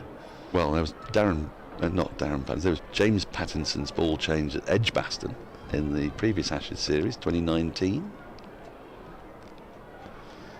What about the abandoned Test match? Yeah, was the ball changed in that game? At Sabina Park? No, England-Pakistan. Ah, yes, I suppose, yes, here, yes. I thought that was what you were alluding to. No, I didn't really think of that. I mean, that was very consequential. It ended the match, didn't it? It did. Yes. His ball changes in the Oval, eh? That was such a weird day, that was, because the game finished and 25,000 people stayed in the ground for about... Were you on commentary? 3 hours, yeah. Yeah? Yeah. How on earth did you manage it? Did you stay on air throughout that time? I think so, yeah. I remember going down to the far end of the ground just to trying to find out what was happening. Well, I mean, we kind of knew what had happened. We kind of knew the game had been... So how did that abandoned inverted commas, but no one communicated it. And basically, I think behind the scenes, they were trying to keep the game on. That was what was happening. They were trying to say, look, what can we do to make sure that they go back out there? Because we don't want a ground full of people watching no cricket. It's a bad look, that. It is. Yes. Yeah. Yeah, on a nice day. Yeah. On a bad day, that's fine.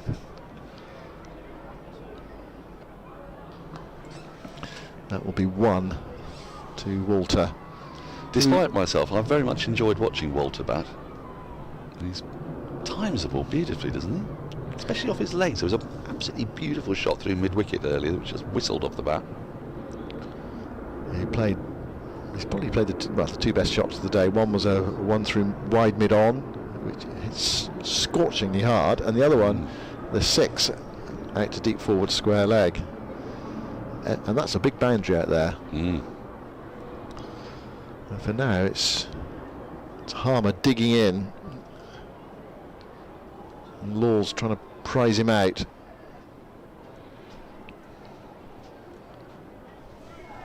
What was Law's injury, Dan? Heel. Have you been round the grounds lately? No. Would you like to know how your beloved Shire are getting on? Yes. I know they took a Glamorgan took a small first innings lead. It's a very small first innings lead, which has been obliterated by Hammond and Bancroft. 124 for 2 in the second innings, halfway through the 27th over.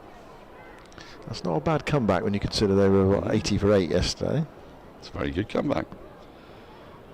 Elsewhere, there's rain all over the place. Is there? Rain in Derbyshire, whoever would have thought that?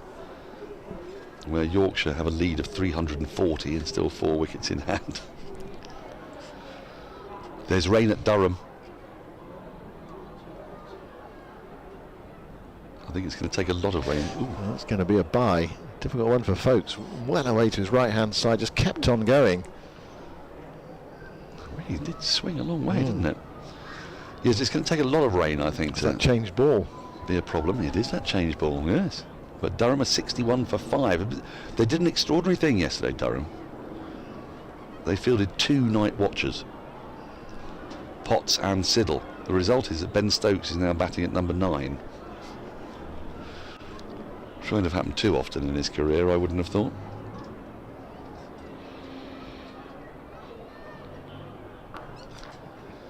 But Durham have a lead now of 139 against Worcester, but it is raining with half the side out. Hampshire continue to grind away at Kent. Can you tell me what Kent's average number of runs per wicket is this season? 56. So that's an average score of first innings of 560. Yes.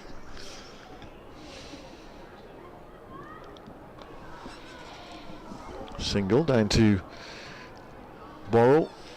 I have enormous amount of respect for professional cricketers who might find themselves in a team in which it's kind of priced in that they're going to have to endure 560. Imagine if you're sort of the number 4 batter for Kent. You turn up every day for work. We're bowling. Okay. I'll get my go tomorrow tea time. Correct. Under enormous pressure. Double 100 there for James Vince, which I imagine was a beautiful sight on the eye. And Lancashire haven't been able to get out there at all today, so still no sign of Jimmy Anderson. Rain has held things up overnight, score 344 for 8 Lancashire. Walter letting that go. Earlier in his innings he might have taken that on, but I think it's been noticeable. He has checked himself since the loss of that 5th wicket. Kept his hands low there, didn't he? The ball didn't really get up at all. Snaked back in. Oh, it wasn't a million miles away from his gloves. There are 2 men back on the leg side boundary. There's also a sweeper on the offside. Sorry, don't want to be hurt by 4s. Oh, an attempt to there from Worrell, drawing him wide. There's a big open space on the offside between backward point and mid-off. Worrell said, go on, hit me through it. Is that all the scores, or is there more to come? There's more to come. There's Somerset against Warwickshire. Somerset, you may recall, were well on top in that game.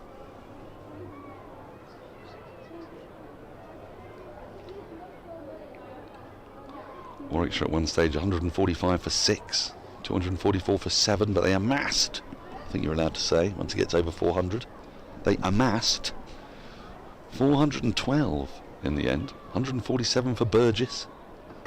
Their tail does wag. It's like a cockapoo. And in reply, Somerset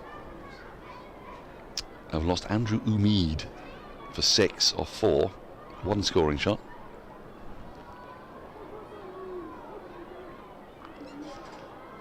Single into the onside. Probably a leg bye. Indeed, it will be signalled leg bye. Is Chris Wokes bowling? Chris Wokes opened the bowling, none for 14. Hannon Dolby. Rather ornithine Hannon Dolby is the man with a wicket. And Somerset had 39 for 1 after 9.1, so it's going to be tough for them, you would think, to force the win there, but there's plenty of time left. And that is significant for these two. It is very significant.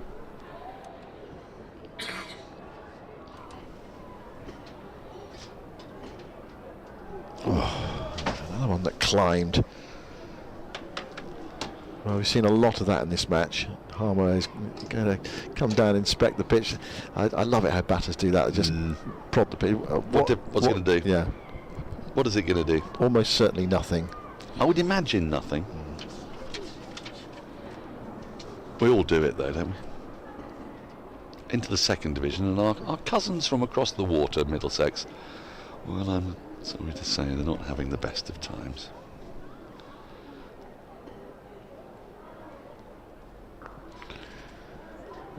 And there we go, from his 18th ball, Harmer is off the mark, just following it, not looking to hit it too hard, allowing it to come to him, opening the face and taking his first runs. So 123 for 5.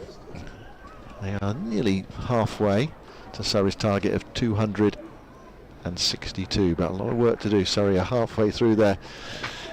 The Essex batting on, in fact more than that with Cox out of the game. There we go, there's Harmer's boundary. Right, change here. Adam Collins is coming in to replace me. Just to finish off, so Middlesex, having been bowled out for 86, and Leicestershire making 179 in their first innings. Leicestershire are now 228 for 6. Louis Kimber, 37 not out. So that's a significant lead of 321 for Leicestershire. Big game that. Leicestershire and Middlesex are both vying for promotion alongside Sussex and Yorkshire. It's very congested in the second division. League leaders Sussex have a lead of 278 with 2 wickets in hand. John Simpson, who's been scoring runs plentifully this season, he's unbeaten on 40. It's a lead of 278 over Northants. And I think that might just about be a lot. Okay. There's it was a funny old day yesterday, wasn't it? With 3 games were the first innings in Division 2. The team batting first was all out for under 100. Well, we got into the third innings of 3 matches. Yeah, it was just weird.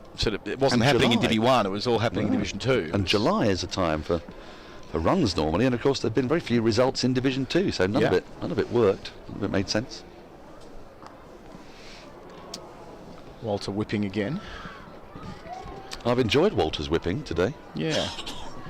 There was a moment there, well, more than a moment. There was a passage of play when Dan Worrell was absolutely all over him, and he turned to the whip. Yeah. He pulled out the persuader, the whip. Yeah. With an attempted, I wouldn't call it a hoik, but he shuffled across his stumps to sort of break the monotony of Worrell landing it on the 4th stump line and beating his edge. Didn't quite work out, but I appreciated what he was trying to achieve. Now they do bat quite deep, Essex. I would warn Surrey followers. Simon Harmer is a very capable number 8. He's more like a sort of 7, really. Ethan Bosch to follow. I like to think that he, yeah, you'd think. Nominative determinism. Yeah, you'd think hard to say that, though. Gonna give it a go. If he's anything like Annika. Simon Mann jumping in from the back of the box, and he's got a first-class ton, Bosch. Yeah. That's great research from our senior colleague. That's how you do it in the NFL. Get your work done at night, and you just know that Ethan Bosch has made 100.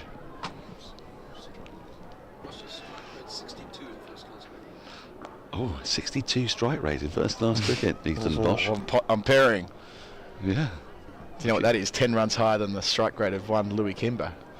We know what he did last week. Extraordinary. Dare to dream, Essex fans. How about him getting a 15-ball duck yesterday? I know, but he's back on it today. Is he? Yes. I missed this bit. He's at the crease now. He's 38 not out.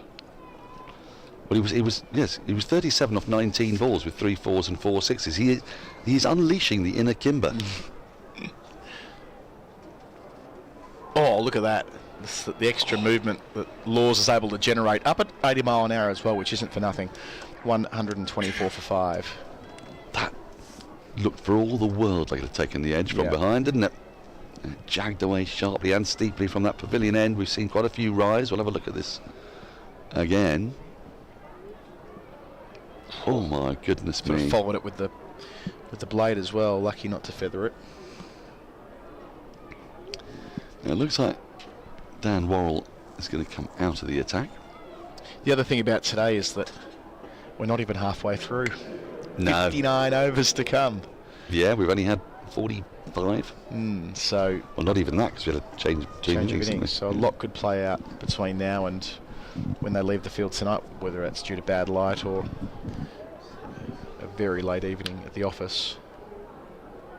We will see. Taylor gets another opportunity. Picked up a wicket before lunch. Bowled the captain Westley for 11 with a beauty.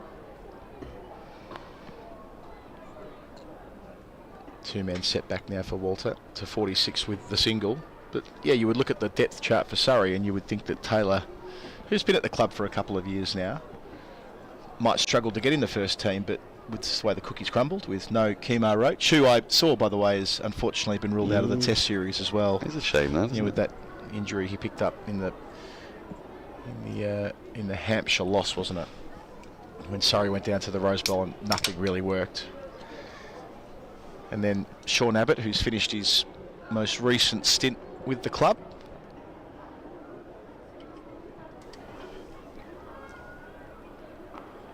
And that gave Taylor the chance to play last week in the reconfigured attack. Gus Aktinson rested by the ECB this week. They just kept coming at you, the Surrey Quicks. And the ECB for that matter.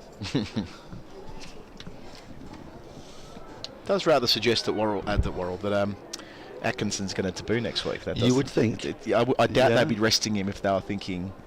I think they'd go next cab off the rank. I mean, he did follow the England team around India, didn't he, without being given the nod.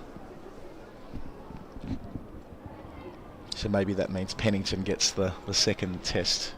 It's kind of easier now. We know they've got the group of players, which will reduce to 13 after Anderson finishes up, and one of them's a spare bat in Lawrence. So if they're going to chop and change a little bit, it does suggest that they'll get at least a test match each, with the exception of Lawrence, who would need an injury to... Well, I say that. Phil Walker presented a case yesterday where Lawrence might get picked to bat at 8 in the first test and be the sole spin option. Short, pulled, clears mid-wicket, albeit not by much, and races away for 4. Harmer taking advantage of a chance to rock onto that back foot. Yeah, just too short. It wasn't a million miles away from Patel at mid-wicket, but he got sufficient elevation. And Harmer can hurt you, you know, with the bat.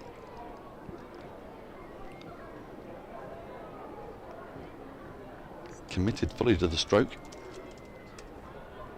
Now, I've been in touch with some colleagues in Barbados, if you want an update on the hurricane. Oh yeah, I've heard some stuff as well since we last talked about it. You give me yours, I'll give you mine. Here we go, 4 runs. Well, that was an unexpected misfield from Worrell. I thought he had it covered, but having gotten to the contest, he didn't quite take enough pace off the ball, and it allows Harmer to register a second boundary in the over, and Daniel to awkwardly open his phone and show me what he's got in front of him. Doesn't look too bad, does it, really? I mean, windy, blustery. I think want to go on holiday there. The problem they've got, as detailed to me by Jeff Lemon, is that they're not allowing any flights out, or rather they're not rebooking flights until later in the week. So it's only Monday. Full and cut off by Smith at backward point. Got 2 catches in the innings. They get through for 1. So Harmer looking just to shift gears through that Taylor over. First of his spell, 10 runs from it, 134 for 5. They're now past halfway in terms of what Surrey registered in their first innings, 262. So Jeff, who was meant to fly out this morning, might now still be in town on Friday. That's right. Which is not what you want when you're finishing up after a tournament. It's not ideal, is it? You really want to go home. Yeah. Well, that's the price you pay for doing the final. True. You know, we got out there beforehand, didn't we? Out of Dodge. Yeah. Yeah. By not being required. Yes. By being surplus to requirements across the board. Yeah. They're holed up in a hotel at the end of St Lawrence Gap. He's Laws again. But in good news, I've been informed that breakfast is now available. That is a significant development from yesterday, when I was informed by Stephen Finn that they were having to survive off a diet of crisps and pot noodles. But even that was in peril because power was likely to be cut off. So I see. In order to heat the water to grow the pot noodle, if that's what you do with it, I don't quite know. Expand it.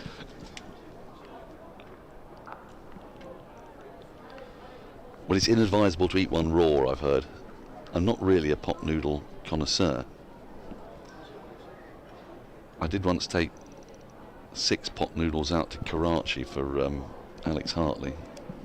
You know, you send out a request when you're going out on tour. What does everybody need? And the photographer, Phil Brown, said he needed a certain type of chocolate. And Alex Hartley needed 6-pot noodles. It's a bit warny, isn't it? That's the chance they've been waiting for. It has not been taken. First slip Lawrence went to his left. It was going quickly. Instead, it'll be a half century for Paul Walter. He reaches the mark in 74 deliveries. And throughout his stay, they've been trying to find an edge across the left-hander, and they get one. And it ends up becoming his 7th for. Daniel Norcross, talk us through this bit of bowling from Laws. Well, this is absolutely flown off the bat. It's a great ball, but I think, and partly what's bamboozled Lawrence there is that Walter's almost going to work that into the onside, so the body shape doesn't hint that the ball's going to come at you. So he's got an edge when slip would have been expecting the ball to go through mid-wicket, and it's flown. As a result, Lawrence's reaction time has just slowed down a little bit because he's slightly obscured by the enormous frame of Walter. So instead of seeing the ball off the bat and into his hands, he saw it really late. If we get another look at that, maybe if we look at it from the front on angle, you'll see that it's not sort of a regulation wide of the off stump playing away from the body. It's more of I think you'll see it's more looking through the onside. We might get a better view of it from here. There you see his wrists turning on the ball, looking to whip it through the onside. Yeah, again, it's the Walter whip we were speaking of before. There it is again from controlled single. But yeah, it's not his first attempt to take balls from off and outside off through mid-wicket. But it makes it really hard if you're at first slip there, because his body shape is completely wrong for the ball to come to you. Also, a reconfigured slips cordon with Ollie Pope not available this week. Pope's a regular fixture at second slip, where he picked up, was it 8 catches in the match against Warwickshire from memory? Leg stump line. It's a big miss. Oh, that's a miss, Phil, but it only cost. Oh, hang on. Just kept in. Third attempt. Down beneath us here. It could have easily ended up a boundary, but Taylor, my apologies, just kept his bearings and kept it off the rope. We'll have to take a second look. It was in my blind spot as it was happening. So, gets the fine leg easily enough. This is where the fun begins. Oh, 1, 2. All good. Just. Not quite the full marker lane from all those years ago in that one-day international in Australia, where he slipped over about 7 times in a situation like that.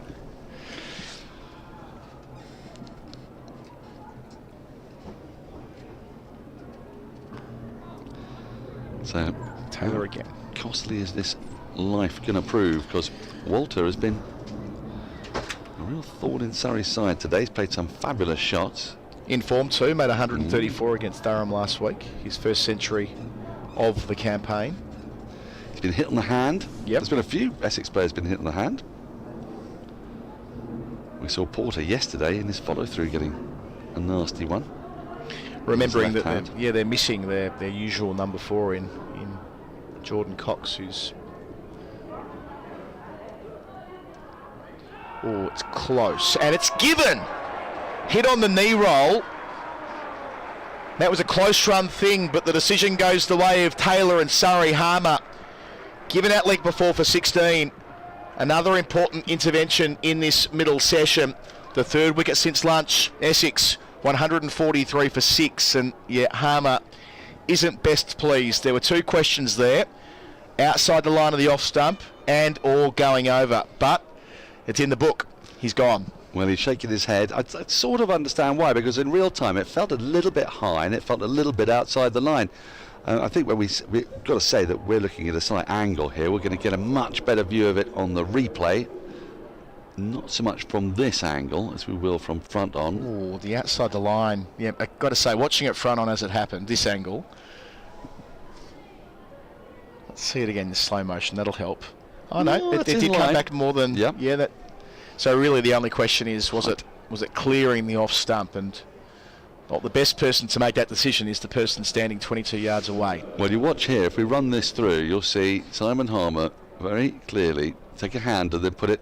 You can see any minute now he's going to. Oh, we've missed it. He rubs his hand on the just above his knee, as if to say, "Come on, you know I'm really very tall, and my knee's a long way off the ground." But it's another wicket for Taylor, his 5th in the last couple of matches, 2nd today, and a really important wicket because Harmer could very easily hang around for a great length of time. It's also a 2nd bonus bowling point for Surrey.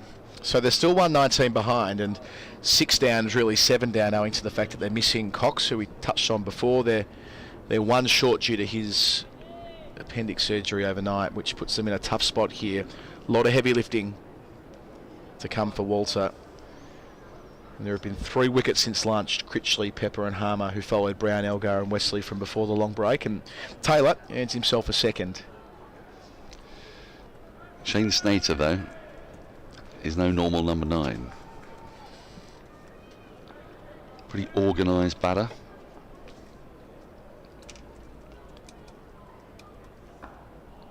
Not the tallest. If you hit him on the knee roll, the chances are that he's hitting the stumps. Yeah, Snater made 83 not out against Kent at Canterbury back in May, the last game of the block of red ball before they had a run around the blast. Other than that, 47 to start the season against Notts, 26 not out at Chelmsford against Kent.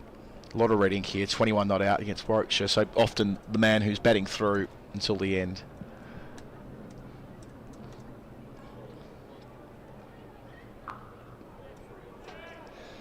But he's got a well-set Paul Walter at the other end, so he's hugely incentivised. Earlier in the session, Cam and I were debating the merits or otherwise of having substitutes that are beyond just concussion. I think I'm more on the side of this could be abused and therefore would be abused, and there'd be potential integrity issues. Cam was slightly more open-minded to it. Where are you on this?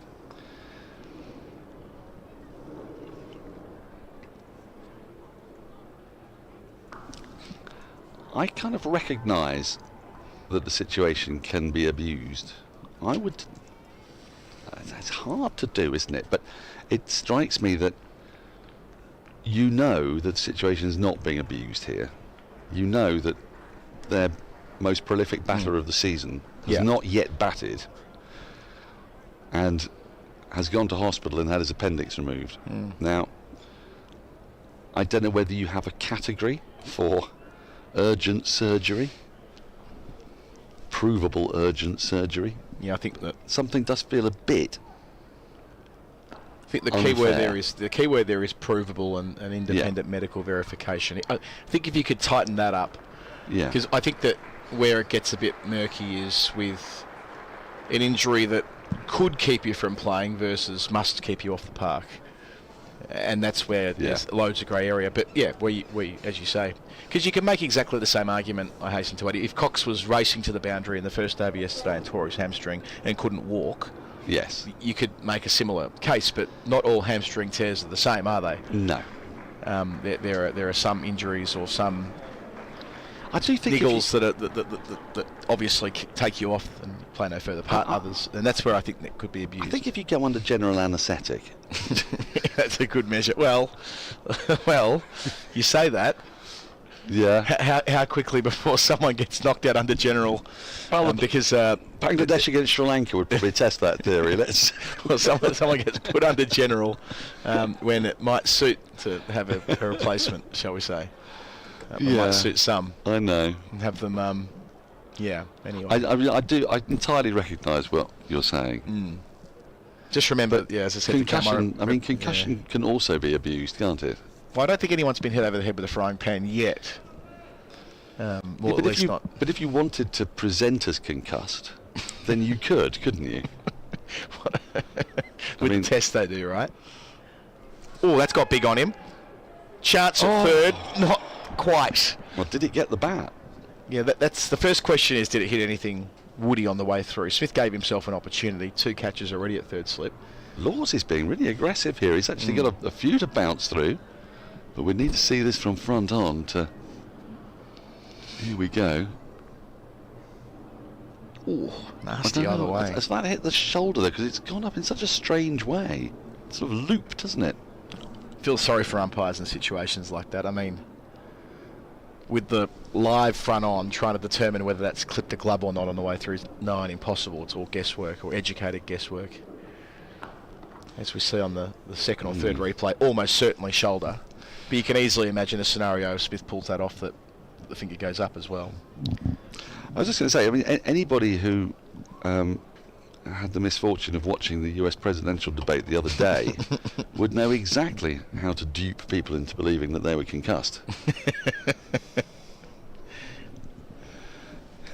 I mean, let's face it, if that was what you were told by the team captain. So, and I think we all agree that it's quite right that we have concussion subs. I think we agree that. And so it sort of occurs to me that if we can see why there are concussion subs, we can also see that in this situation it is absolutely clear that Jordan Cox has undergone vital surgery overnight. He's not trying to get out of the game. They're not trying tactically to replace him with somebody else.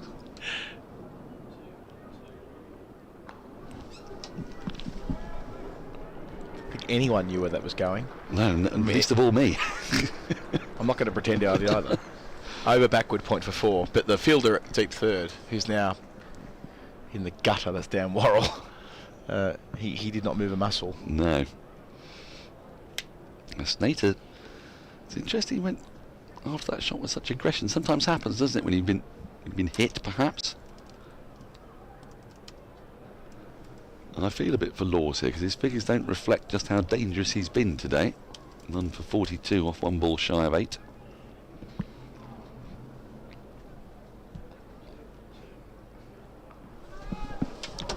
Help down to deep, fine leg and taken!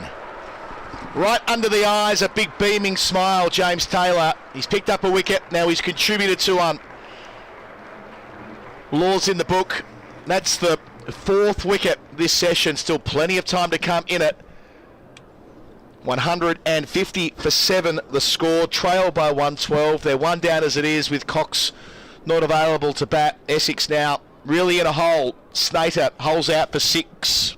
I'm not sure he'll be too chuffed to see that back, especially when he's got Paul Walter at the other end, but I'm going to give credit to Tom Laws, the bowler here, because he's bowled a couple of aggressive short balls that had Snater in trouble. He's then bowled a full one that Snater was not in control of at all, that he's edged over deep backward point.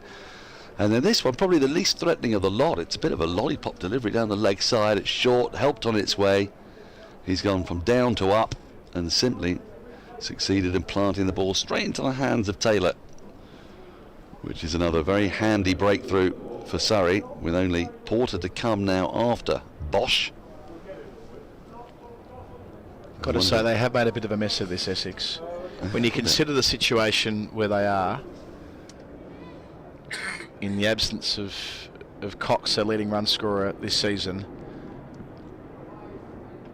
surely this session, which felt like such a big one, when they resumed from lunch, there was a 42-run stand between Critchley and, at that stage, Walter. Walter still there down the other end on 53. Going very nicely, 42 from 51, and Critchley, who just struggled to get through that adjustment after lunch, never looked settled or resettled, and then from there it's been a little bit of a procession. Maybe Harmer sniffed or unlucky to be given leg before, but yeah, poor shot from Snater before getting set. You can see already Walter walking straight at Taylor, thinking, I'm going to make the most of my size and how I can intimidate you into doing something daft. Well, I think we might have seen the approach that's going to be taken now, and Surrey, I'm very pleased to say, have not yet moved to an entirely defensive field and just bowling at Bosch at the other end. They might well do that if they get Bosch out and then Porter comes in, but they've still kept 2 slips in place, and a short extra cover, mid on and mid off, still notionally saving 1, perhaps just. Got a question in about Bosch. Oh, yes. Nick Campion, friend and teammate of mine and yours, enjoying the commentary from us. Thank you, Nick. Do we have news on Bosch's nickname? Hoping for Bish Bash. Bish Bash, yeah. Bish Bash, yeah. or... Oh, yes, Hieronymus. Good call. Well, I'm sure he hangs out in the garden of earthly delights.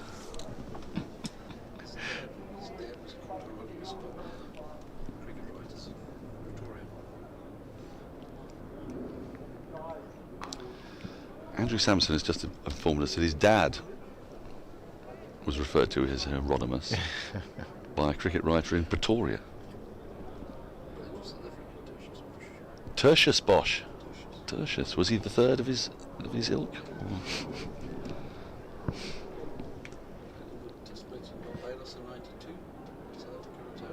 Played the Barbados Test match of 92 where South Africa returned.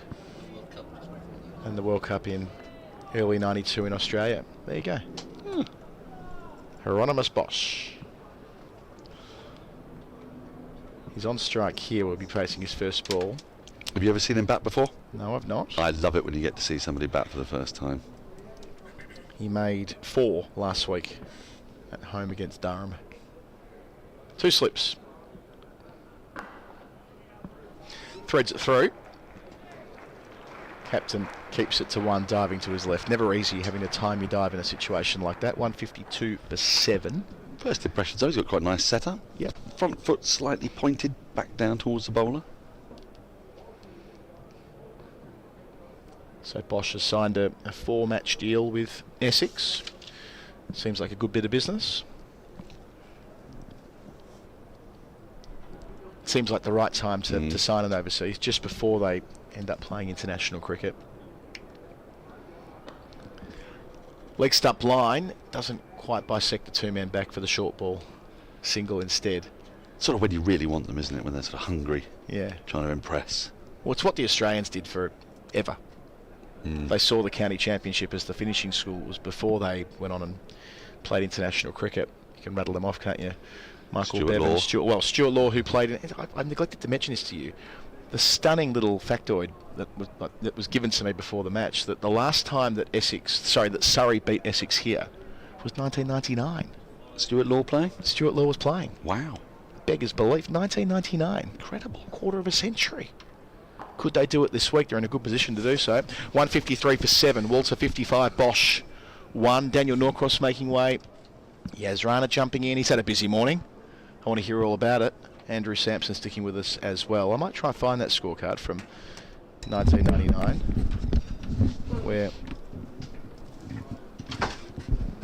when Surrey last defeated Essex here. Quarter of a century ago. Wow. I did find the card before this match started. We'll see if I can dig it out and see who else was playing that week. But I know that one of them was Stuart Law, who Daniel name-checked before.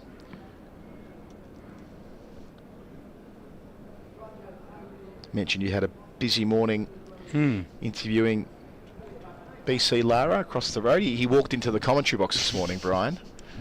He thought the interview was in here, and I'm pretty sure they do their podcast in the office over in the Bedser stand. So all's well that ends well. How long did you have with the great Brian? We had an hour with Brian. Nice. You can hear a snippet of that conversation during the lunch break tomorrow, and the full interview on the Wisden podcast. It's brilliant. So he just co-authored his autobiography with Phil Walker, who also on the Wisden podcast appears on the Surrey stream regularly. So he was on to talk about his book and more generally his career. And he was, fascinating in many, many ways. I guess I found it interesting what the environment was like for him when he first broke into the West Indies side. Because that West Indies side, the early 90s, had gone decade plus since losing a Test series, but it wasn't necessarily the most easy environment to enter in. Very hard to get into the team. And he had a lot of really big characters, so it was quite a difficult environment to adjust into as a young man. Oh, down leg. gets a helpful 4 runs. How's that come off? I'm being told here by Samo that Surrey beat Essex at the Oval in 2022, which suggests the information I was given by another statistician. It was Bung. I was going to pretend you didn't tell me that, Samo. That's off the thigh pad, not off the bat. That was the Will Jacks game. Ah, yes.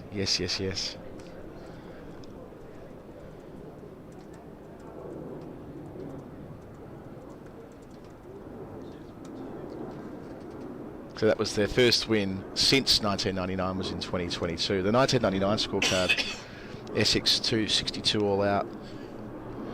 And there was 100 from Paul Pritchard. And for Essex, for Surrey, it was Martin Bicknell leading the attack.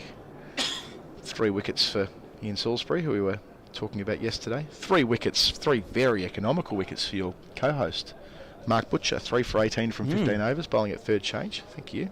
Have that. Driving to the short boundary and doing it nicely, Bosch. Right at the middle of the blade. First boundaries for his new club, 162 for 7.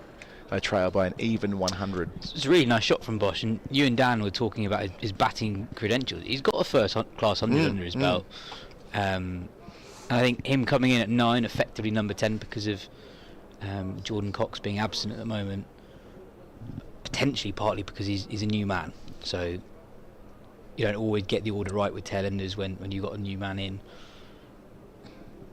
You've seen already as well, Paul Walters has been very comfortable handing the strike to Bosch. Yeah. So he's seen enough in the nets to know that he doesn't need to be protected. Turns out to be a cracking game, this in 99, by the way, just scanning through the card, give you the high points. So Essex 262, Surrey 195, so a pretty healthy first innings lead for the visitors. Ends the over. They trail by 100, Essex, on this occasion. The highest score was Mark Butcher as well. He's having a good game here, albeit only 39. A lot of scores in the 20s and 30s. Alex Tudor got 33 down the list. 195 off 71 overs. 71 overs. Second half of the game, Essex just 204, so in the balance. Stuart Law top scored with 64, batting at number 4. 4 wickets for Alex Tudor. Couple for Holyoake, couple for Bicknell. And they were set 272, Surrey, back when that was a real thing, being set anything above 200 was a real thing in the 4th innings for a really long time. And they got it, and it was Ali Brown. The great Ali Brown, 110 not out from 164 balls. Walter takes the single from the first ball of the over, who got Surrey full points on that occasion. Contributions from Butcher, 25, Ian Ward, 32. Ben Holyoake, 24.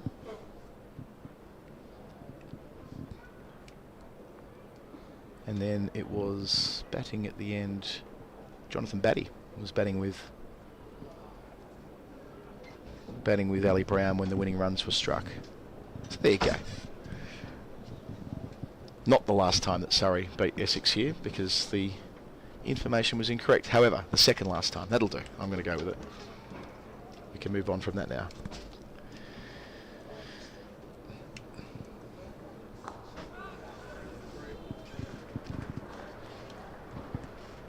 To be honest, I think it is worth revisiting that game in 2022 because that was the innings that sort of catapulted Will Jacks into international contention. So Essex scored 271 in the first innings of that game, and Surrey in response were 112 for 7 and 167 for 8.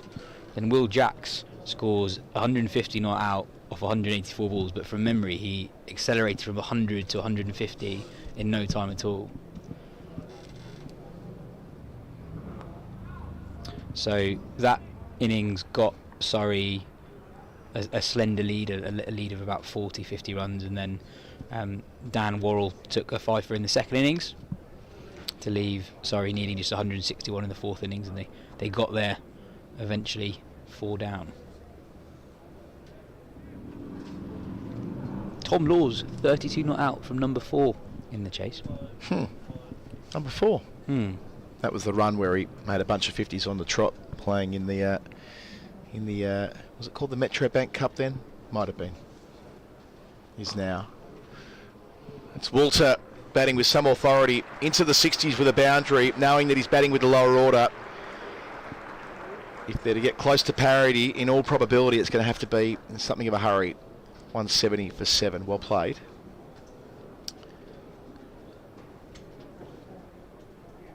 See it back here. Yeah, that's stand and deliver. Pick up shot.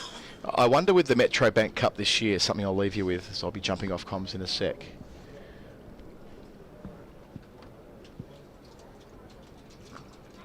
Whether we might see the debut of young Rocky Flintoff, 16-year-old, only turned 16 in April, but we saw last year a couple of guys who came through and were used really early on. We saw Harry Moore, who made his debut as a 17-year-old for Derbyshire. It was Josh Hull for Worcestershire. Again, similar kind of profile. They were given very early opportunities to be professionals. I just wonder whether they'll be tempted, Lancashire. They'll sell a few tickets if he does play. Flintoff, the junior.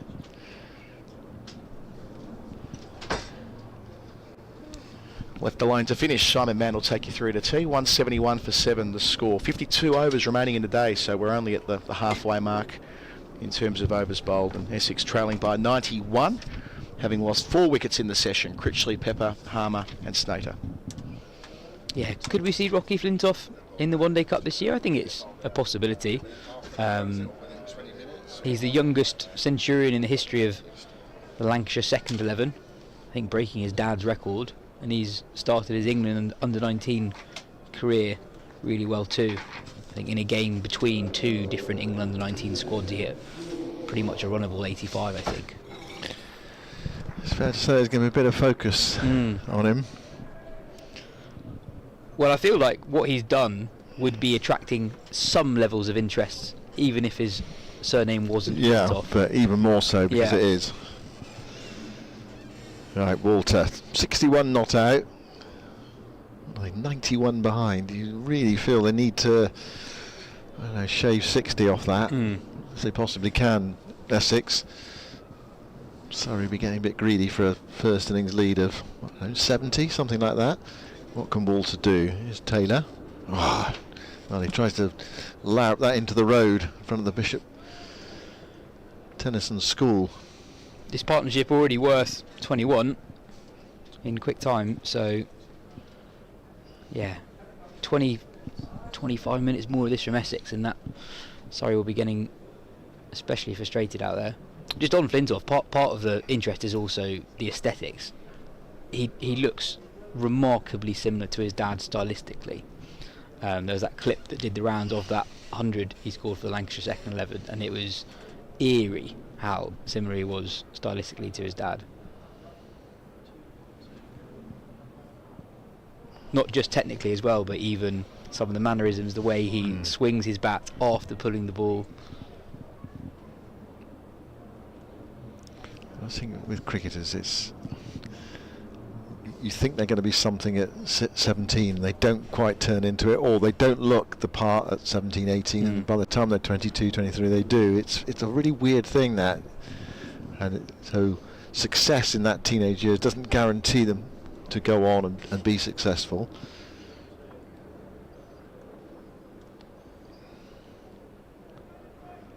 But it's one worth keeping an eye on nevertheless. 100%. You have to deal, I mean, with a name like that as well, you have to deal with the expectation that's going to come your way. Yeah, you're right to say. And the interest. Yeah, and then cricketers, you're right, don't progress linearly. Just because someone is achieving X at 16, that doesn't guarantee anything 5 years down the line. And also, in cricket, so many players who have brilliant careers often don't even make their professional debuts until they're in their early 20s even. Oof, just a bit of extra bounce there.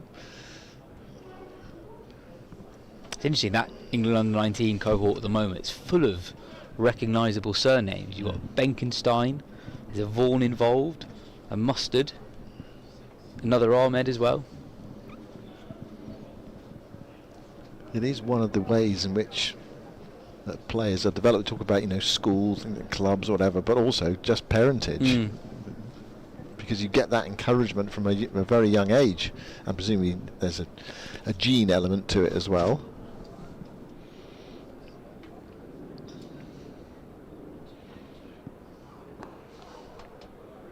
Yeah, I'm sure as well, if you have a parent who enjoyed a successful professional, even international career, you'll have access to the best facilities throughout as well, the best coaching. So you sort of got everything going for you. Yeah. 3:30 then. Tea scheduled at 4 o'clock, and I'm told it will be at 4 o'clock regardless of wickets going down. So if Essex were to lose a couple of wickets here by, I don't know, 3:45, I presume, then Surrey will come out for 5 minutes, which actually seems a bit pointless. End of the over from Clark. 172 for 7. We're talking about Essex potentially being all out because they are effectively 172 for 8. With no Jordan Cox today, just to keep reminding you. Some people have been with us all day will know that by now, but I'm sure there are people dropping into the live coverage at the Kia Oval.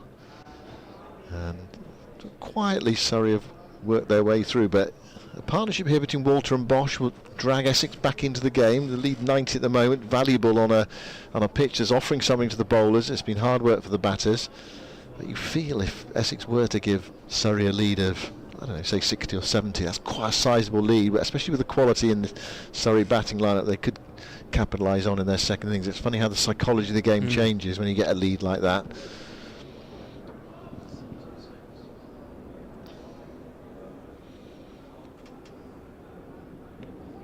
Oh, big shout, but not out. Did give one against Simon Harmer that we looked at quite a few times, and I think it was straight enough. I think it felt like a best umpire's call. It's quite high. Right, let's have another look at this. Where's this pitched? I think that's pitched outside leg stump. I think the keeper in the first slip loved it, but I think looking at the replay there, that has probably pitched outside leg stump. On the Jordan Cox situation, do you think cricket should be more flexible in allowing substitutions? In a case like Jordan Cox is one of Essex's most important players, you know it's a legitimate reason why he's off the field. It feels like it takes something away from the contest. Well, it's something I've talked about for quite a few years now, the fact that cricket, well, it's just waking up to substitutions, isn't it? I mean, obviously we had the IPL, we had the impact player, and we now have the concussion sub. That'll just be a single. Surrey have a man on the deep square leg boundary. It does seem faintly ridiculous that, I mean, just for example, Jimmy Anderson, just go back to the start of the last but one Ashes series, where he was injured after an hour of the first day of the first match. I mean, you could say, well, you know, was he carrying an injury into the game? Why did they risk him? All that sort of thing. But you never know when a muscle's going to tweak in your calf or your hamstring's going to go or whatever. And yet, so you basically, for 5 days, you played 10 against 11.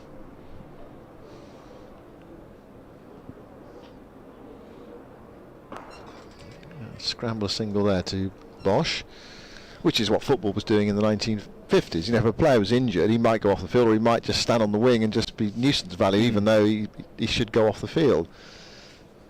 Another one was the 2022 T20 World Cup final, slightly different situation, but the game was properly in the balance, and then Shaheen Afridi with I think 4 overs or 5 overs left in the game limps off, and then Iftikhar Ahmed, the part-time off-spinner, he has to fill the rest of the over. Imagine if Pakistan could then get a specialist quick to bowl those 5 balls instead of Iftikhar. Well, leaping take from folks. That's the indication of the bounce there is in this surface.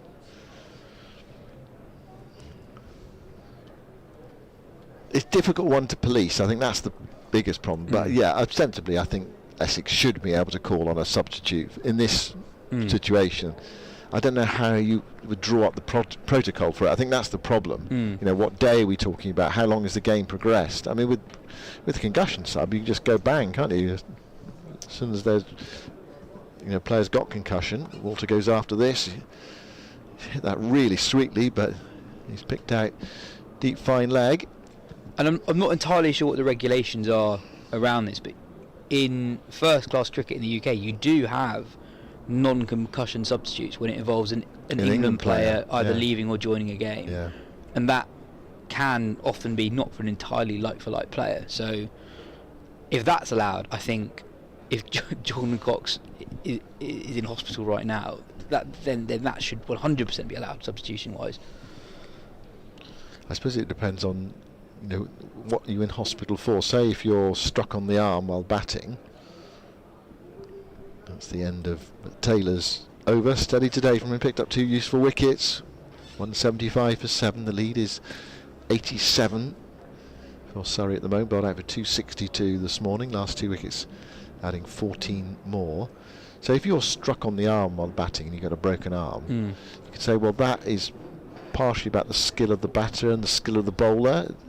You know what I mean? Yeah, 100%. To be able to get through onto the arm and cause the injury. I know that sounds quite brutal, but there's a skill element, isn't it, in not being hit on the arm. So I suppose it depends on the pitch. It may be that one just rears off a length and hits you on the arm and breaks it, so therefore you're out of the game.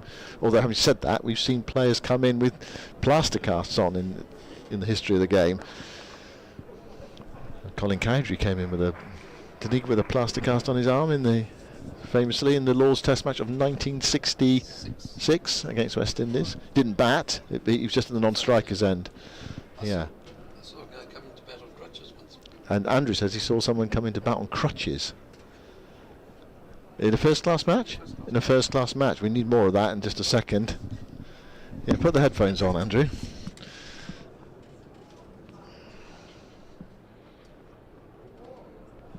Go on, I need more of this. Someone coming in with crutches? On crutches, yes. A chap called Rowan Lyle. Played a fair amount of provincial cricket in South Africa. He was a bowler, actually, not a batsman, but it was a close game. It was last day of the game, and they were 200 odd ahead, and the 9th wicket fell. So, they'd like to get a few more runs, otherwise they're potentially going to lose. And he went into bat at number 11.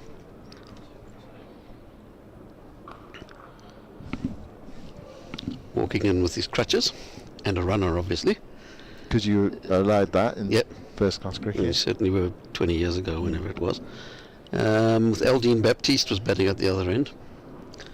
And he went, when he was facing, he passed the crutches to the umpire and faced a few balls. So when he... Okay, so he just stood there on crutches, because he didn't have to run. Yeah. Yeah. So obviously when he wasn't facing, he was standing by the umpire or whatever. No, Zach gone down. Was that a return catch?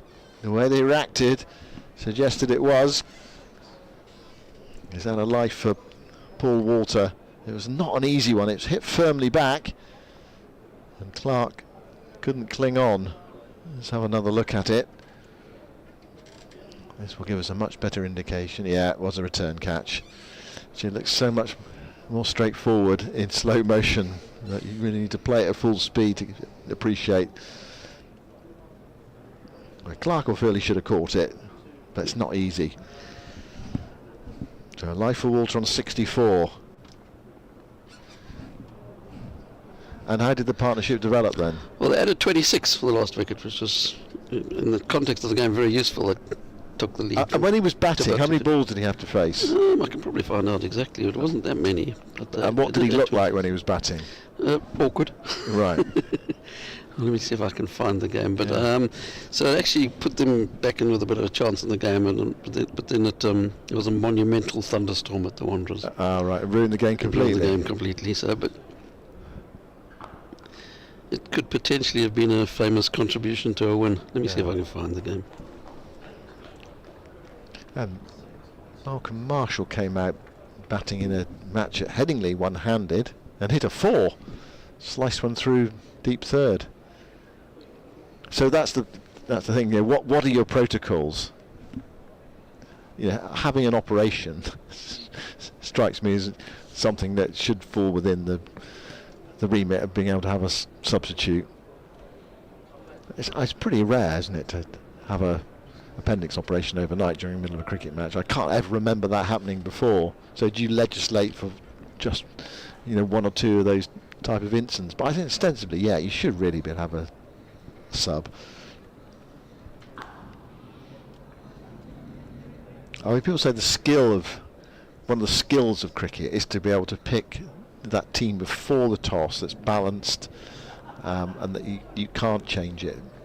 But I think most other sports have moved away from your set 11 or your set 15 to having substitutes. Think about rugby. You have 8 now, don't you? Football, you have 5.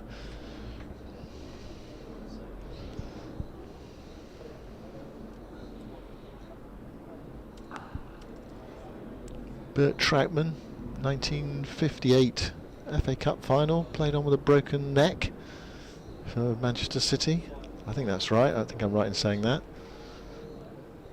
No substitutes in those days. It may be that they only discovered he had a broken neck after the game.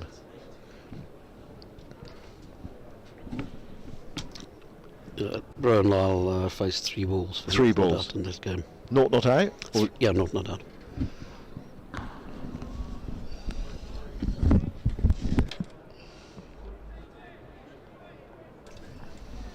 You've just quickly Googled Bert Troutman, haven't you? 1956. 1956, was it? Right. And did they discover he had a broken neck during the game, or was it after the game?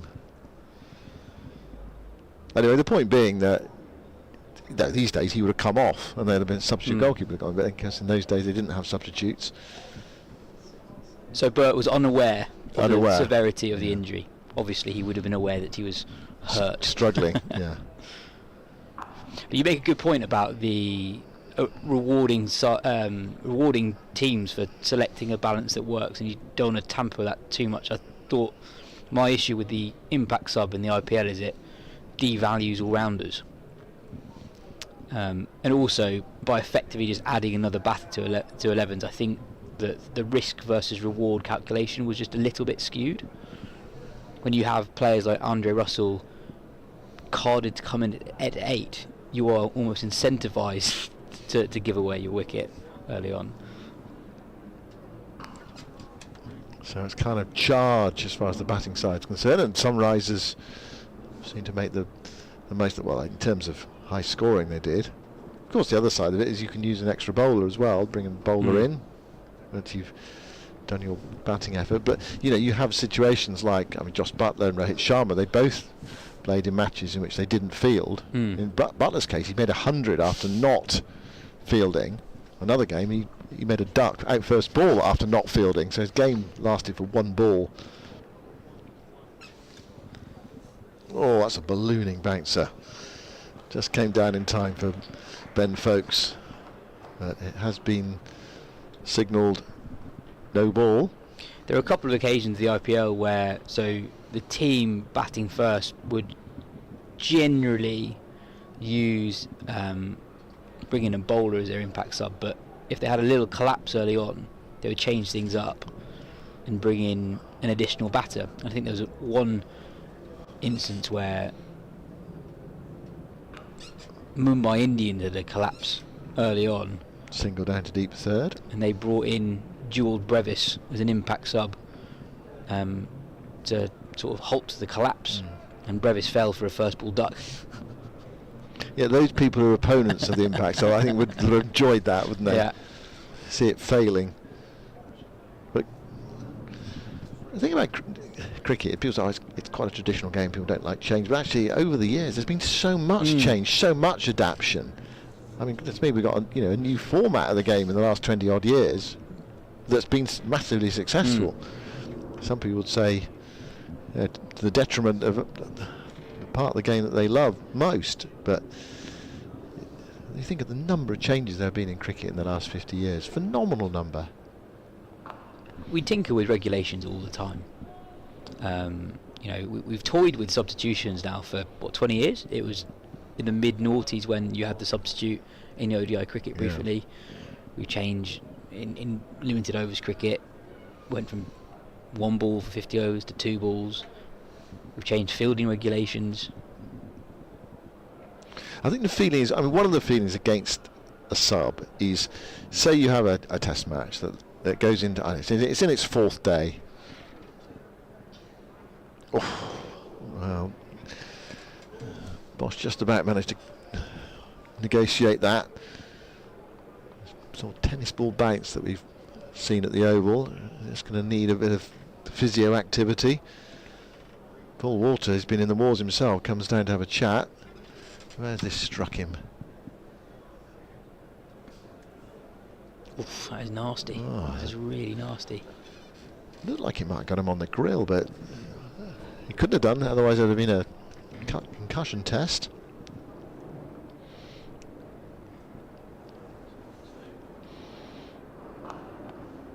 He's going to get single out towards deep long on, thinking of 2. They're not going to come back for the second as Laws gets onto it. Sorry, where were we? Obviously on substitutions. I was distracted by that delivery that discomforted Bosch. But, oh yeah, I know what I was going to say.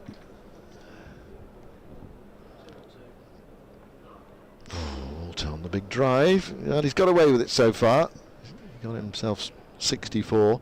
So the idea being, you're deep into a Test match, 4th day, and part of the skill, if you like, of winning a Test match is that you keep on going. So if a bowler's bowled 40 overs in a game, and then you just, all right, you're off now, substitution, someone else come in who's nice and fresh, it skews the balance of the game. I think there's that feeling that actually part of it is an endurance test. It is a test. Do you want substitutes to change that? And I think that's one of the feelings about rugby, isn't it? That people say, well, with rugby, people are getting tired and they just bring on a whole set of fresh new players. Is that right? Would it be better to have tired players and therefore the game would open up more? And you could say the same for football. But then the other side of it is, does that cause more injury? There's a different argument with cricket, isn't it? It's not quite the same. Well, both sports are almost changing the language around it. They almost describe substitutes now as finishers. It's part of the game plan that certain individuals don't play the full 80 or 90 minutes. Walter goes after that. Where's it going? It's going to deep square leg. Essex are 8 down. Well, Walter has lived a charmed life. He's played some nice shots as well. He got hold of it. It's not the biggest boundary out there. But 2 men back. There have been 2 men back for a while. And finally he has succumbed. So 2nd wicket for Clark. And Walter on his way for 64. And that lead, with 1 wicket left, is a sizable one in the context of the game for Surrey. It was a good short ball actually. It was quite high outside the off stump, so you had to drag it into the leg side. Not easy to control. Yeah, timely breakthrough for Surrey. That was a pesky little partnership for Essex, worth 29. Bosch has been at the crease for half an hour and they were going along nicely. Offered a couple of opportunities to the Surrey fielders, but that ends a very important innings from Paul Walter. Fascinating cricketer, Paul Walter. First emerged 5 or 6 years ago as a predominantly left-arm seamer in red ball cricket, but then established himself in a very successful Essex side in the middle order. Averages high 30s with a bat in first-class cricket, but he's only got 200s. He gets a lot of 50s, doesn't convert, and the last few years totally reinvented himself as a sort of middle overs enforcer in T20 cricket, and now earns contracts in the Big Bash, Pakistan Super League, the 100. Very resourceful cricketer. Right, we're down to Jamie Porter, number 11 for Essex. And Essex, well, they picked up 3 bowling points. It does not look as though they're going to pick up a batting point. Surrey on the verge of a 3rd bowling point. And a very useful first innings lead.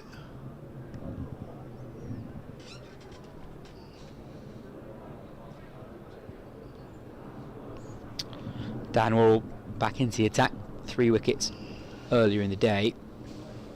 How do you think Bosch plays it from here? Do you think now with Jamie Porter for company he looks to play a little bit more expansively? You'd think so. Surrey keeping an orthodox field. He's a number 10, so you would try and get him out, but it means there are some gaps. Kind of a power play field in terms of one-day cricket, with the field up. 3 men outside, so not quite, but it's similar. There are scoring areas if you can make contact. I don't think the field will stay up very long if he starts to hit 1 or 2 balls. I'll push the field back.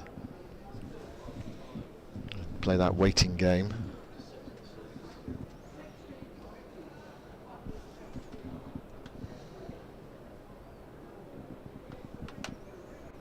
Oh, looking for his 4th.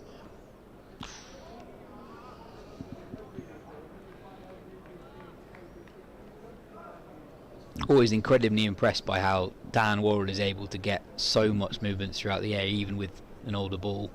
50 overs old, still getting considerable movement away from the right-hander. But the only thing you would say is that ball 50 overs old though, because it's been changed That's twice. true. That's a very you good never point. quite know the age of the Very balls that good are in the point. box. They're supposed to be roughly the same as the one they're replacing. Well edged, flashed away. It won't be 4. The deep third is quite fine, just as well for Surrey. Otherwise, that would have been a boundary. Wasn't too far away from the man at second slip, and it flew by at a catchable height. Just 2 slips in place for Bosch. Will there be any changes to the field for the Essex? Number 10 effectively, number 11 Jamie Porter. Looks like Jamie Smith is wandering over to leg slip.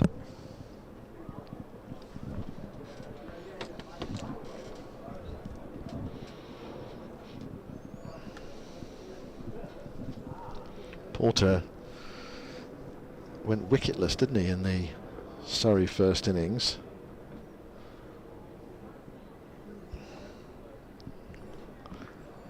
Out of the way of that, he's too short of 500 first-class wickets. We're hoping to make amends and sort that out by the close of play tonight when Essex bowl again. One for Samo. His average must compare pretty well to other bowlers who've recently got to 500 first-class wickets, certainly in England. Jamie Porter's first-class average is 5.88. Highest score of 34. Oh, that's a nasty one. He's negotiated that one. That's the key thing, isn't it? Just get out of the way of it, which he's done. So over to Bosch again to try to make something of the next over.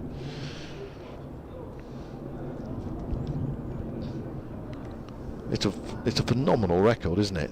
498 wickets at 23.59, and Sam Cook's record is pretty special as well. I mean, Sam Cook's record is the type of record that demands selection at international level, isn't it? He takes his wickets at 19. He's 200. He's around about 250 wickets. Where are we? 294 wickets at 19.32. I mean, if you take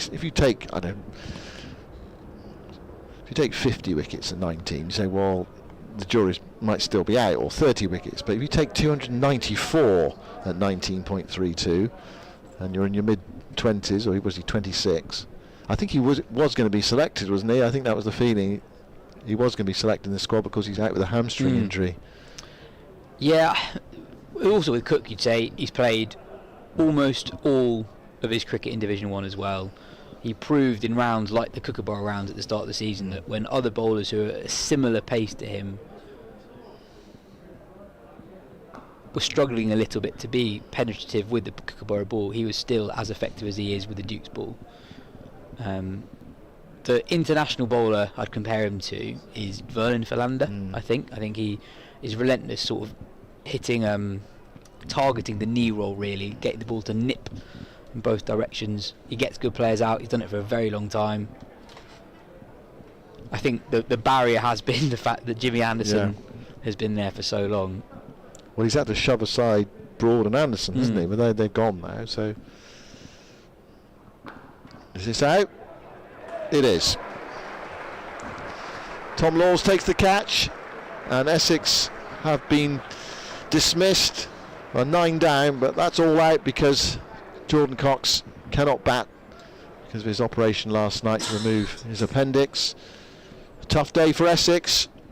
Surrey have ruthlessly worked their way through their batting, and they have a very significant lead of 82. Here's the last one to go. Bosch trying to play a shot or two, but scooping it straight to Laws.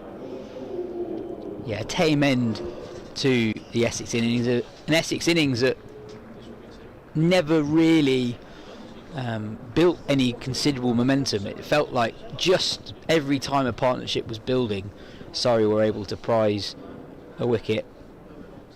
The 4th wicket was worth 52 runs, and that was the highest partnership in the Essex innings. And in a game where Jamie Smith aside, really, no one's really... We see there that Paul Walter top scored with 64, only Essex man to pass 50, and Matt Critchley the only other Essex player to get more than 20. It's been a difficult pitch to get in on. So you look at that Surrey lead that's worth 82, you think that's pretty handy. And we've got a lot of cricket to come today as well, 45 overs in theory remaining, so the game could really advance by the close of play. Yes, it's never really coming to terms with this pitch, and the Surrey bowling lineup, there was 16 for 2, 45 for 3. They got to 97 for 3, and then that 4-men pace attack, just never able to get away from it. Worrell wickets, Clark wickets, Taylor wickets. The one to miss out was, Laws picked up a wicket as well, getting rid of Snater, caught by Taylor at fine leg. So they were all in action, and as they've so often done on this ground in the last couple of years, just hunting as a pack. And a word for James Taylor. He's not played a lot of cricket for Surrey in the last couple of years. Picked up an injury 2 years ago and he fell down the pecking order. Coming into the side now with more established names, either injured or unavailable for selection for international reasons, he's come in and it's not been a noticeable difference in terms of the pressure that the Surrey seamers apply on the opposition. He picks up 2 wickets. Worrell as effective as ever with the new ball, 3 for 40, including important wicket of not only Nick Brown early on, but Matt Critchley when he was looking dangerous. Matt Critchley actually batted fluently, 48, coming off 59 deliveries. So yeah, a very professional performance from the Surrey seamers as we come to expect. Yep. One just note of optimism for Essex on a disappointing day is that they have won a match this season when they conceded a first innings lead of 235. Does lightning strike twice? I don't know. Does it strike second time at the Oval against the champions? Well, they've got a lot to do. That is tea then, with Essex bowled out for 180. That good all-round effort from the Surrey bowlers. Right, it's tea then. Some of the spectators are coming onto the ground. What we are going to do, don't go away, because we are going to watch part 2 of episode 2 of Tales from the Oval. So they've got, so Surrey are kind of, they're getting good headlines in the sports press. They've also built their first pavilion, which actually, so John, I'm in my house in Brixton as we record this, but you are in the commentary box at the Oval looking across the sacred turf towards the pavilion. But actually the original pavilion was meant to be on the side where you are, but local householders didn't want it. And so that's why it's on the other side. Yeah, well, I'm glad the club continued, in those days also took the wishes of its residents nearby very seriously as well. Yeah. Well, so... long-standing relationship. Things continue to get better because there's still, although the actual pitch has been given, the leasehold has been given directly from the Prince of Wales, the Otters still are still on the scene. So they hold the area where the ground, where where Surrey want to put up stands, and in 1876 they get this leasehold as well. So the Otters now move out permanently from the story, and all kinds of exciting developments are now starting to happen. So in 1876, rather improbably, the club get permission to build a roller skating rink, in the hope that, and I quote, the profits therefrom would enable them still further to extend their operations in the furtherance of cricket, as well as to enlarge their sphere of utility as purveyors of athletic amusements for South London. This is wonderful. But that doesn't work out. So they do lay the rink out, and then they think better of it, and they convert it into a place for nets. So I'm going to be honest, I think that's a better use cricket for the land. First and foremost. 1877, they rebuild the Surrey Tavern. So no rowdiness now. Right.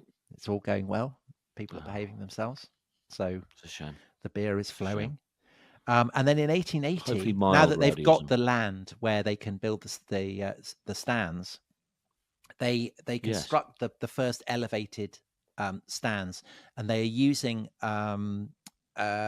soil that's been excavated from the culverting of the Effra. So this is when the Effra finally vanishes, and the earth that they've dug up for doing that goes up and forms the stands. And then in 1895, the pavilion that you, John, are looking at right now, so very, very handsome late Victorian building, is built. Yeah. And the guy who designs it, he also, I think, designed the pavilion at Old Trafford. Yes, so, Mr. Thomas Muirhead. Yeah, so the oval that we would recognise now is starting to come into shape. You've got the pitch, you've got the stands, you've got the pavilion, you've got the leasehold. You haven't got any otters. It's all going brilliantly. So no effluvium. No effluvium. No rowdyism. Yeah, no reservoirs with turds floating in it. It's all brilliant. And what is also brilliant is that Surrey, the team, are, things are going brilliantly well for them. So they had been in decline. So in 1871, I'm afraid to say they didn't win a single match. But then in the 1880s, as these stands are going up and the pavilion and everything, they blaze it. And in 1890, they win the first official county championship. They win it the following year, the year after that, 1894, 1895, and 1899. So basically, the 1890s, they're absolutely dominating it. So that's great. It's amazing. But it all goes to pot in the 20th century. So you'll know this, of course, as a keen Surrey statistician, that in the first half of the 20th century, they only win one championship, don't they? And that's an ill-fated year because it's 1914. So the year the First World War breaks given out. to us as well. Yeah, there is an argument amongst cricket statisticians to say that that championship should be asterisked because it was given in a should we say metaphorically smoky room in Lords because the championship was cut short that year. And what's your personal view on that? I mean, that's clearly nonsense, isn't it? I think so. You don't want an asterisk. I think we'll take it. Because I think in a way... It's 1940, as good as any. The country's rallying around, getting ready for war. I think it's expressive of the war spirit. And I think it would reflect badly on, it would show a lack of respect for the war effort. If that championship It's important. It's important to end the story. It's important to end the story. You needed a winner. And I think I will go with the decision that was made in the smoky room. Probably also 1914, a literally smoky room in Lords. Great. Okay, so that's sorted. So Surrey does have that to hold on to. And the other thing it has to hold on to, and I think in a way, this compensates massively for the fact they're not actually winning really anything, is that they do get their ostrich feather crest. So we talked in the previous episode, and you're wearing it right now. So for the benefit of those who are not watching the video, John is thrusting the feathers on his top in an almost erotic manner at the camera. And almost. And this is the crest that comes from the Prince of Wales, going all the way back to the Black Prince. And Surrey get it thanks to a guy who's captaining them in the early years of the 20th century, who goes by the brilliant name of Henry Primrose. So you can imagine his name on the scorecard. Wonderful. But he's not actually called Henry Primrose because he is actually Lord Dalmeny. And in due course, he will become the 6th Earl of Rosebery. But that's not until, he doesn't do that until 1929, because that's when his dad dies. And his dad, who was the 5th Earl of Rosebery, had actually been Liberal Prime Minister in the 1890s, only for a couple of years, 1894 to 95. Wow. And he's a our great second Prime Minister after Gladstone. Correct. Second Prime Minister that we've come into contact with. Yeah. Yeah. This is great. We're ticking him off. He is he's the Prime Minister during the trial of Oscar Wilde. And I mention that because Oscar Wilde gets into all kinds of trouble because Oscar Wilde is having an affair with the Marquess of Queensberry's younger son, Alfred Douglas. And so the Marquess of Queensberry starts kind of harumphing and calling Oscar Wilde a somdomite and all this kind of thing. But he's also persecuting the Prime Minister, the Earl of Rosebery, because his eldest son, so the elder brother of Alfred Douglas, Wildslaver, had been the Prime Minister's private secretary, and then in 1894 had died in very mysterious circumstances after being shot during a shooting party. And all kinds of dark rumours. Was it an accident? Was it suicide? Was it perhaps murder? Because the rumour is that the Earl of Rosebery had been having an affair with the Earl of the Marquis of Queensberry's eldest son. So the Marquis of Queensberry is pairing the Earl of Rosebery with Oscar Wilde and kind of threatening them both. So that's all going on in the background. The Prime Minister had married Hannah de Rothschild, who is part of the Rothschild family, very, very wealthy, and they'd been a very devoted couple.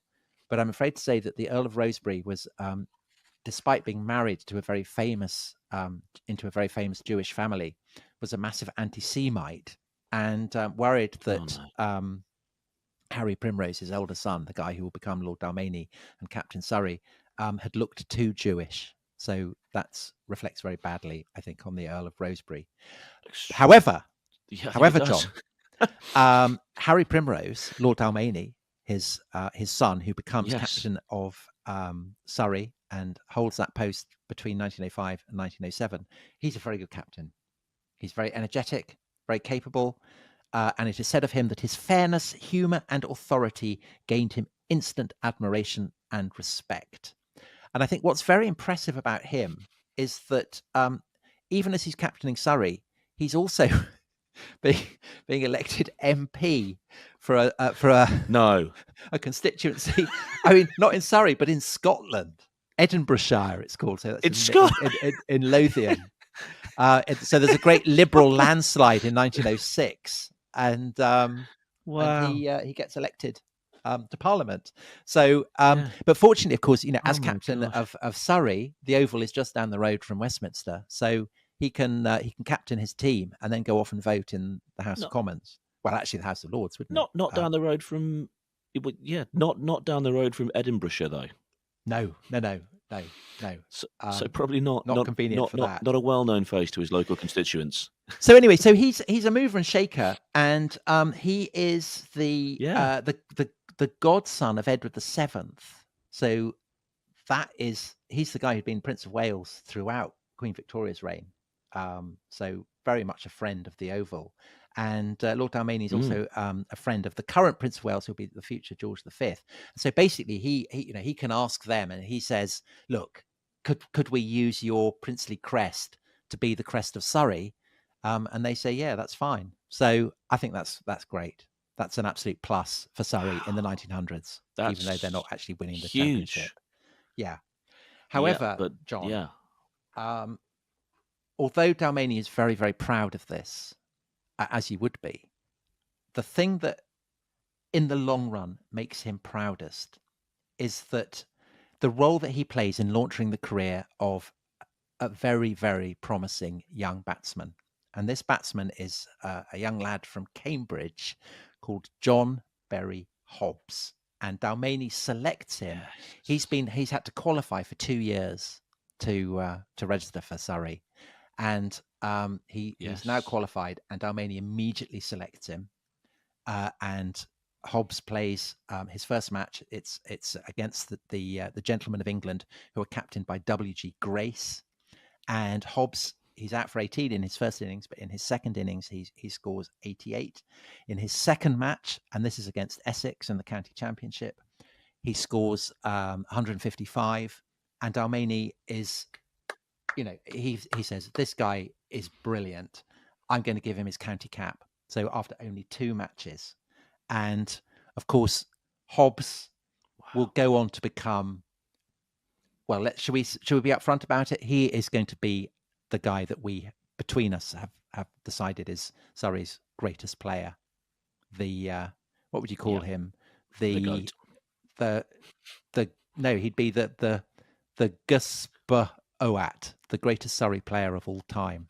And we will we will be looking at the career of Hobbs in a subsequent episode, so episode 4. But before we do that, yes, we will be going back in time to look at probably the match maybe for which the Oval is most famous, and that is the match that gives rise to the notion of the Ashes. So that's what we'll be looking at in the next episode, is the role that the Oval plays in this great sporting rivalry, international sporting rivalry between England and Australia. So that is the next episode. So I hope you've enjoyed this one, and if you have, I hope that you will enjoy the next one. And we will see you for the Oval and the birth of the Ashes. So bye-bye.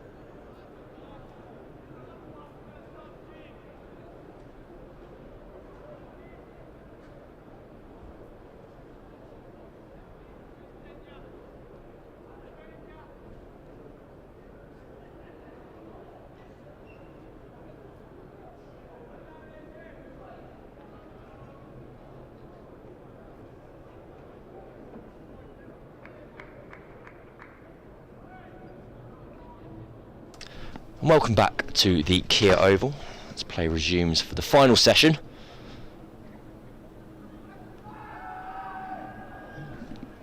Jamie Porter with an appeal down leg side, potentially thinking they just managed to get a tiny bit of Rory Burns' glove. We'll have another look at it here on the replay. Ball just angling down the leg side. For my eyes, just clipping off Burns' hip. Not too much of an appeal from Pepper behind the stumps.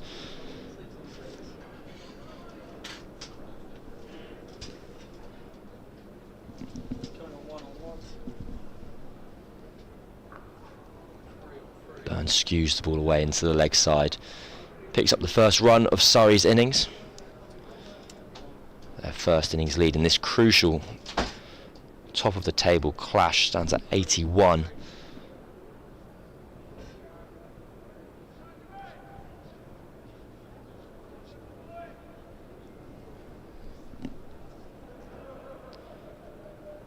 Essex a long way behind this fixture.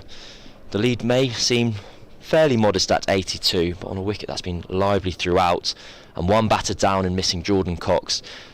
They're going to be needing their seam bowlers Porter and Snater to make significant inroads at the start of this innings. Porter on the money once more, forcing Sibley into a forward defence. The ball just stayed a tiny bit low. We have seen a fair amount of uneven bounce over the course of a day and a half's cricket here. Sibley was struck a number of times in the first innings and started advancing down the wicket at Porter to kind of counteract the uneven bounce.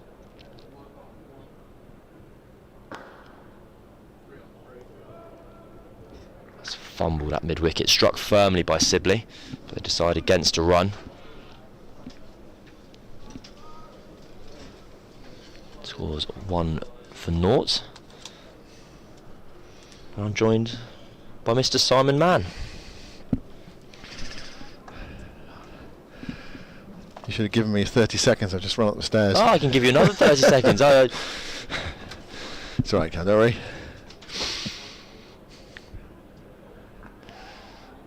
Well, they're going to need some early wickets here, Essex, to get themselves back in the game. I did mention just before tea the game early in the season where they conceded a first innings lead of 235 and won the game against Warwickshire, scoring 331 for 6 to win. But it's asking a lot. But it's not inconceivable that they can take wickets with the new ball and force their way back into the game. Well, that is a very powerful Surrey batting lineup. It's funny how the psychology of the game has an influence, and just when you have those runs in the bank and that lead, it's just harder for the bowling side somehow to build the pressure on the batting side. But we shall see how it plays out. Conditions of bowling have been good all day, all match really, and the pitch has still got that green tinge in it. It is overcast. And we know that Essex do have, a bit like Surrey really, they do have this seam attack that's accurate and forceful and capable of taking wickets at a decent rate, which is what they need to do. Right, it's going to be Snater to bowl at the pavilion end of the ground.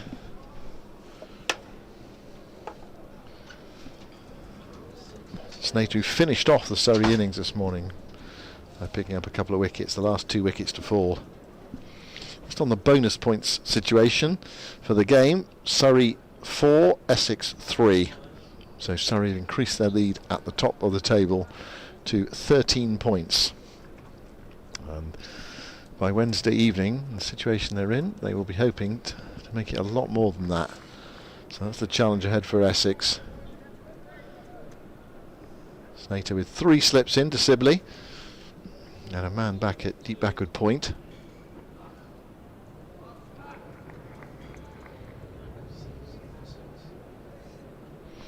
How does Surrey play it here against the new ball? Just sit in for a bit?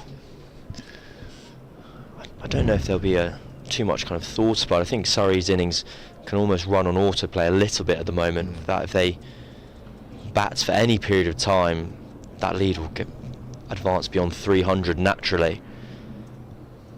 only requiring 220 to reach that figure, which you'd feel on this wicket in this context would be a hell of a lot. I suppose I was thinking in terms of, do you think as a batter, is it in your mind that there might be a ball with my name on it? So do you want to be just a bit more positive rather than just digging in? And no, I think it's a good question, especially in how these two played respectively in their first innings. Sibley probably was more attacking. He advanced down the wicket to Porter a few times. He got caught playing a big drive, having already successfully played a few kind of big drives, and then in response Burns finished on 25 off 75 and probably went the other way. I mean, if someone does come out at the top here for Surrey and plays ultra aggressively and scores, say, a quick 60 or 70, then that really does take the game away from the opposition. But if you sit in and then you're 40 for 4 or something like that, then does that mean Essex are back in the game? Well, clearly it would.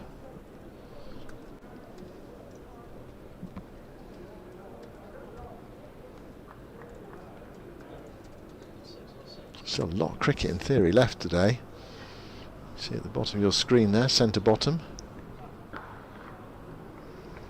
20 past 4 and there's still 43 overs left.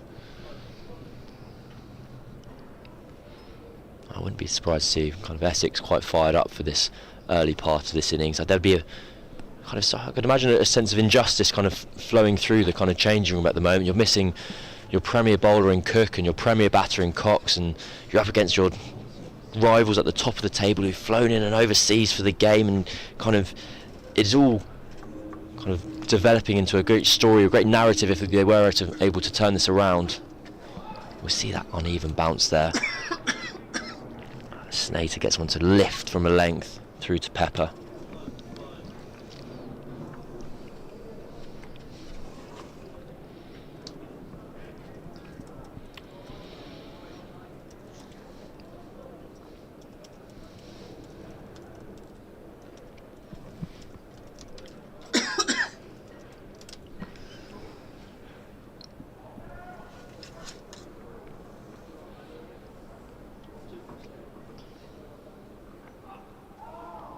Let's come back.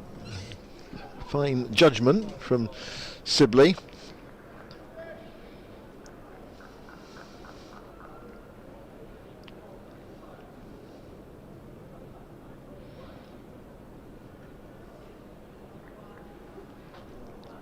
Has just seen back into the right-hander after shaping away. We'll see here on the replay. I don't think it was quite as close as Dean Elgar at first slip let on, but the ball did move. It's a beautiful delivery.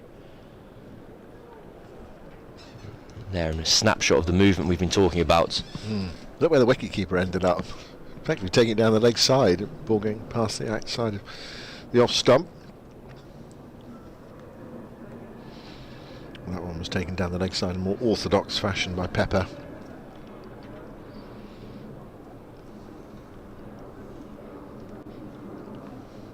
I wonder if this is an early plan from Porter to Burns bowl. Very, very straight. It's not the first time in the 7 balls he's had at him, or the several balls he's had at him in this innings, that he snuck down the leg side.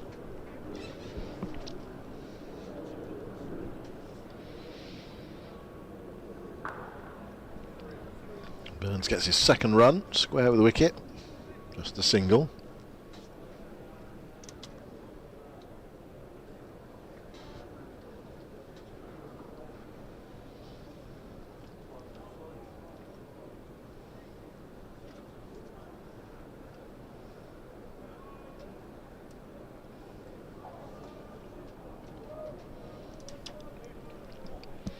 School's day at the Oval has come to an end effectively. Now we're at past tea. School children have gone home. 3,000 here today.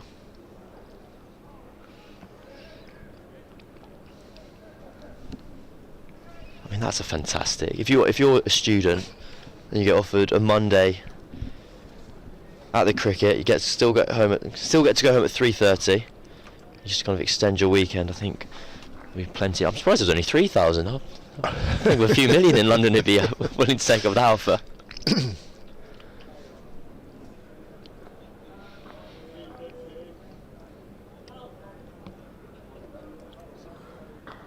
On the pads there of Sibley and dispatched. Well, you've got to put them away, but you're very happy to see an opening bowler serve you up a delivery like that, especially strong as Dom Sibley on the onside. Bowl there, it'd be 24 runs off and over. Everyone would be put away.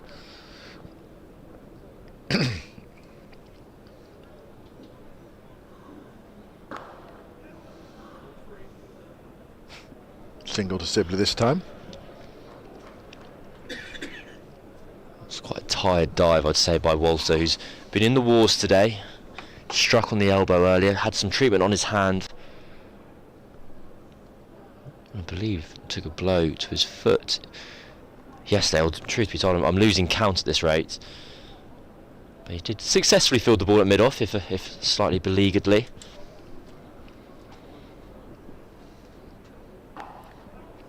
No run this time. And that's the end of Porter's over.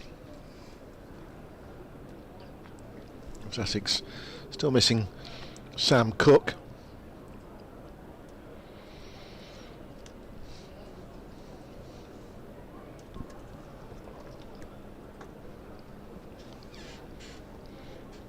Goodness me.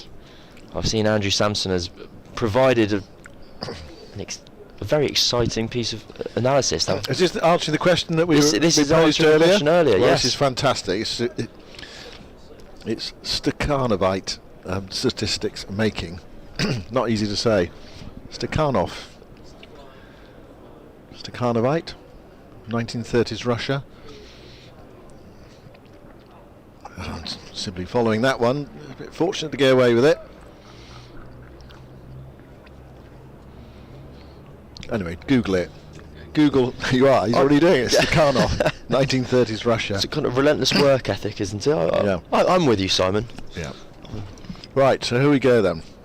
The question we posed earlier was about batting or bowling umpires and what they're more likely to give. Exactly.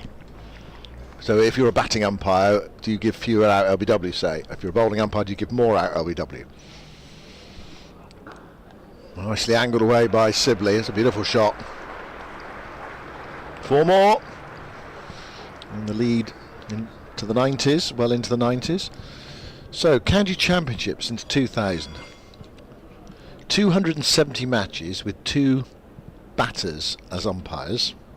Average runs per wicket 31.77. 236 matches with 2 bowlers umpiring. Average runs per wicket. Do you think higher or lower, everybody?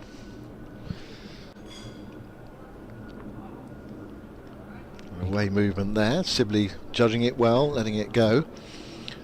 Your instinct would say lower, wouldn't it? Your instinct would say lower, but in fact it's a little bit higher, but actually quite similar, 32.37. However, they're an average of 5.66 LBWs in the batters umpire matches and 6.25 LBWs per match in the bowlers umpire matches. So about 10% more LBWs with 2 bowlers umpiring. Excellent. Oh, it's a beauty from Snater. I was desperately disappointed when I read the first half of that statistic, but 10% more LBWs per match with 2 bowlers officiating, I think, is cause for investigation and celebration in our own, from our own perspective, that we were onto something. I will write the dissertation, Andrew. Yes, thank you. If you mind, I'll cite you, of course, and it's fine. Wonderful. Andrew Samson and Cameron Ponsonby collaboration. Well, I always got into this, basically. Oh, lovely curve on that, going wide of the crease. Sibley had to play. Just taking it past the outside edge of the bat. So just to continue asking maths and numbers-based questions, is 10% in that context of 5.6 LBWs a match versus 6.25, is that statistically significant? Andrew says yes, he would say so, although that is part of the dissertation. Wonderful.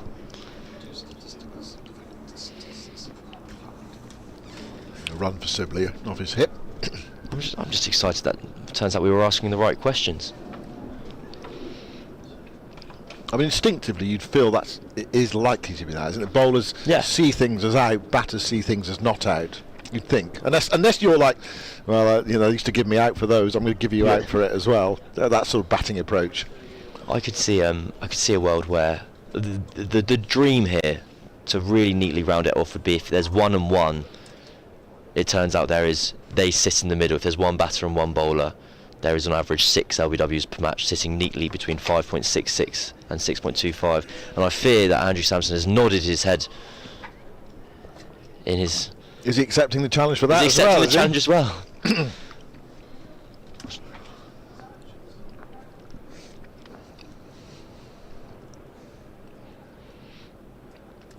Oh, he's got him. There's the first one. It's a lovely piece of bowling. And Jamie Porter is closing in on that 500th first-class wicket. It's a lovely delivery. And Sibley's being knocked over for 11, and the bowlers continue to hold sway at the Oval in these relatively helpful bowling conditions. And it's just what Essex needed. It's an absolutely fantastic delivery. It gives reason for hope to Essex. They know that there is the potential for balls to move off the surface and through the air, just as that has. See on the replay here. Oh, it's absolutely fantastic from Porter. Wicket, first class wicket number 499 for the Essex seamer. See that ball angling and then just nipping away from Sibley. Both bails exploding into the air on that occasion. I don't think the Surrey opener will feel he did too much wrong on that occasion.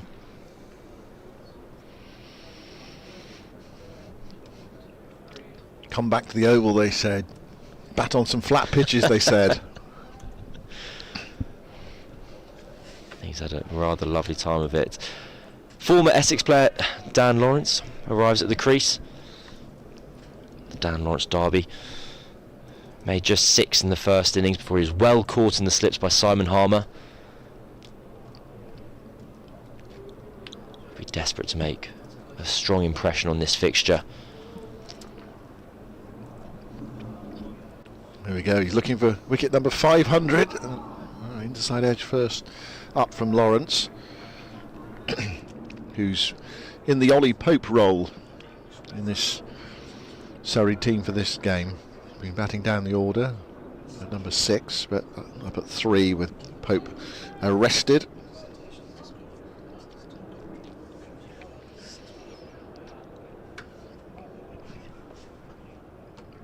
Have we got the answer to the question already? We do have the answer to the question, and in Andrew's words, my dissertation's just gone from a master's to a doctorate. I believe is that the correct phrase? Go on. So, batters, 2 batters umpiring 5.66 LBWs per match. Yeah. 2 bowlers 6.25 LBWs per match. Yeah. 1 batter, 1 bowler 6.01. Wow. Bang in the middle. Yeah. Goodness me. This is wonderful.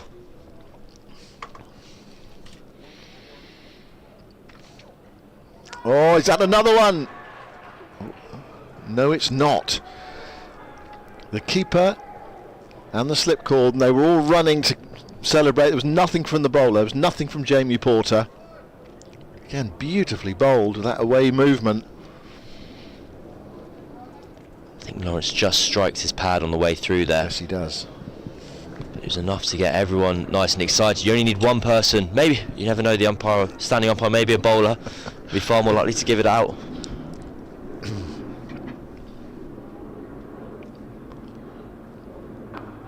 Well, who have we got? We've got Peter Hartley as the standing umpire at the moment, so yes, former bowler. Exactly. Graham Lloyd at square leg, former batter. So we have got that 1 and 1 rather than 2 of one sort, 2 of the other in this game. do believe just the one LBW this match so far. So a statistical anomaly so far. And that one LBW was given out by the former batter.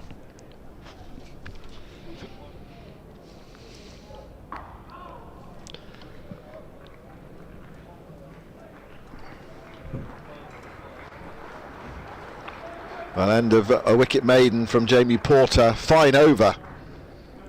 He had one, he could have had two. It was a wonderfully entertaining over from Porter. Dismissing Sibley with the first ball. Fantastic delivery that just seemed away from the right-hander. Then 5 balls of pressure to Lawrence, including a stifled appeal. I think we could and should be in for a very intriguing and exciting hour of play here.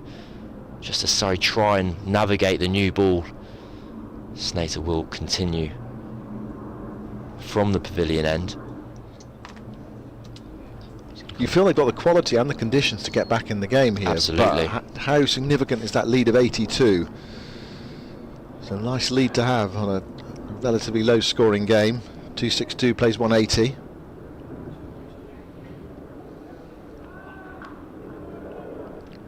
Now, if you're Essex, you effectively need to be kind of matching Surrey's performance with the ball and bowling them out for 180 to then only have to chase 260 yourself. Ideally, even 260 in the 4th innings feels quite a lot. From Surrey's perspective, as long as you avoid disaster, you'll still be on kind of the route to victory, as it were.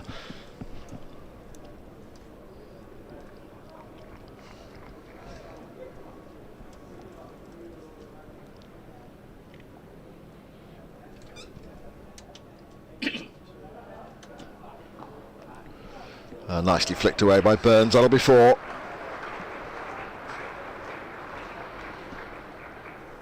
Well, he's bowling round the wicket to the left-hander.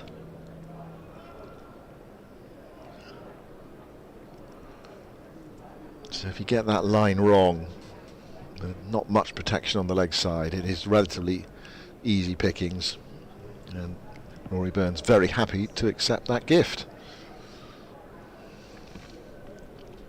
We see a field change as a result. That fielder at square leg is dropping out onto the boundary.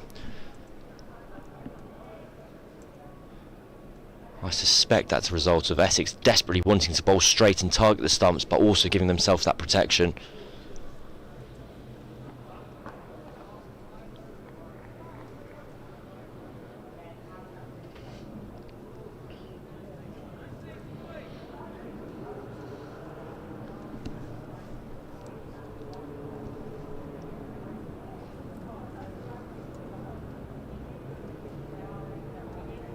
Did it take you 4 hours to work that out, Andrew, or have you been doing other things at the same time? Was it that onerous a task? It's quite strict. Yeah, so it's just extracting all the guys that umpired. Yeah. And then figuring out the batters and bowlers.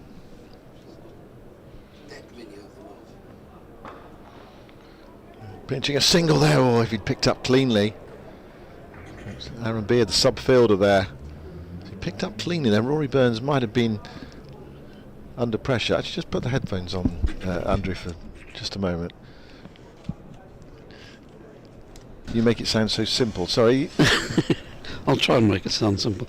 Yeah, it's just a question of extracting all the umpires who umpired in county. I've chose county championship 21st century as the.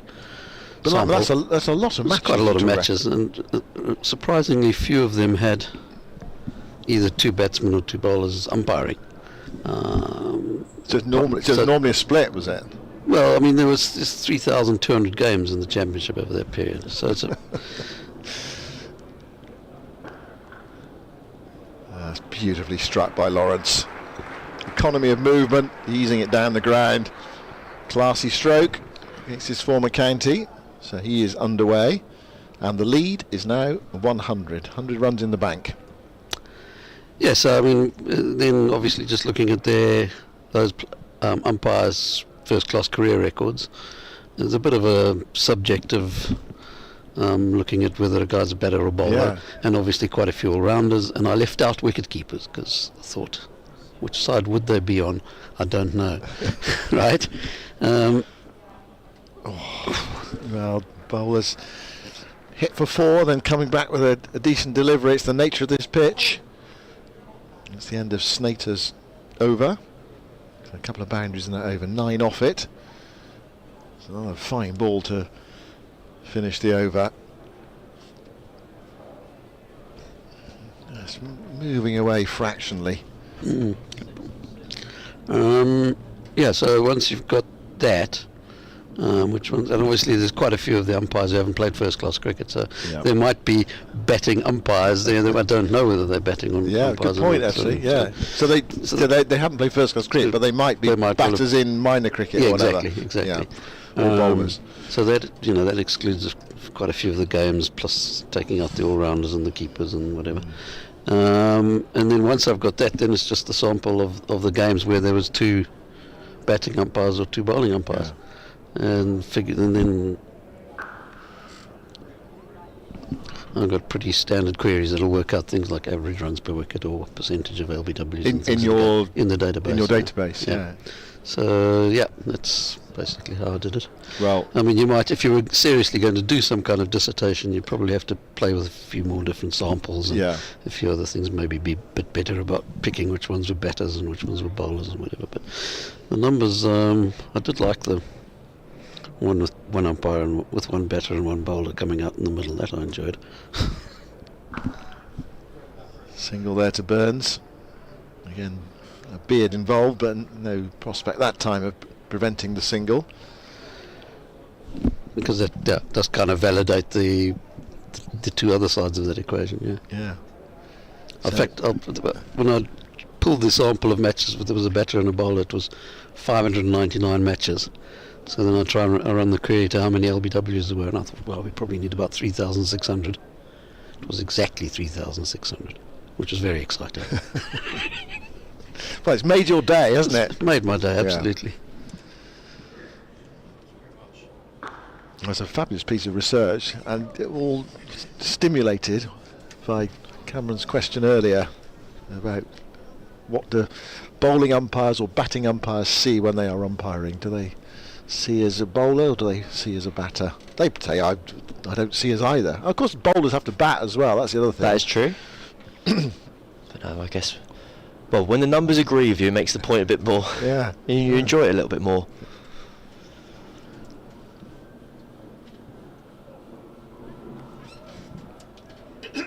Just a tiny bit of scene movement back in from Porter there.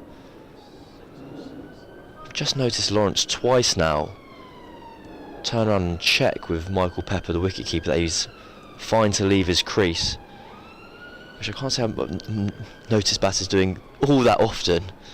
Just wonder whether Lawrence is fearing that his old mates might pull a fast one on him.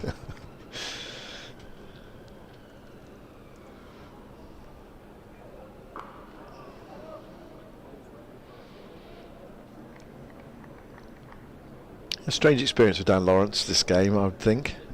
Absolutely. Essex boy. A lot of success with them. Made the decision to move. Well, he's in the England squad for next week.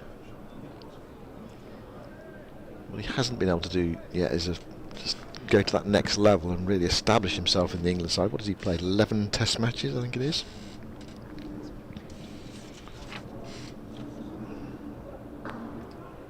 That's nicely worked away.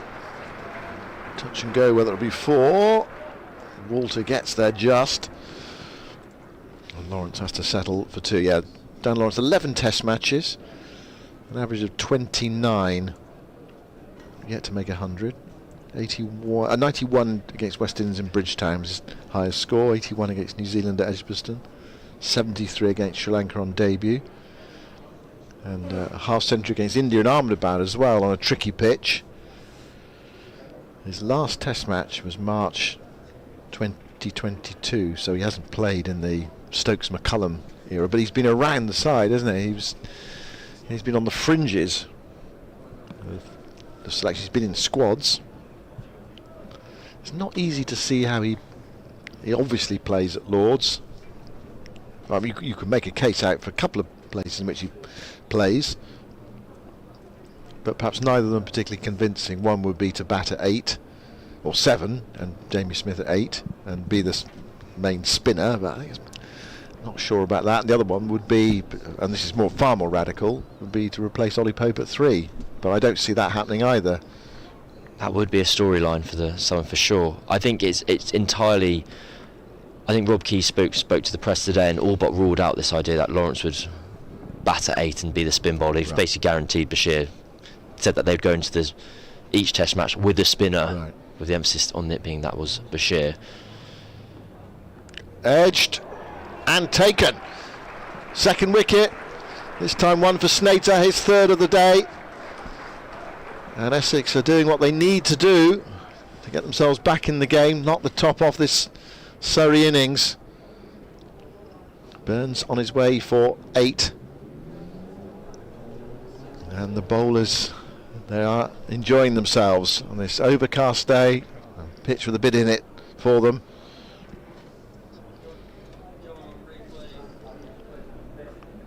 And this is how it happened.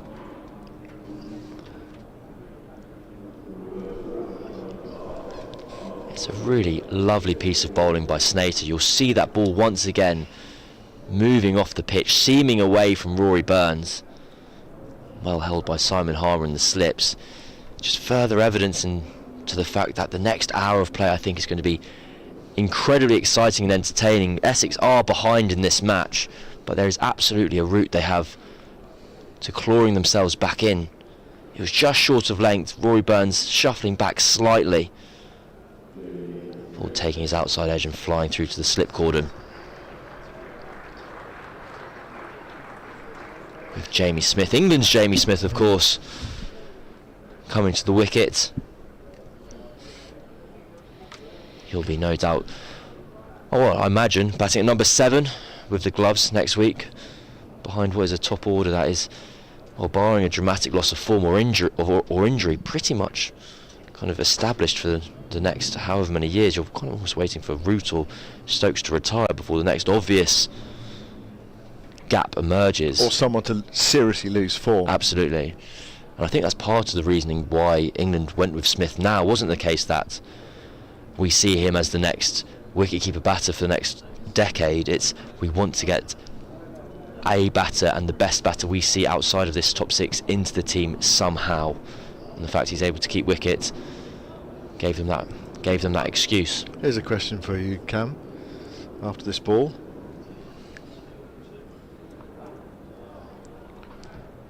It's probably an easy answer, but I'm just trying to think of it and pull it out at the moment.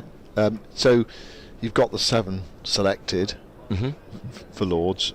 We think Lawrence is not going to be it. Then you've got Lawrence. Who's the next one after that? Who would get in after that? So after those 8, and we've got 7 really from 8, and there's Lawrence is the spare batter. Who's the other one? I suppose it depends. Who would, who drops out. Well, if an opener got injured, say, that's a different question, isn't it? As opposed to, say, a middle order player. Is it Johnny Bairstow to go back in, or is that over? I think if it was a middle order player, I think it's actually quite neat and tidy in that I believe it would be Ollie Robinson, the wicket-keeper, and I think he would then kind of take the gloves off Smith, and Smith would shuffle up. Not so soon? Very possibly. I guess the only difficulty there is that you're potentially messing around with Smith, but I think Robinson is also in that bracket of being the next cab of the rank as a batter. Well, Smith there is getting away with that one. The question of who it would be if it was an opener, I'm really not sure in that regard. They could go back to Keaton Jennings, who's been in decent form. And especially if it coincided with the Pakistan tour, Keaton Jennings has developed this reputation of being a fantastic player of spin, which, I mean, there are worse things to be known for. Whether it could even be a case of Alex Lees again. After he was dropped, he's gone back to Durham and played so he's positively. He's got a lot of runs as well, hasn't he? Oof. Well, it's tricky out there. We might get into a situation later as well where we have to play under lights. It's quite a overcast day. That really cut back there from Snater. Well, two quality players out there, both in England's squad for next week's Lord's Test match, and they're going to have their work cut out in the next half an hour or so. 25 for 2, and Essex are just sensing a way back into the game. So the lead is 107, and it looks as though we are going to get a change in bowling. Ethan Bosch is going to bowl, so Porter for now has to wait on 499 first class wickets.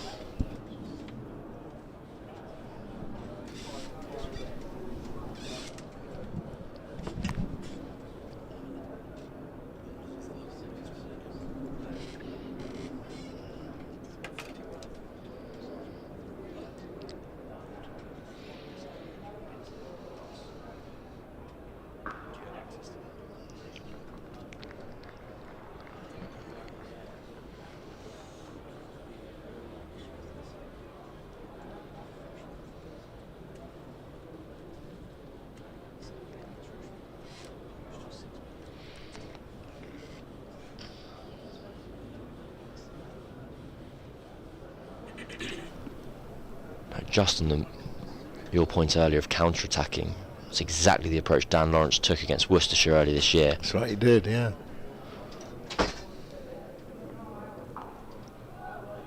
Those very tricky batting conditions early on. What was it, 15 for 4? It was indeed, fantastic memory. Him and Ollie Pope played two wonderful innings to really lift Surrey out of danger. They only got 213 with the bat, but they then bowled Worcestershire out for 130, which, well, is a lead of 80 as it is in today's fixture.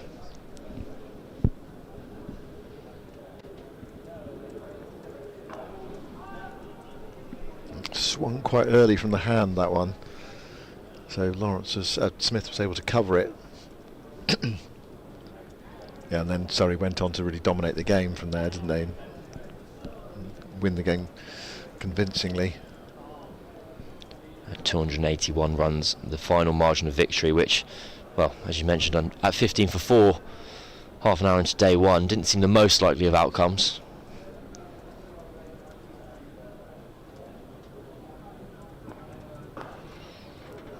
He's trying to give it a chance to swing, but it's going quite early from the hand.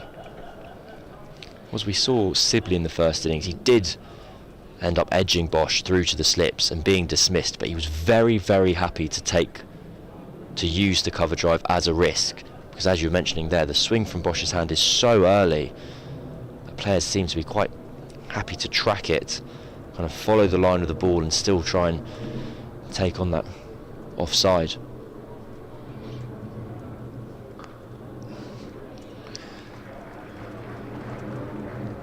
That's 4. Snater trying to get round.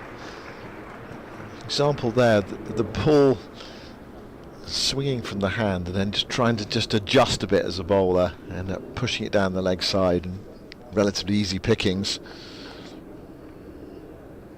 Such fine margins. Snater just getting himself in a bit of a tangle. Imagine he might have burnt his knees a little bit there, sliding across the square. So Smith underway.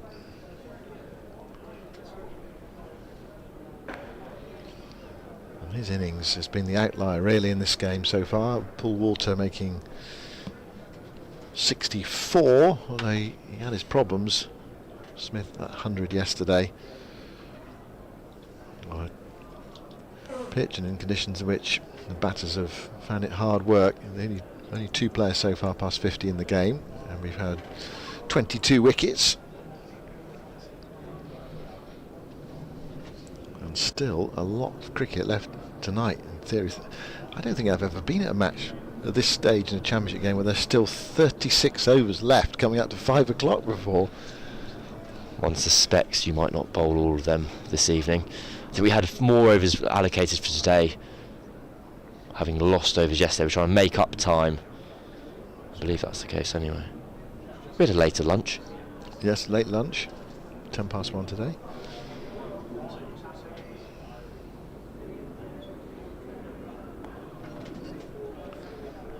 Brushed away by Lawrence, probably for 2. Nick Brown after that one.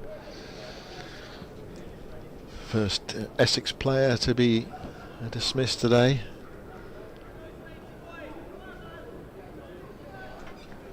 Essex would have really hoped they weren't finding themselves in the field again today. It was only 50 overs they were off to pitch batting, or only 50 overs they spent batting. And Snate, having started the day, is finding himself with the ball in hand once more.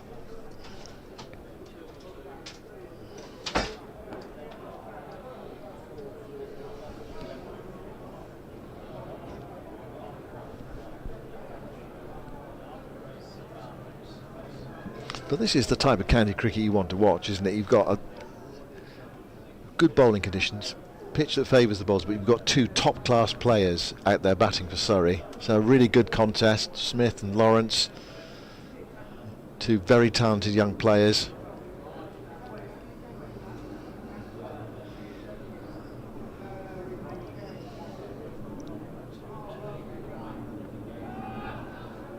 A bit of interest from behind, not much from the bowler, in fact nothing at all. You're absolutely correct, and if you were to be a slightly pessimistic or glass half empty Surrey supporter, it may be one of the last occasions that you see Jamie Smith as a Surrey regular. If his career trajectory is going to be as such that he's not only involved in the red ball squads but the white ball squads as well. Maybe that Jamie Smith spending a lot of time with England whites on as opposed to Surrey in the very near future.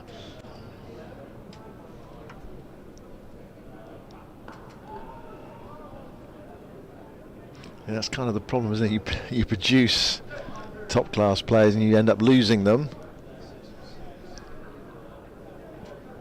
The key is to produce good cricketers that aren't quite good enough. I agree with that sentiment. I've never quite wrapped my head around when counties say, well, all we want to do is produce players for England. And I go, well, do you want them to play for you?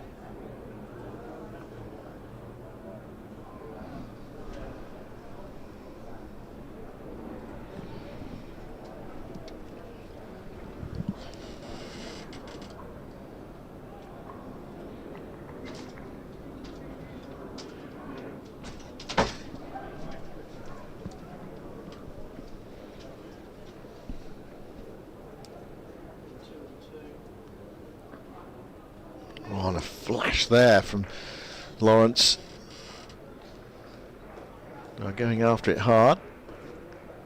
I feel there's going to be an element of that on the surface. Right. Friday night action at the Kia Oval. Surrey against Middlesex. Get to the ground early and enjoy 25% off all food and drink at the Kia Oval before that match. So 4:30 to 5:30 fans will receive 25% off in all food and drink outlets in the ground, including off members' prices in the members' exclusive areas. So get to the ground early. Soak up any sunshine, if there is some here. Enjoy a discount. Please note this does not include the charitable donation on the reusable cups, which will remain at £1. And these timings are only applicable to Vitality Blast fixtures in which the gates open at 4:30 p.m. Oh, past the outside edge again. And I thought this might happen. The floodlights are flickering into action. It's funny, isn't it, when the lights come on and it's overcast, it feels batting becomes even harder. And it's been hard enough in this game, so this is an opportunity here for Essex. Smith and Lawrence going to use all their skills to see them off. Ethan Bosch in action against Smith. That's one way of just reducing a bit of pressure, is tick the board over even with singles if you're not hitting boundaries.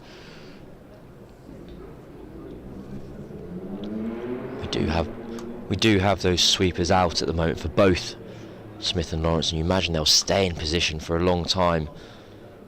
With Essex trying to attack and constrain at the same time. So we have those 3 slips in for the right-hander, and a very deep backward point.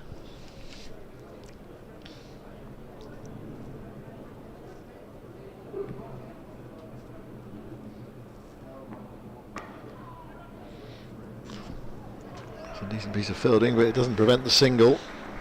I don't think that was worth it from Nick Brown. I think diving full length across one of the practice wickets to save 1 run. An admirable cause, but I think I might have been waving that one on myself. It's only worth doing it if you've got some protection on your elbows. If you take the skin off your elbows on one of those practice pitches, it's horrendous. I remember, I think it was a photo of Rory Burns years ago, and it was his calf at the end of a season playing at the Oval, and it was disgusting, to be honest.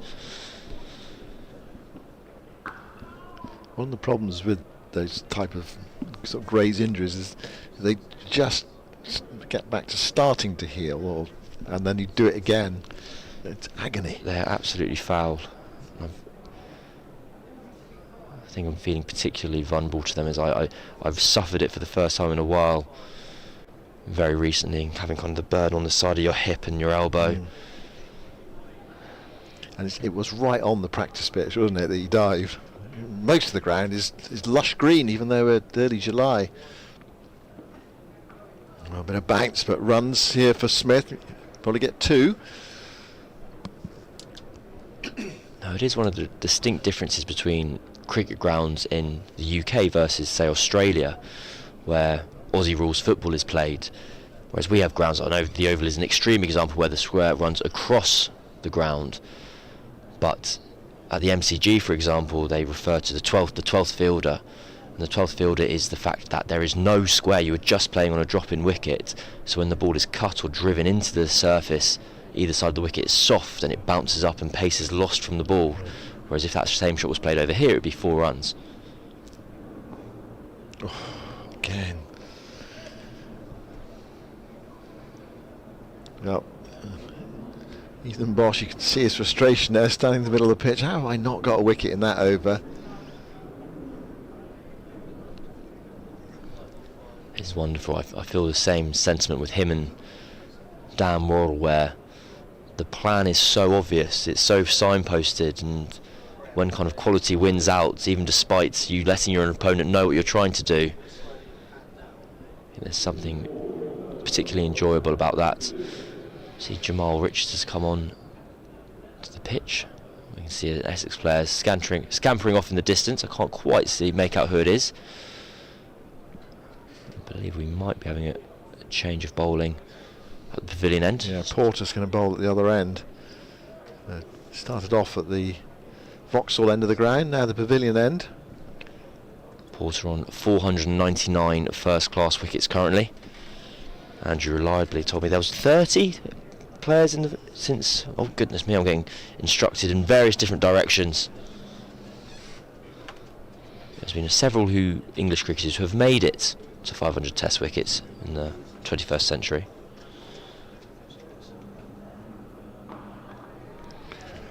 Well, if he does get to 500, he'll be the 32nd English bowler to take 500 first-class wickets in the 21st century. Only Chris Rushworth, 22.56, and Ryan Sidebottom, 23.26, have better averages than Porter in that time. Sidebottom, who did play for England, Rushworth, who did not. I can't believe there's as many as 32. I was surprised that number was that high. Let's see if we can take a stab at some of them. It's quite a lot actually to take a stab at, isn't it? The 32 bowlers. Well, we know 2 of them, so we're actually looking at another 30 bowlers. Jimmy Anderson's one. Stuart Broad. Stuart Broad will be another. This would be an excellent lockdown quiz on Sporkle. Remember that website? Yeah. Where you have to sort of fill them all in. Absolutely. Yeah. So we've got 4. If Jamie Porter gets another wicket, I can tell you a 5th. Yeah. Ryan side bus. Oh, we've already done those. And that's English bowlers as well, so it can be spinners. How about Graham Swan? Chris Wokes. Chris Wokes, yep. There'll be people watching the stream who'll be shouting at their computers going, it's obvious it's X. Yeah, I'm feeling quite vulnerable at the moment. This is why I've never wished to go on Who Wants to Be a Millionaire, because failing under pressure. You'd get the £20 question wrong, would you? I'm sure I would. Depends what the subject was. Again, so close to that outside edge. Batting under lights now, just to add to the degree of difficulty. SurreyBroadcast@gmail.com if you have got some suggestions for that, for the cadre of bowlers who've taken 500 first-class wickets in the 21st century. We've got I have a question for Andrew. Five of them. I'll go after this delivery. Has their 500th first-class wicket been taken in the 21st century, or was their first? Have all 500 of their wickets been taken in the 21st century? In the 21st 500 century. or more in the 21st century. Okay, so for instance, Ashley Giles would be an incorrect answer because he hasn't taken 500 in the 21st century. Okay, I can live with that. Steve Harmison, he's one. There we go. That's another one. How about Simon Harmer? Oh, of course, he's not English. No, it has to be in English. Yep. End of the over from Porter. Maiden over bowled. It's time for a change. Dan Norcross is coming. He'll rattle them all off. I think the 25 we've got left.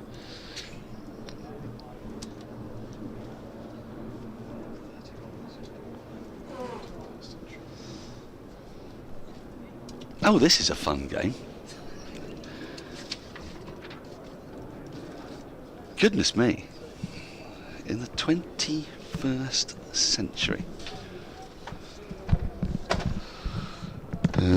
Martin Bicknell's probably just retired a little bit too early for that.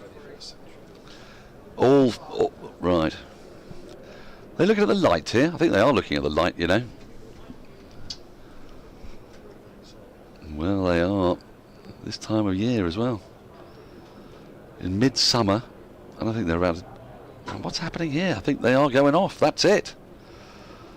Well, this is extremely disappointing, isn't it? The lights are on, but as you will have heard many times before, artificial light has taken over, which makes you wonder what the point of the artificial light was in the first place. It's taken over. The tyranny of artificial light. Goodness me. Oh. Okay. Well, I mean, we'll pause for a minute while they have a look. There's a chance that the light will improve before whenever the scheduled close of play is. But at the moment, the clouds are pretty high. They're not particularly rain-bearing, but they are not moving. There is a blanket of greyish sky. In fairness, it is a little bit darker. We've seen some shadows being created by the floodlights, and we've been quite fortunate really at the Oval today to have had as much play as we have. When you look around the grounds elsewhere, at Durham, at Derby, where Yorkshire are playing, been a lot of rain. There's been a lot of rain at Lancashire, no play there. So, you know, I suppose we should thank the Lord for small mercies. We've seen 14 wickets fall today, the last 2 Surrey wickets to fall in the first 20 minutes of the day, and then, I say 14, sorry, we've seen 13 wickets fall because there were only 9 Essex wickets to take. Yes. And in that time, Essex have been bowled out for 180.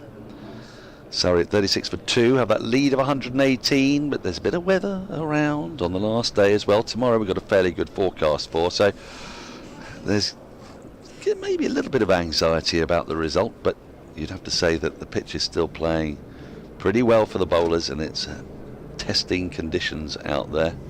The Fortis, the groundsman, is out there with the umpires, And there's nothing much you can do when it's bad light except stare at the sky. You see Surrey in their second innings, 36 for 2. The two openers both out. Burns neatly taken by Harmer off Snater, and Sibley bowled by Porter. But Lawrence and Jamie Smith, the first innings centurion, Jamie Smith still there. Bowling figures a wicket apiece for Porter and Snater. A couple of wickets from Anonymous Bosch, one of the Bosches. So we're going to try and get through these bowlers, or are we going to go with something entirely different? We're going to have the 9 Essex wickets. Let's take a look at them.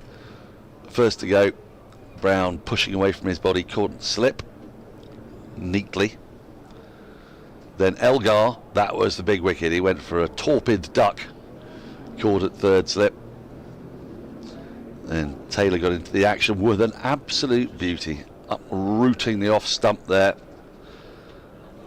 And another catch at slip, juggled initially, but safely held in the end. It was the seamers doing the damage. Dan Worrell coming into the attack and then getting Critchley a slightly loose shot, playing away from his body. Caught neatly by Laws at point. And then this LBW. Was it just a little high? I wonder. Harmer didn't like it, but he had to go. Then a sucker caught in the, I'd say, leg trap. Laws had bowled really well to get that wicket. And then Paul Walter, who batted splendidly today, out similarly, caught out by Ryan Patel at deep square leg. And then Jordan Clark getting the last wicket, spooned to mid-on. Tom Laws taking another catch. And that was the end of Essex for just 180. You can see fairly gloomy skies above. You can see there's a little bit of movement of flaggage, but that is all there is. It's not really a brisk wind. So we're going to take a little break and hope, pray to the bad light gods. Who are the light gods? Do we know who the light gods are? Lucifer, of course, the light bringer. We should go and pray to Lucifer, because that's what we do on the Surrey live stream. In the meantime, I'm pretty sure that's what the other 17 counties think of us. We're going to take a break with Surrey. 118 ahead, 8 wickets left standing, and I remain hopeful, but I won't be surprised if that's the last of the cricket we see today. Check out our Twitter feed, and obviously keep this on in the background, and if we suddenly come back on, we will be here. But for now, a hopefully brief goodbye.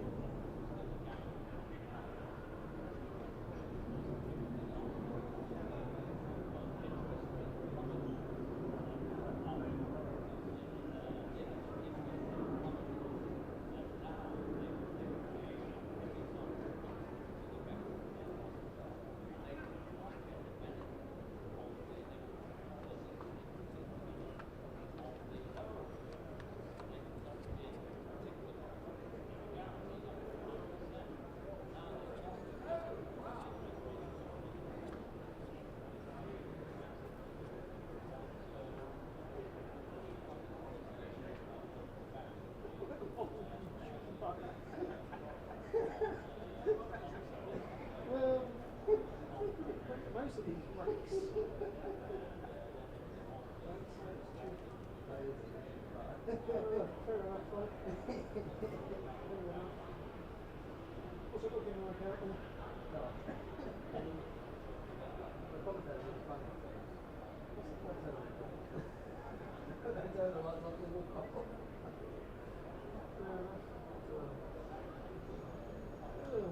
I'll chill out then, I think. Try and work out where Graham is. He's probably just, there's some seating just out of view. Is there? So he's probably just a few yards from the camera. Oh. Seating up against the wall. So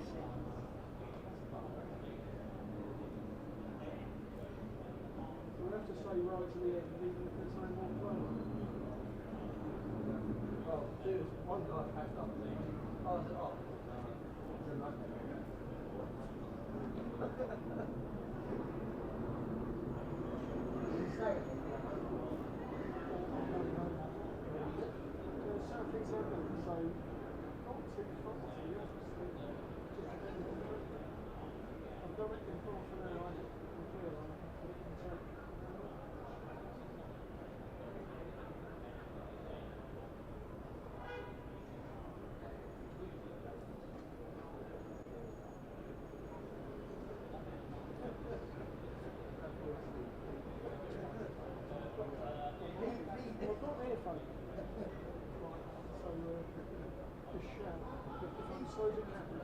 I've got on the window.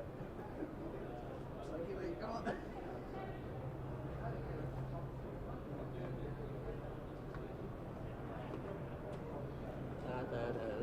Oh no, I forgot. Pete, I need you again. What's the pitch?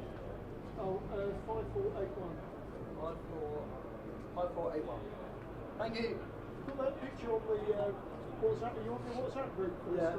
Good on.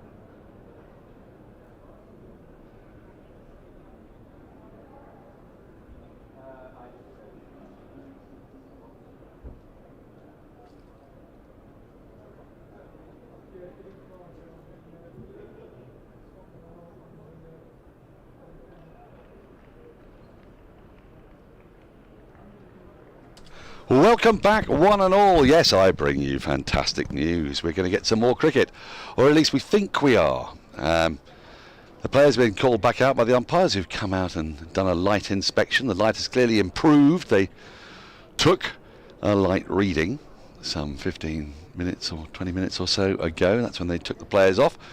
They've done further light readings behind us. The weather appears to be coming sort of from the northwest, or maybe the west-northwest.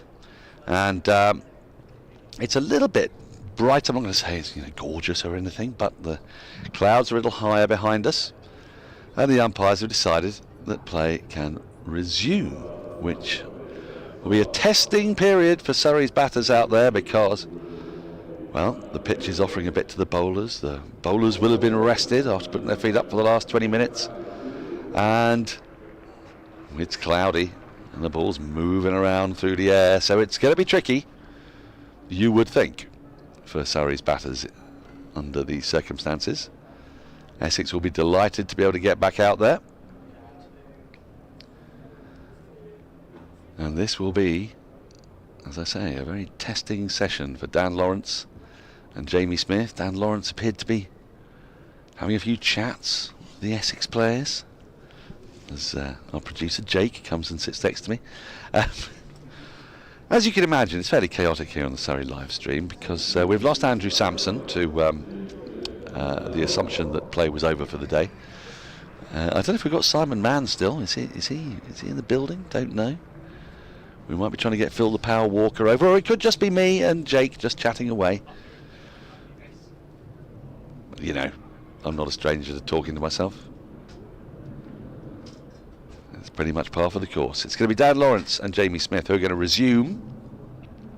Surrey having lost their opening pairing, Rory Burns and Dom Sibley. And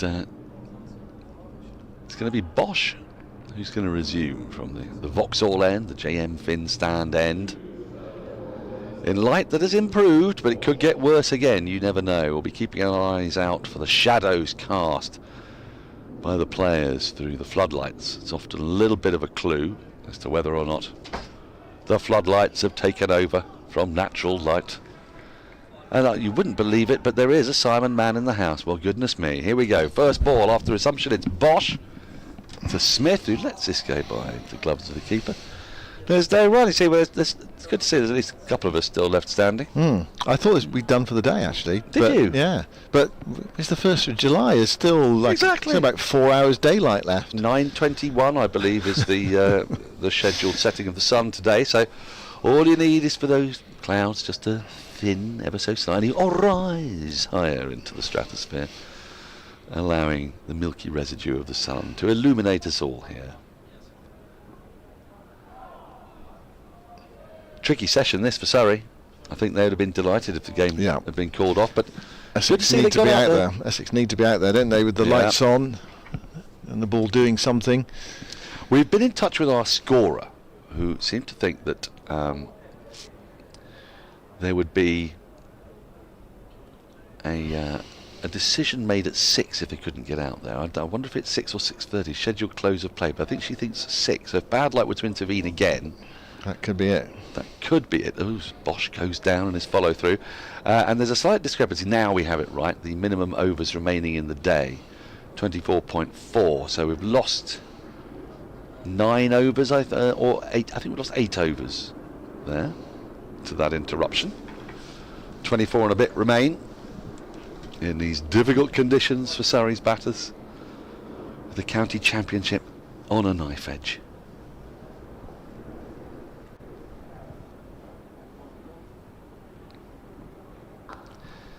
It's nicely worked away by Smith. First run since the resumption. We'll just stick to the one. I notice there's a little bit of, I don't know whether am I imagining it, there's a bit of chirp around Dan Lawrence out there while he was batting. I think Essex think they know how to get Lawrence out, which is basically LBW. And they get very excited when they bowl a straight ball. When Lawrence hits it off the middle of his bat, there's a lot of oohs and ahs. Must be such an odd experience for him, I think. Yeah. This game in particular. Oh, that's another gorgeous ball from Bosch. We've seen it time and time again. We've only been at it for a day and a half, really, with the interruptions we've had, but ball after ball has snaked past the outside edge. What we haven't seen too much of, though, is the one that just nips back. So, sort of in these conditions, you imagine Sussex's Ollie Robinson being a bit of a handful.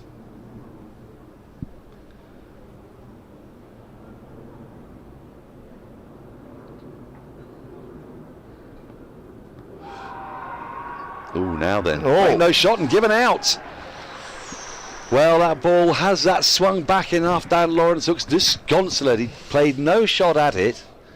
If that's hit him in front of leg, middle and leg, then he'll be in. Well, he is in trouble because the umpire's raised his finger and he's got to go for 10. Be fascinated to see this on the replay. Didn't feel quite right from our position, high up in the JM Finn stand.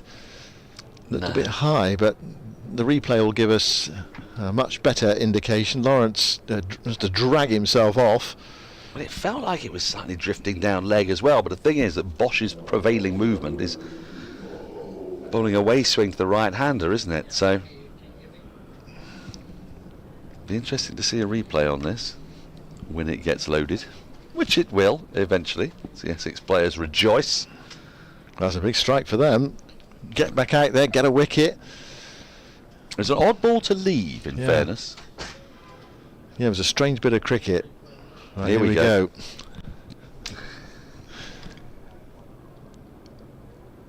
Oh, now that... you decide for yourselves.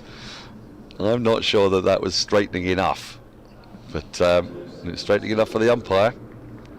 That felt like it was drifting down to me, but Surrey have lost their third wicket. That lead, a slender 119, brings Ben Folkes out to the crease. You know, we said we'd like to see it again before we saw the replay. I would like to see it again. I'd like to see it again in super slow-mo. So there was a bit of height, you're right. There's also a bit of leg stump. It's quite wide on the crease. Bosch, where's the angle of this going? Where's it going to head? Pitches outside off, keeps on going down. Well, at best umpire's call, I would say there, wouldn't you? I would really. I mean, it's a ball that he should probably have been playing at anyway. It's a curious leave, but you can see why he dragged himself away reluctantly. And Porter's going to continue, and Andrew Samson's been replaced by Phil the Power Walker. He claims they're polar opposites. I think they're temperamentally very similar men, you see.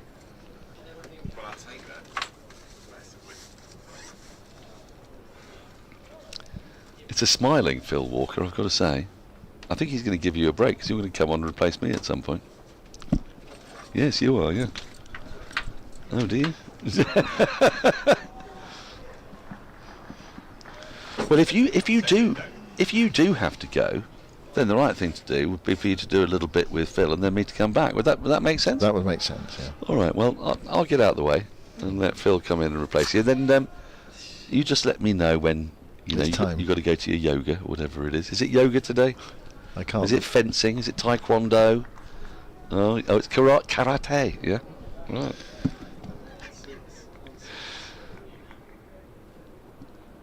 Before I let you go... Oh, that's hit on the hand glove again, and it's from that end, from that pavilion end. We've seen it time and time and time again. Players being hit, often on the bottom hand, balls that just jump from a length. And Folkes is calling for the physio, and out he will come. And while that happens, I'll make way in a minute. But as I was going through that litany of your extracurricular activities, it reminded me so much of former Foreign Secretary Dominic Raab, who used to love to do all those things, didn't he? So anyway, I shall leave you with Surrey Cricket's very own Dominic Raab, Silent Man, and be replaced by Phil Walker. Well, that's not the first time today that's happened. Walter, Elgar, now Folkes, those are the ones I can remember that have been struck around that glove area, the body. I think Walter got one on the elbow. And it's not a straightforward pitch, this one. It's not that surprising that what we've seen today already. 14 wickets in the day, of course, because Essex only lost 9 rather than 10 because no Jordan Cox. And this is a potential problem here for Ben Folkes. Of course, he's got to keep wicket as well.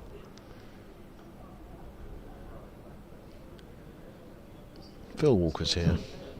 Afternoon, Simon. I didn't think that I'd get the nod. I was readying myself to head off home, and then the call comes through.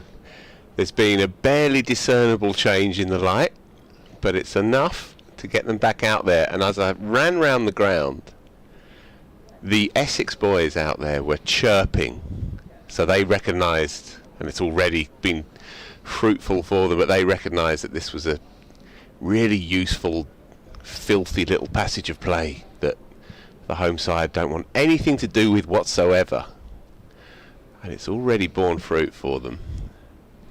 By the way, I thought it was a masterclass in how to deal with Daniel Norcross. You have much more experience than me over the years. That was really good. You just basically ignore him. Just ignore him, yeah. Yeah, that was excellent. Yeah. I'm learning all along. You don't respond to his baiting. Yeah, this game though, it won't go quietly, will it?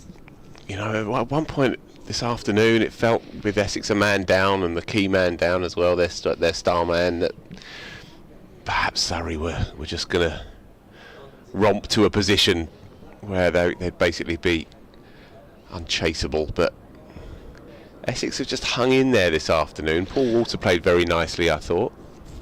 And obviously 3 for 38, right back in this one.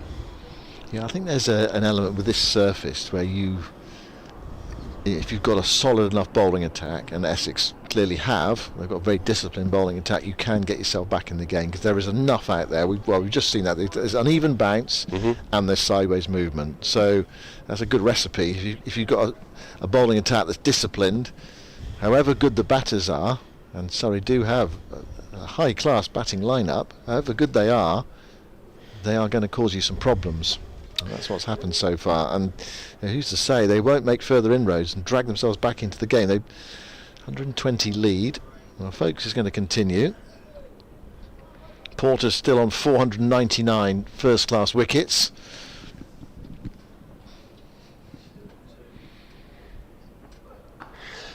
Yeah, he's come a long way as Jamie Porter. I played with him many years ago when he was a young lad. And how young? Well, he was a teenager and I was well past that point. I was into my 30s by that point, I think. But he was essentially seconded to our club by Essex. They wanted him to get some Saturday games under his belt. And he was a nice lad, but utterly mute, silent, didn't say a word for the 3 or 4 weeks that he was with us.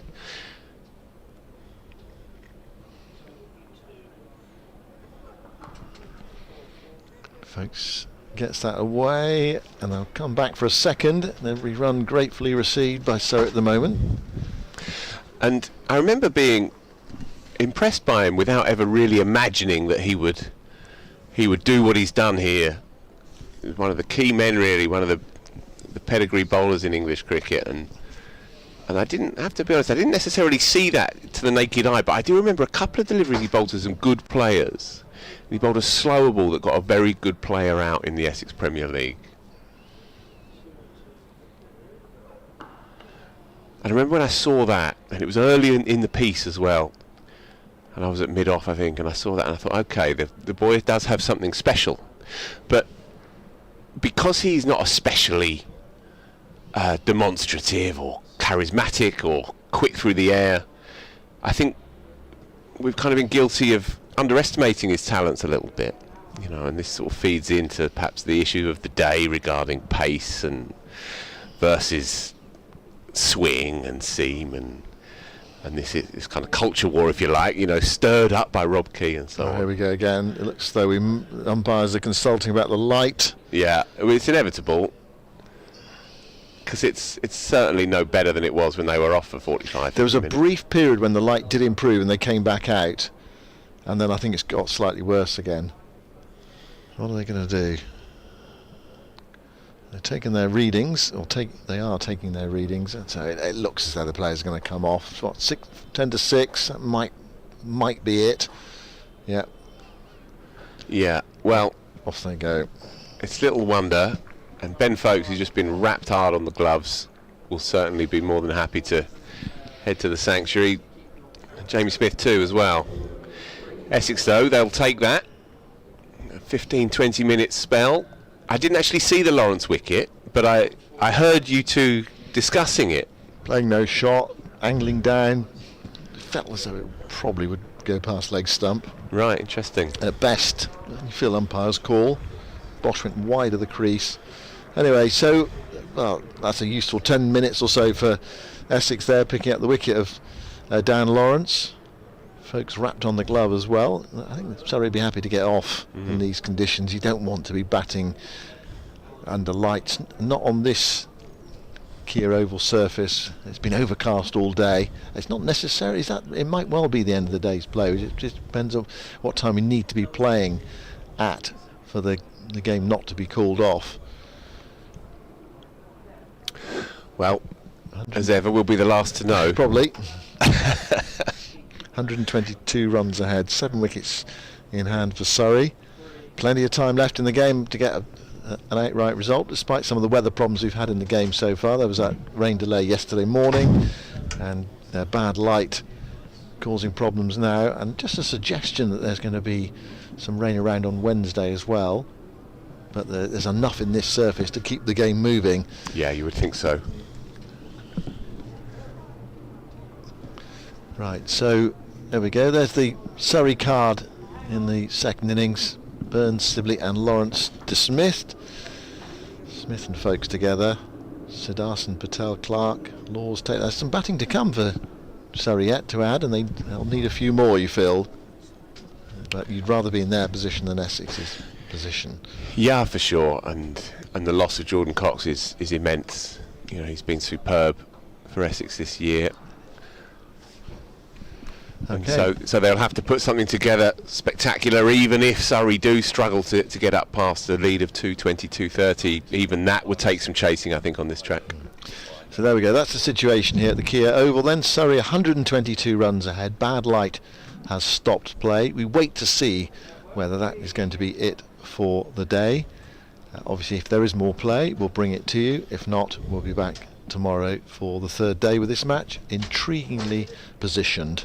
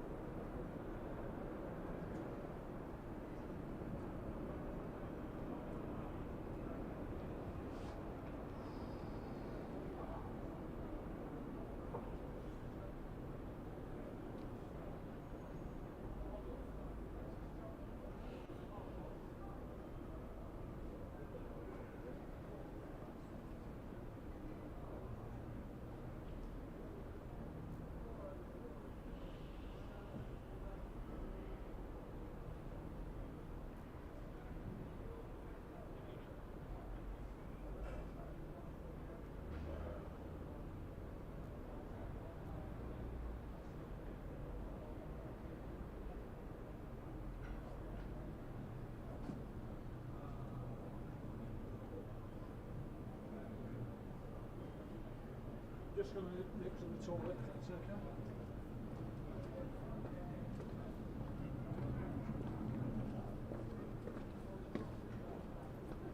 This over the side.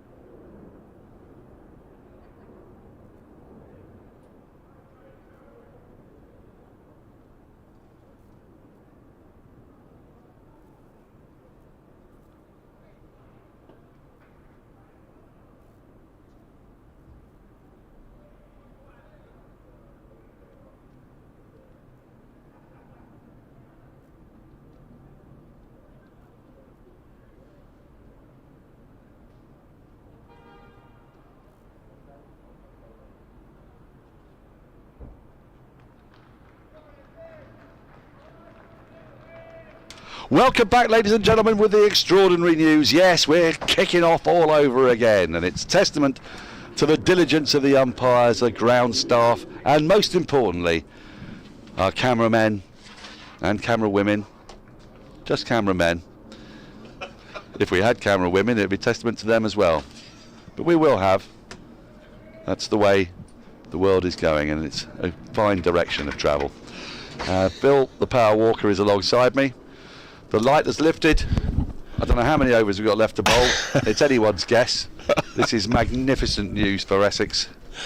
It's going to be very, very tough for Surrey coming out now. Now, they went off at about 7 minutes to 6. So they've lost about 67 minutes, which by my calculations will be about 18 overs. There could be about 5 overs left to bowl, Phil. What a fantastic little mini session for Essex. Right, so I'm still... Sorry, Daniel. I'm still getting my head around it. Well, it's been a surreal hour and a half. It has. I saw you going through a long, dark tea time of the soul about 15 minutes. Yeah. Sending various messages to my wife, who I'd assured her that it was going to be an early finish. Yes. Well, that was foolish. Yeah. There are still some people here, by the way. It's well done them. Well done them. We have to be here, and indeed now suddenly there's some cricket, so we'll get ourselves engaged in it. But those hardy perennials out there, fair play to those folks, aren't they? It's astonishing, really. Take my hat off. So what's the maximum number of overs that we can? Well, I'm going to guess at 5 overs left. Why are you guessing? Because it's not come up on the board yet, and I think we've lost 67 minutes, which by my reckoning is 16 overs plus probably 2.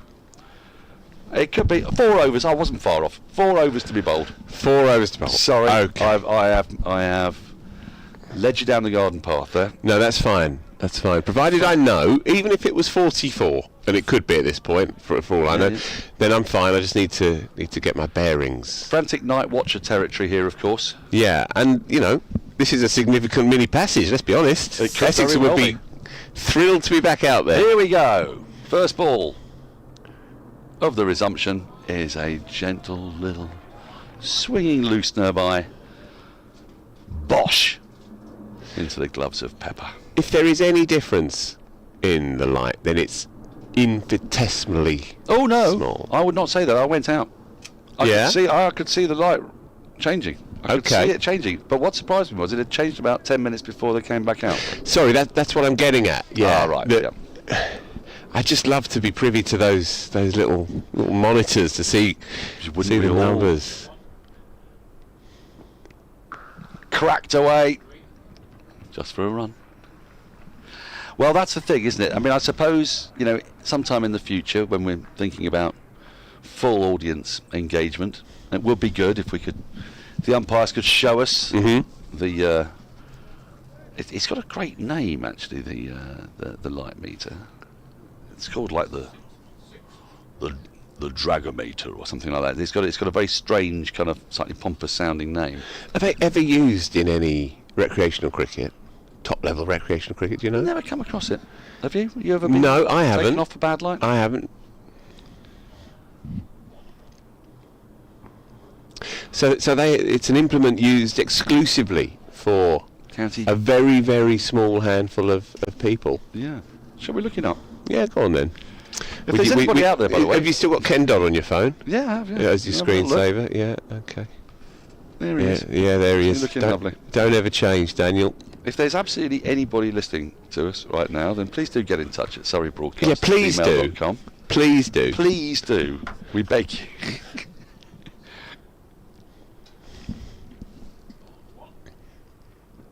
Because what you're about to hear might be the loosest passage.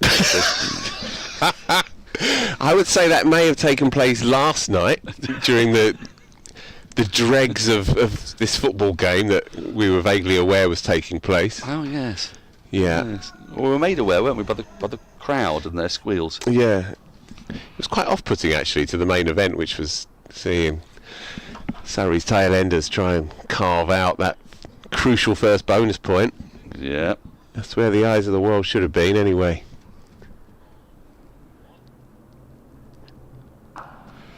That's nicely played. Might get a couple here. And they will. Valuable runs. That lead extends to 125. What the age-old cliche question, Daniel? What would Surrey be comfortable with, do you think? Obviously, they'd like to set them about 570 in 2 days. But you know what I mean, right? What would they be comfortable with setting Essex, bearing in mind that this pitch is probably not going to flatten out too much, and that there's been something in it. Players have been hit on the gloves, on the elbows, on the shoulders.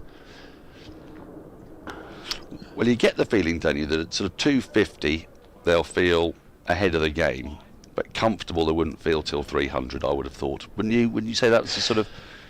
Because we know the quality of Essex's batting. We know they've been 10 men averaging before this 40 runs per wicket. Yes, 10 men, yes. But there's some doughty souls in there. Yeah. If I was employing my one-man predictor viz, or whatever you call it, win viz,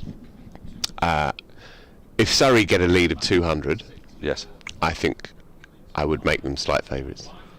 Yeah, I think that they would be slight favourites, but be tight. I think Essex would be delighted to be chasing 200. Oh, that for sure. For sure. I mean, the lead is already 125. Surrey bat, as we know, all the way down. And we saw it again in that first innings. It was a very crucial 9th wicket partnership to get them over that bonus point. Put on 35, 40 odd.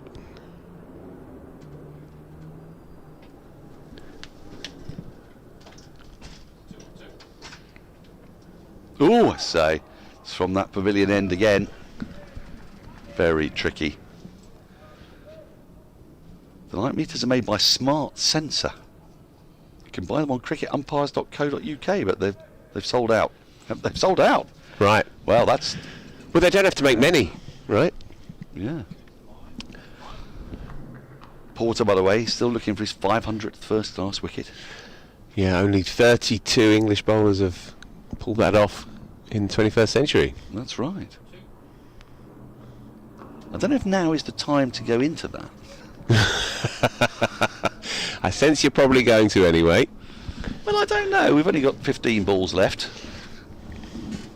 And of course it could be fewer than that. We could get the really bizarre situation where Surrey lose a wicket off the first ball of the final over and they troop off. Indeed. Which is just as confusing in many ways. And just seeing that stat, though, it may well have been mentioned before I came on, but only Chris Rushworth and Ryan Sidebottom has a lower average. That is assuming that it doesn't take him 2 months to find that 500th wicket. Yes. And concedes the best part of 1,000 runs. But yeah, he's had a remarkable career, really. I was saying to Simon Mann just before one of many bad light breaks in the last couple of hours that I played with Jamie Porter. He was sort of seconded to our club when he was a teenager coming through by Essex. And I have to say, I couldn't have imagined that he'd have got to this point.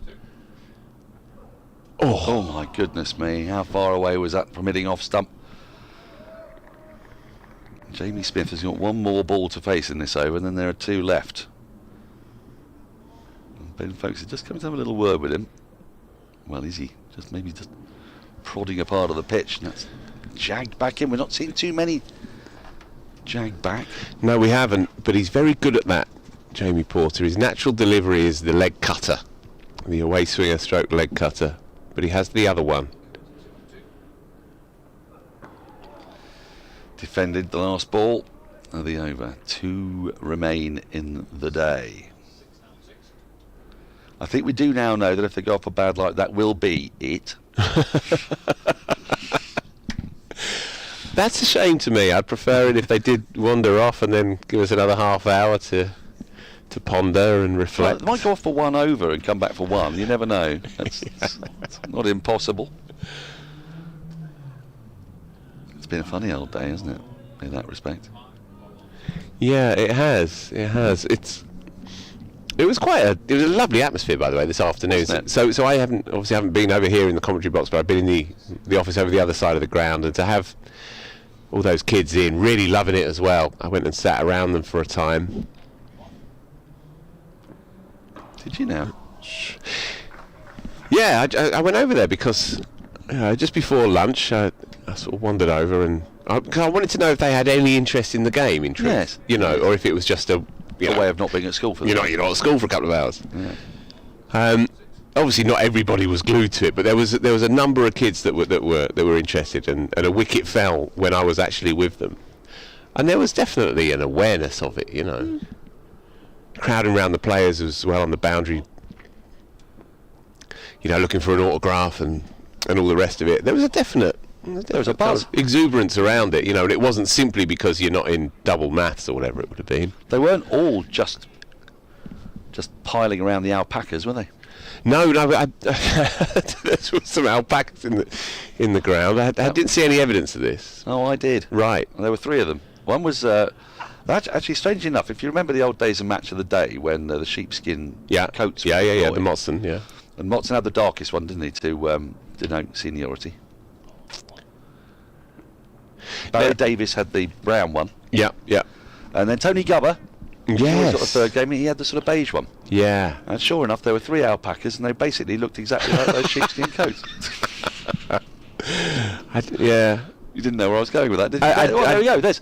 There's Motty. Oh, lovely. Motty, there we you go. see, with Caesar the Lion. Yep. Just behind is Gubber. You can see Gubber, the sort of his hand one. A touch of dark taupe, maybe, to it. He was like the George Harrison in the Fabs, wasn't he? Gubber, really. You know. Big fan of Gubber.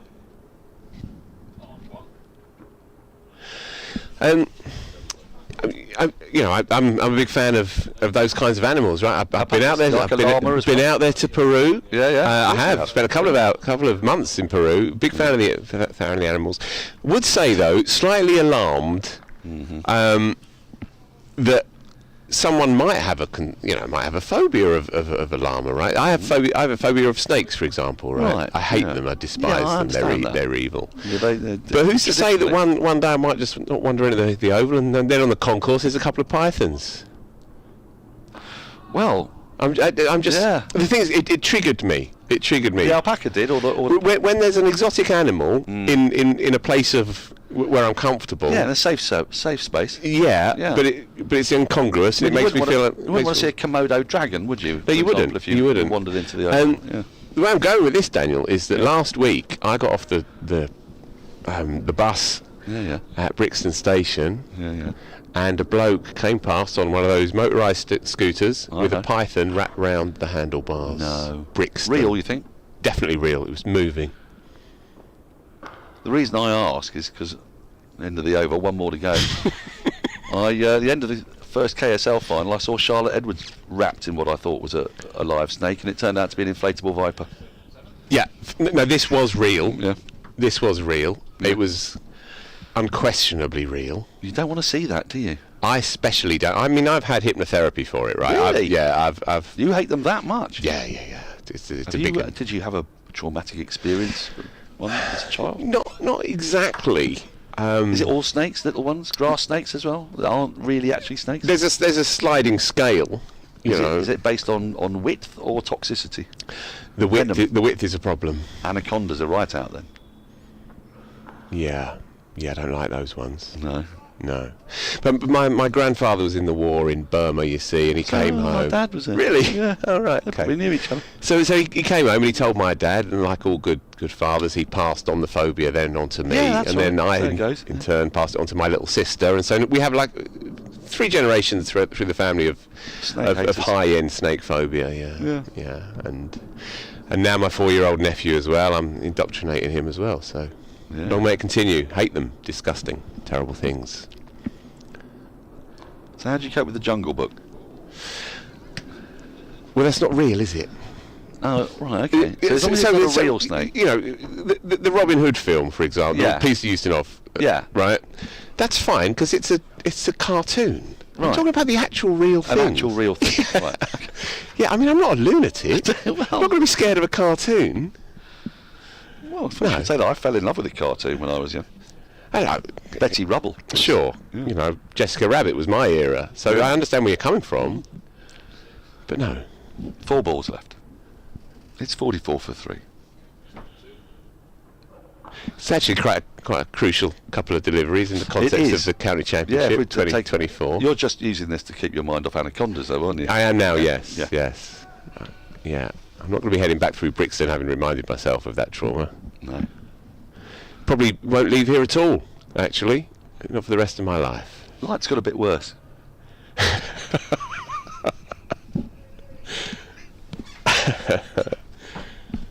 Now, come on then, Jamie Porter, what have you got? Oh, I say. 2 balls remain. Well, the night watcher can take off his pads and gloves. There are at least 9 people in this match who can now relax, knowing that their day is done. But for Ben Folkes, there's 2 more balls to negotiate here.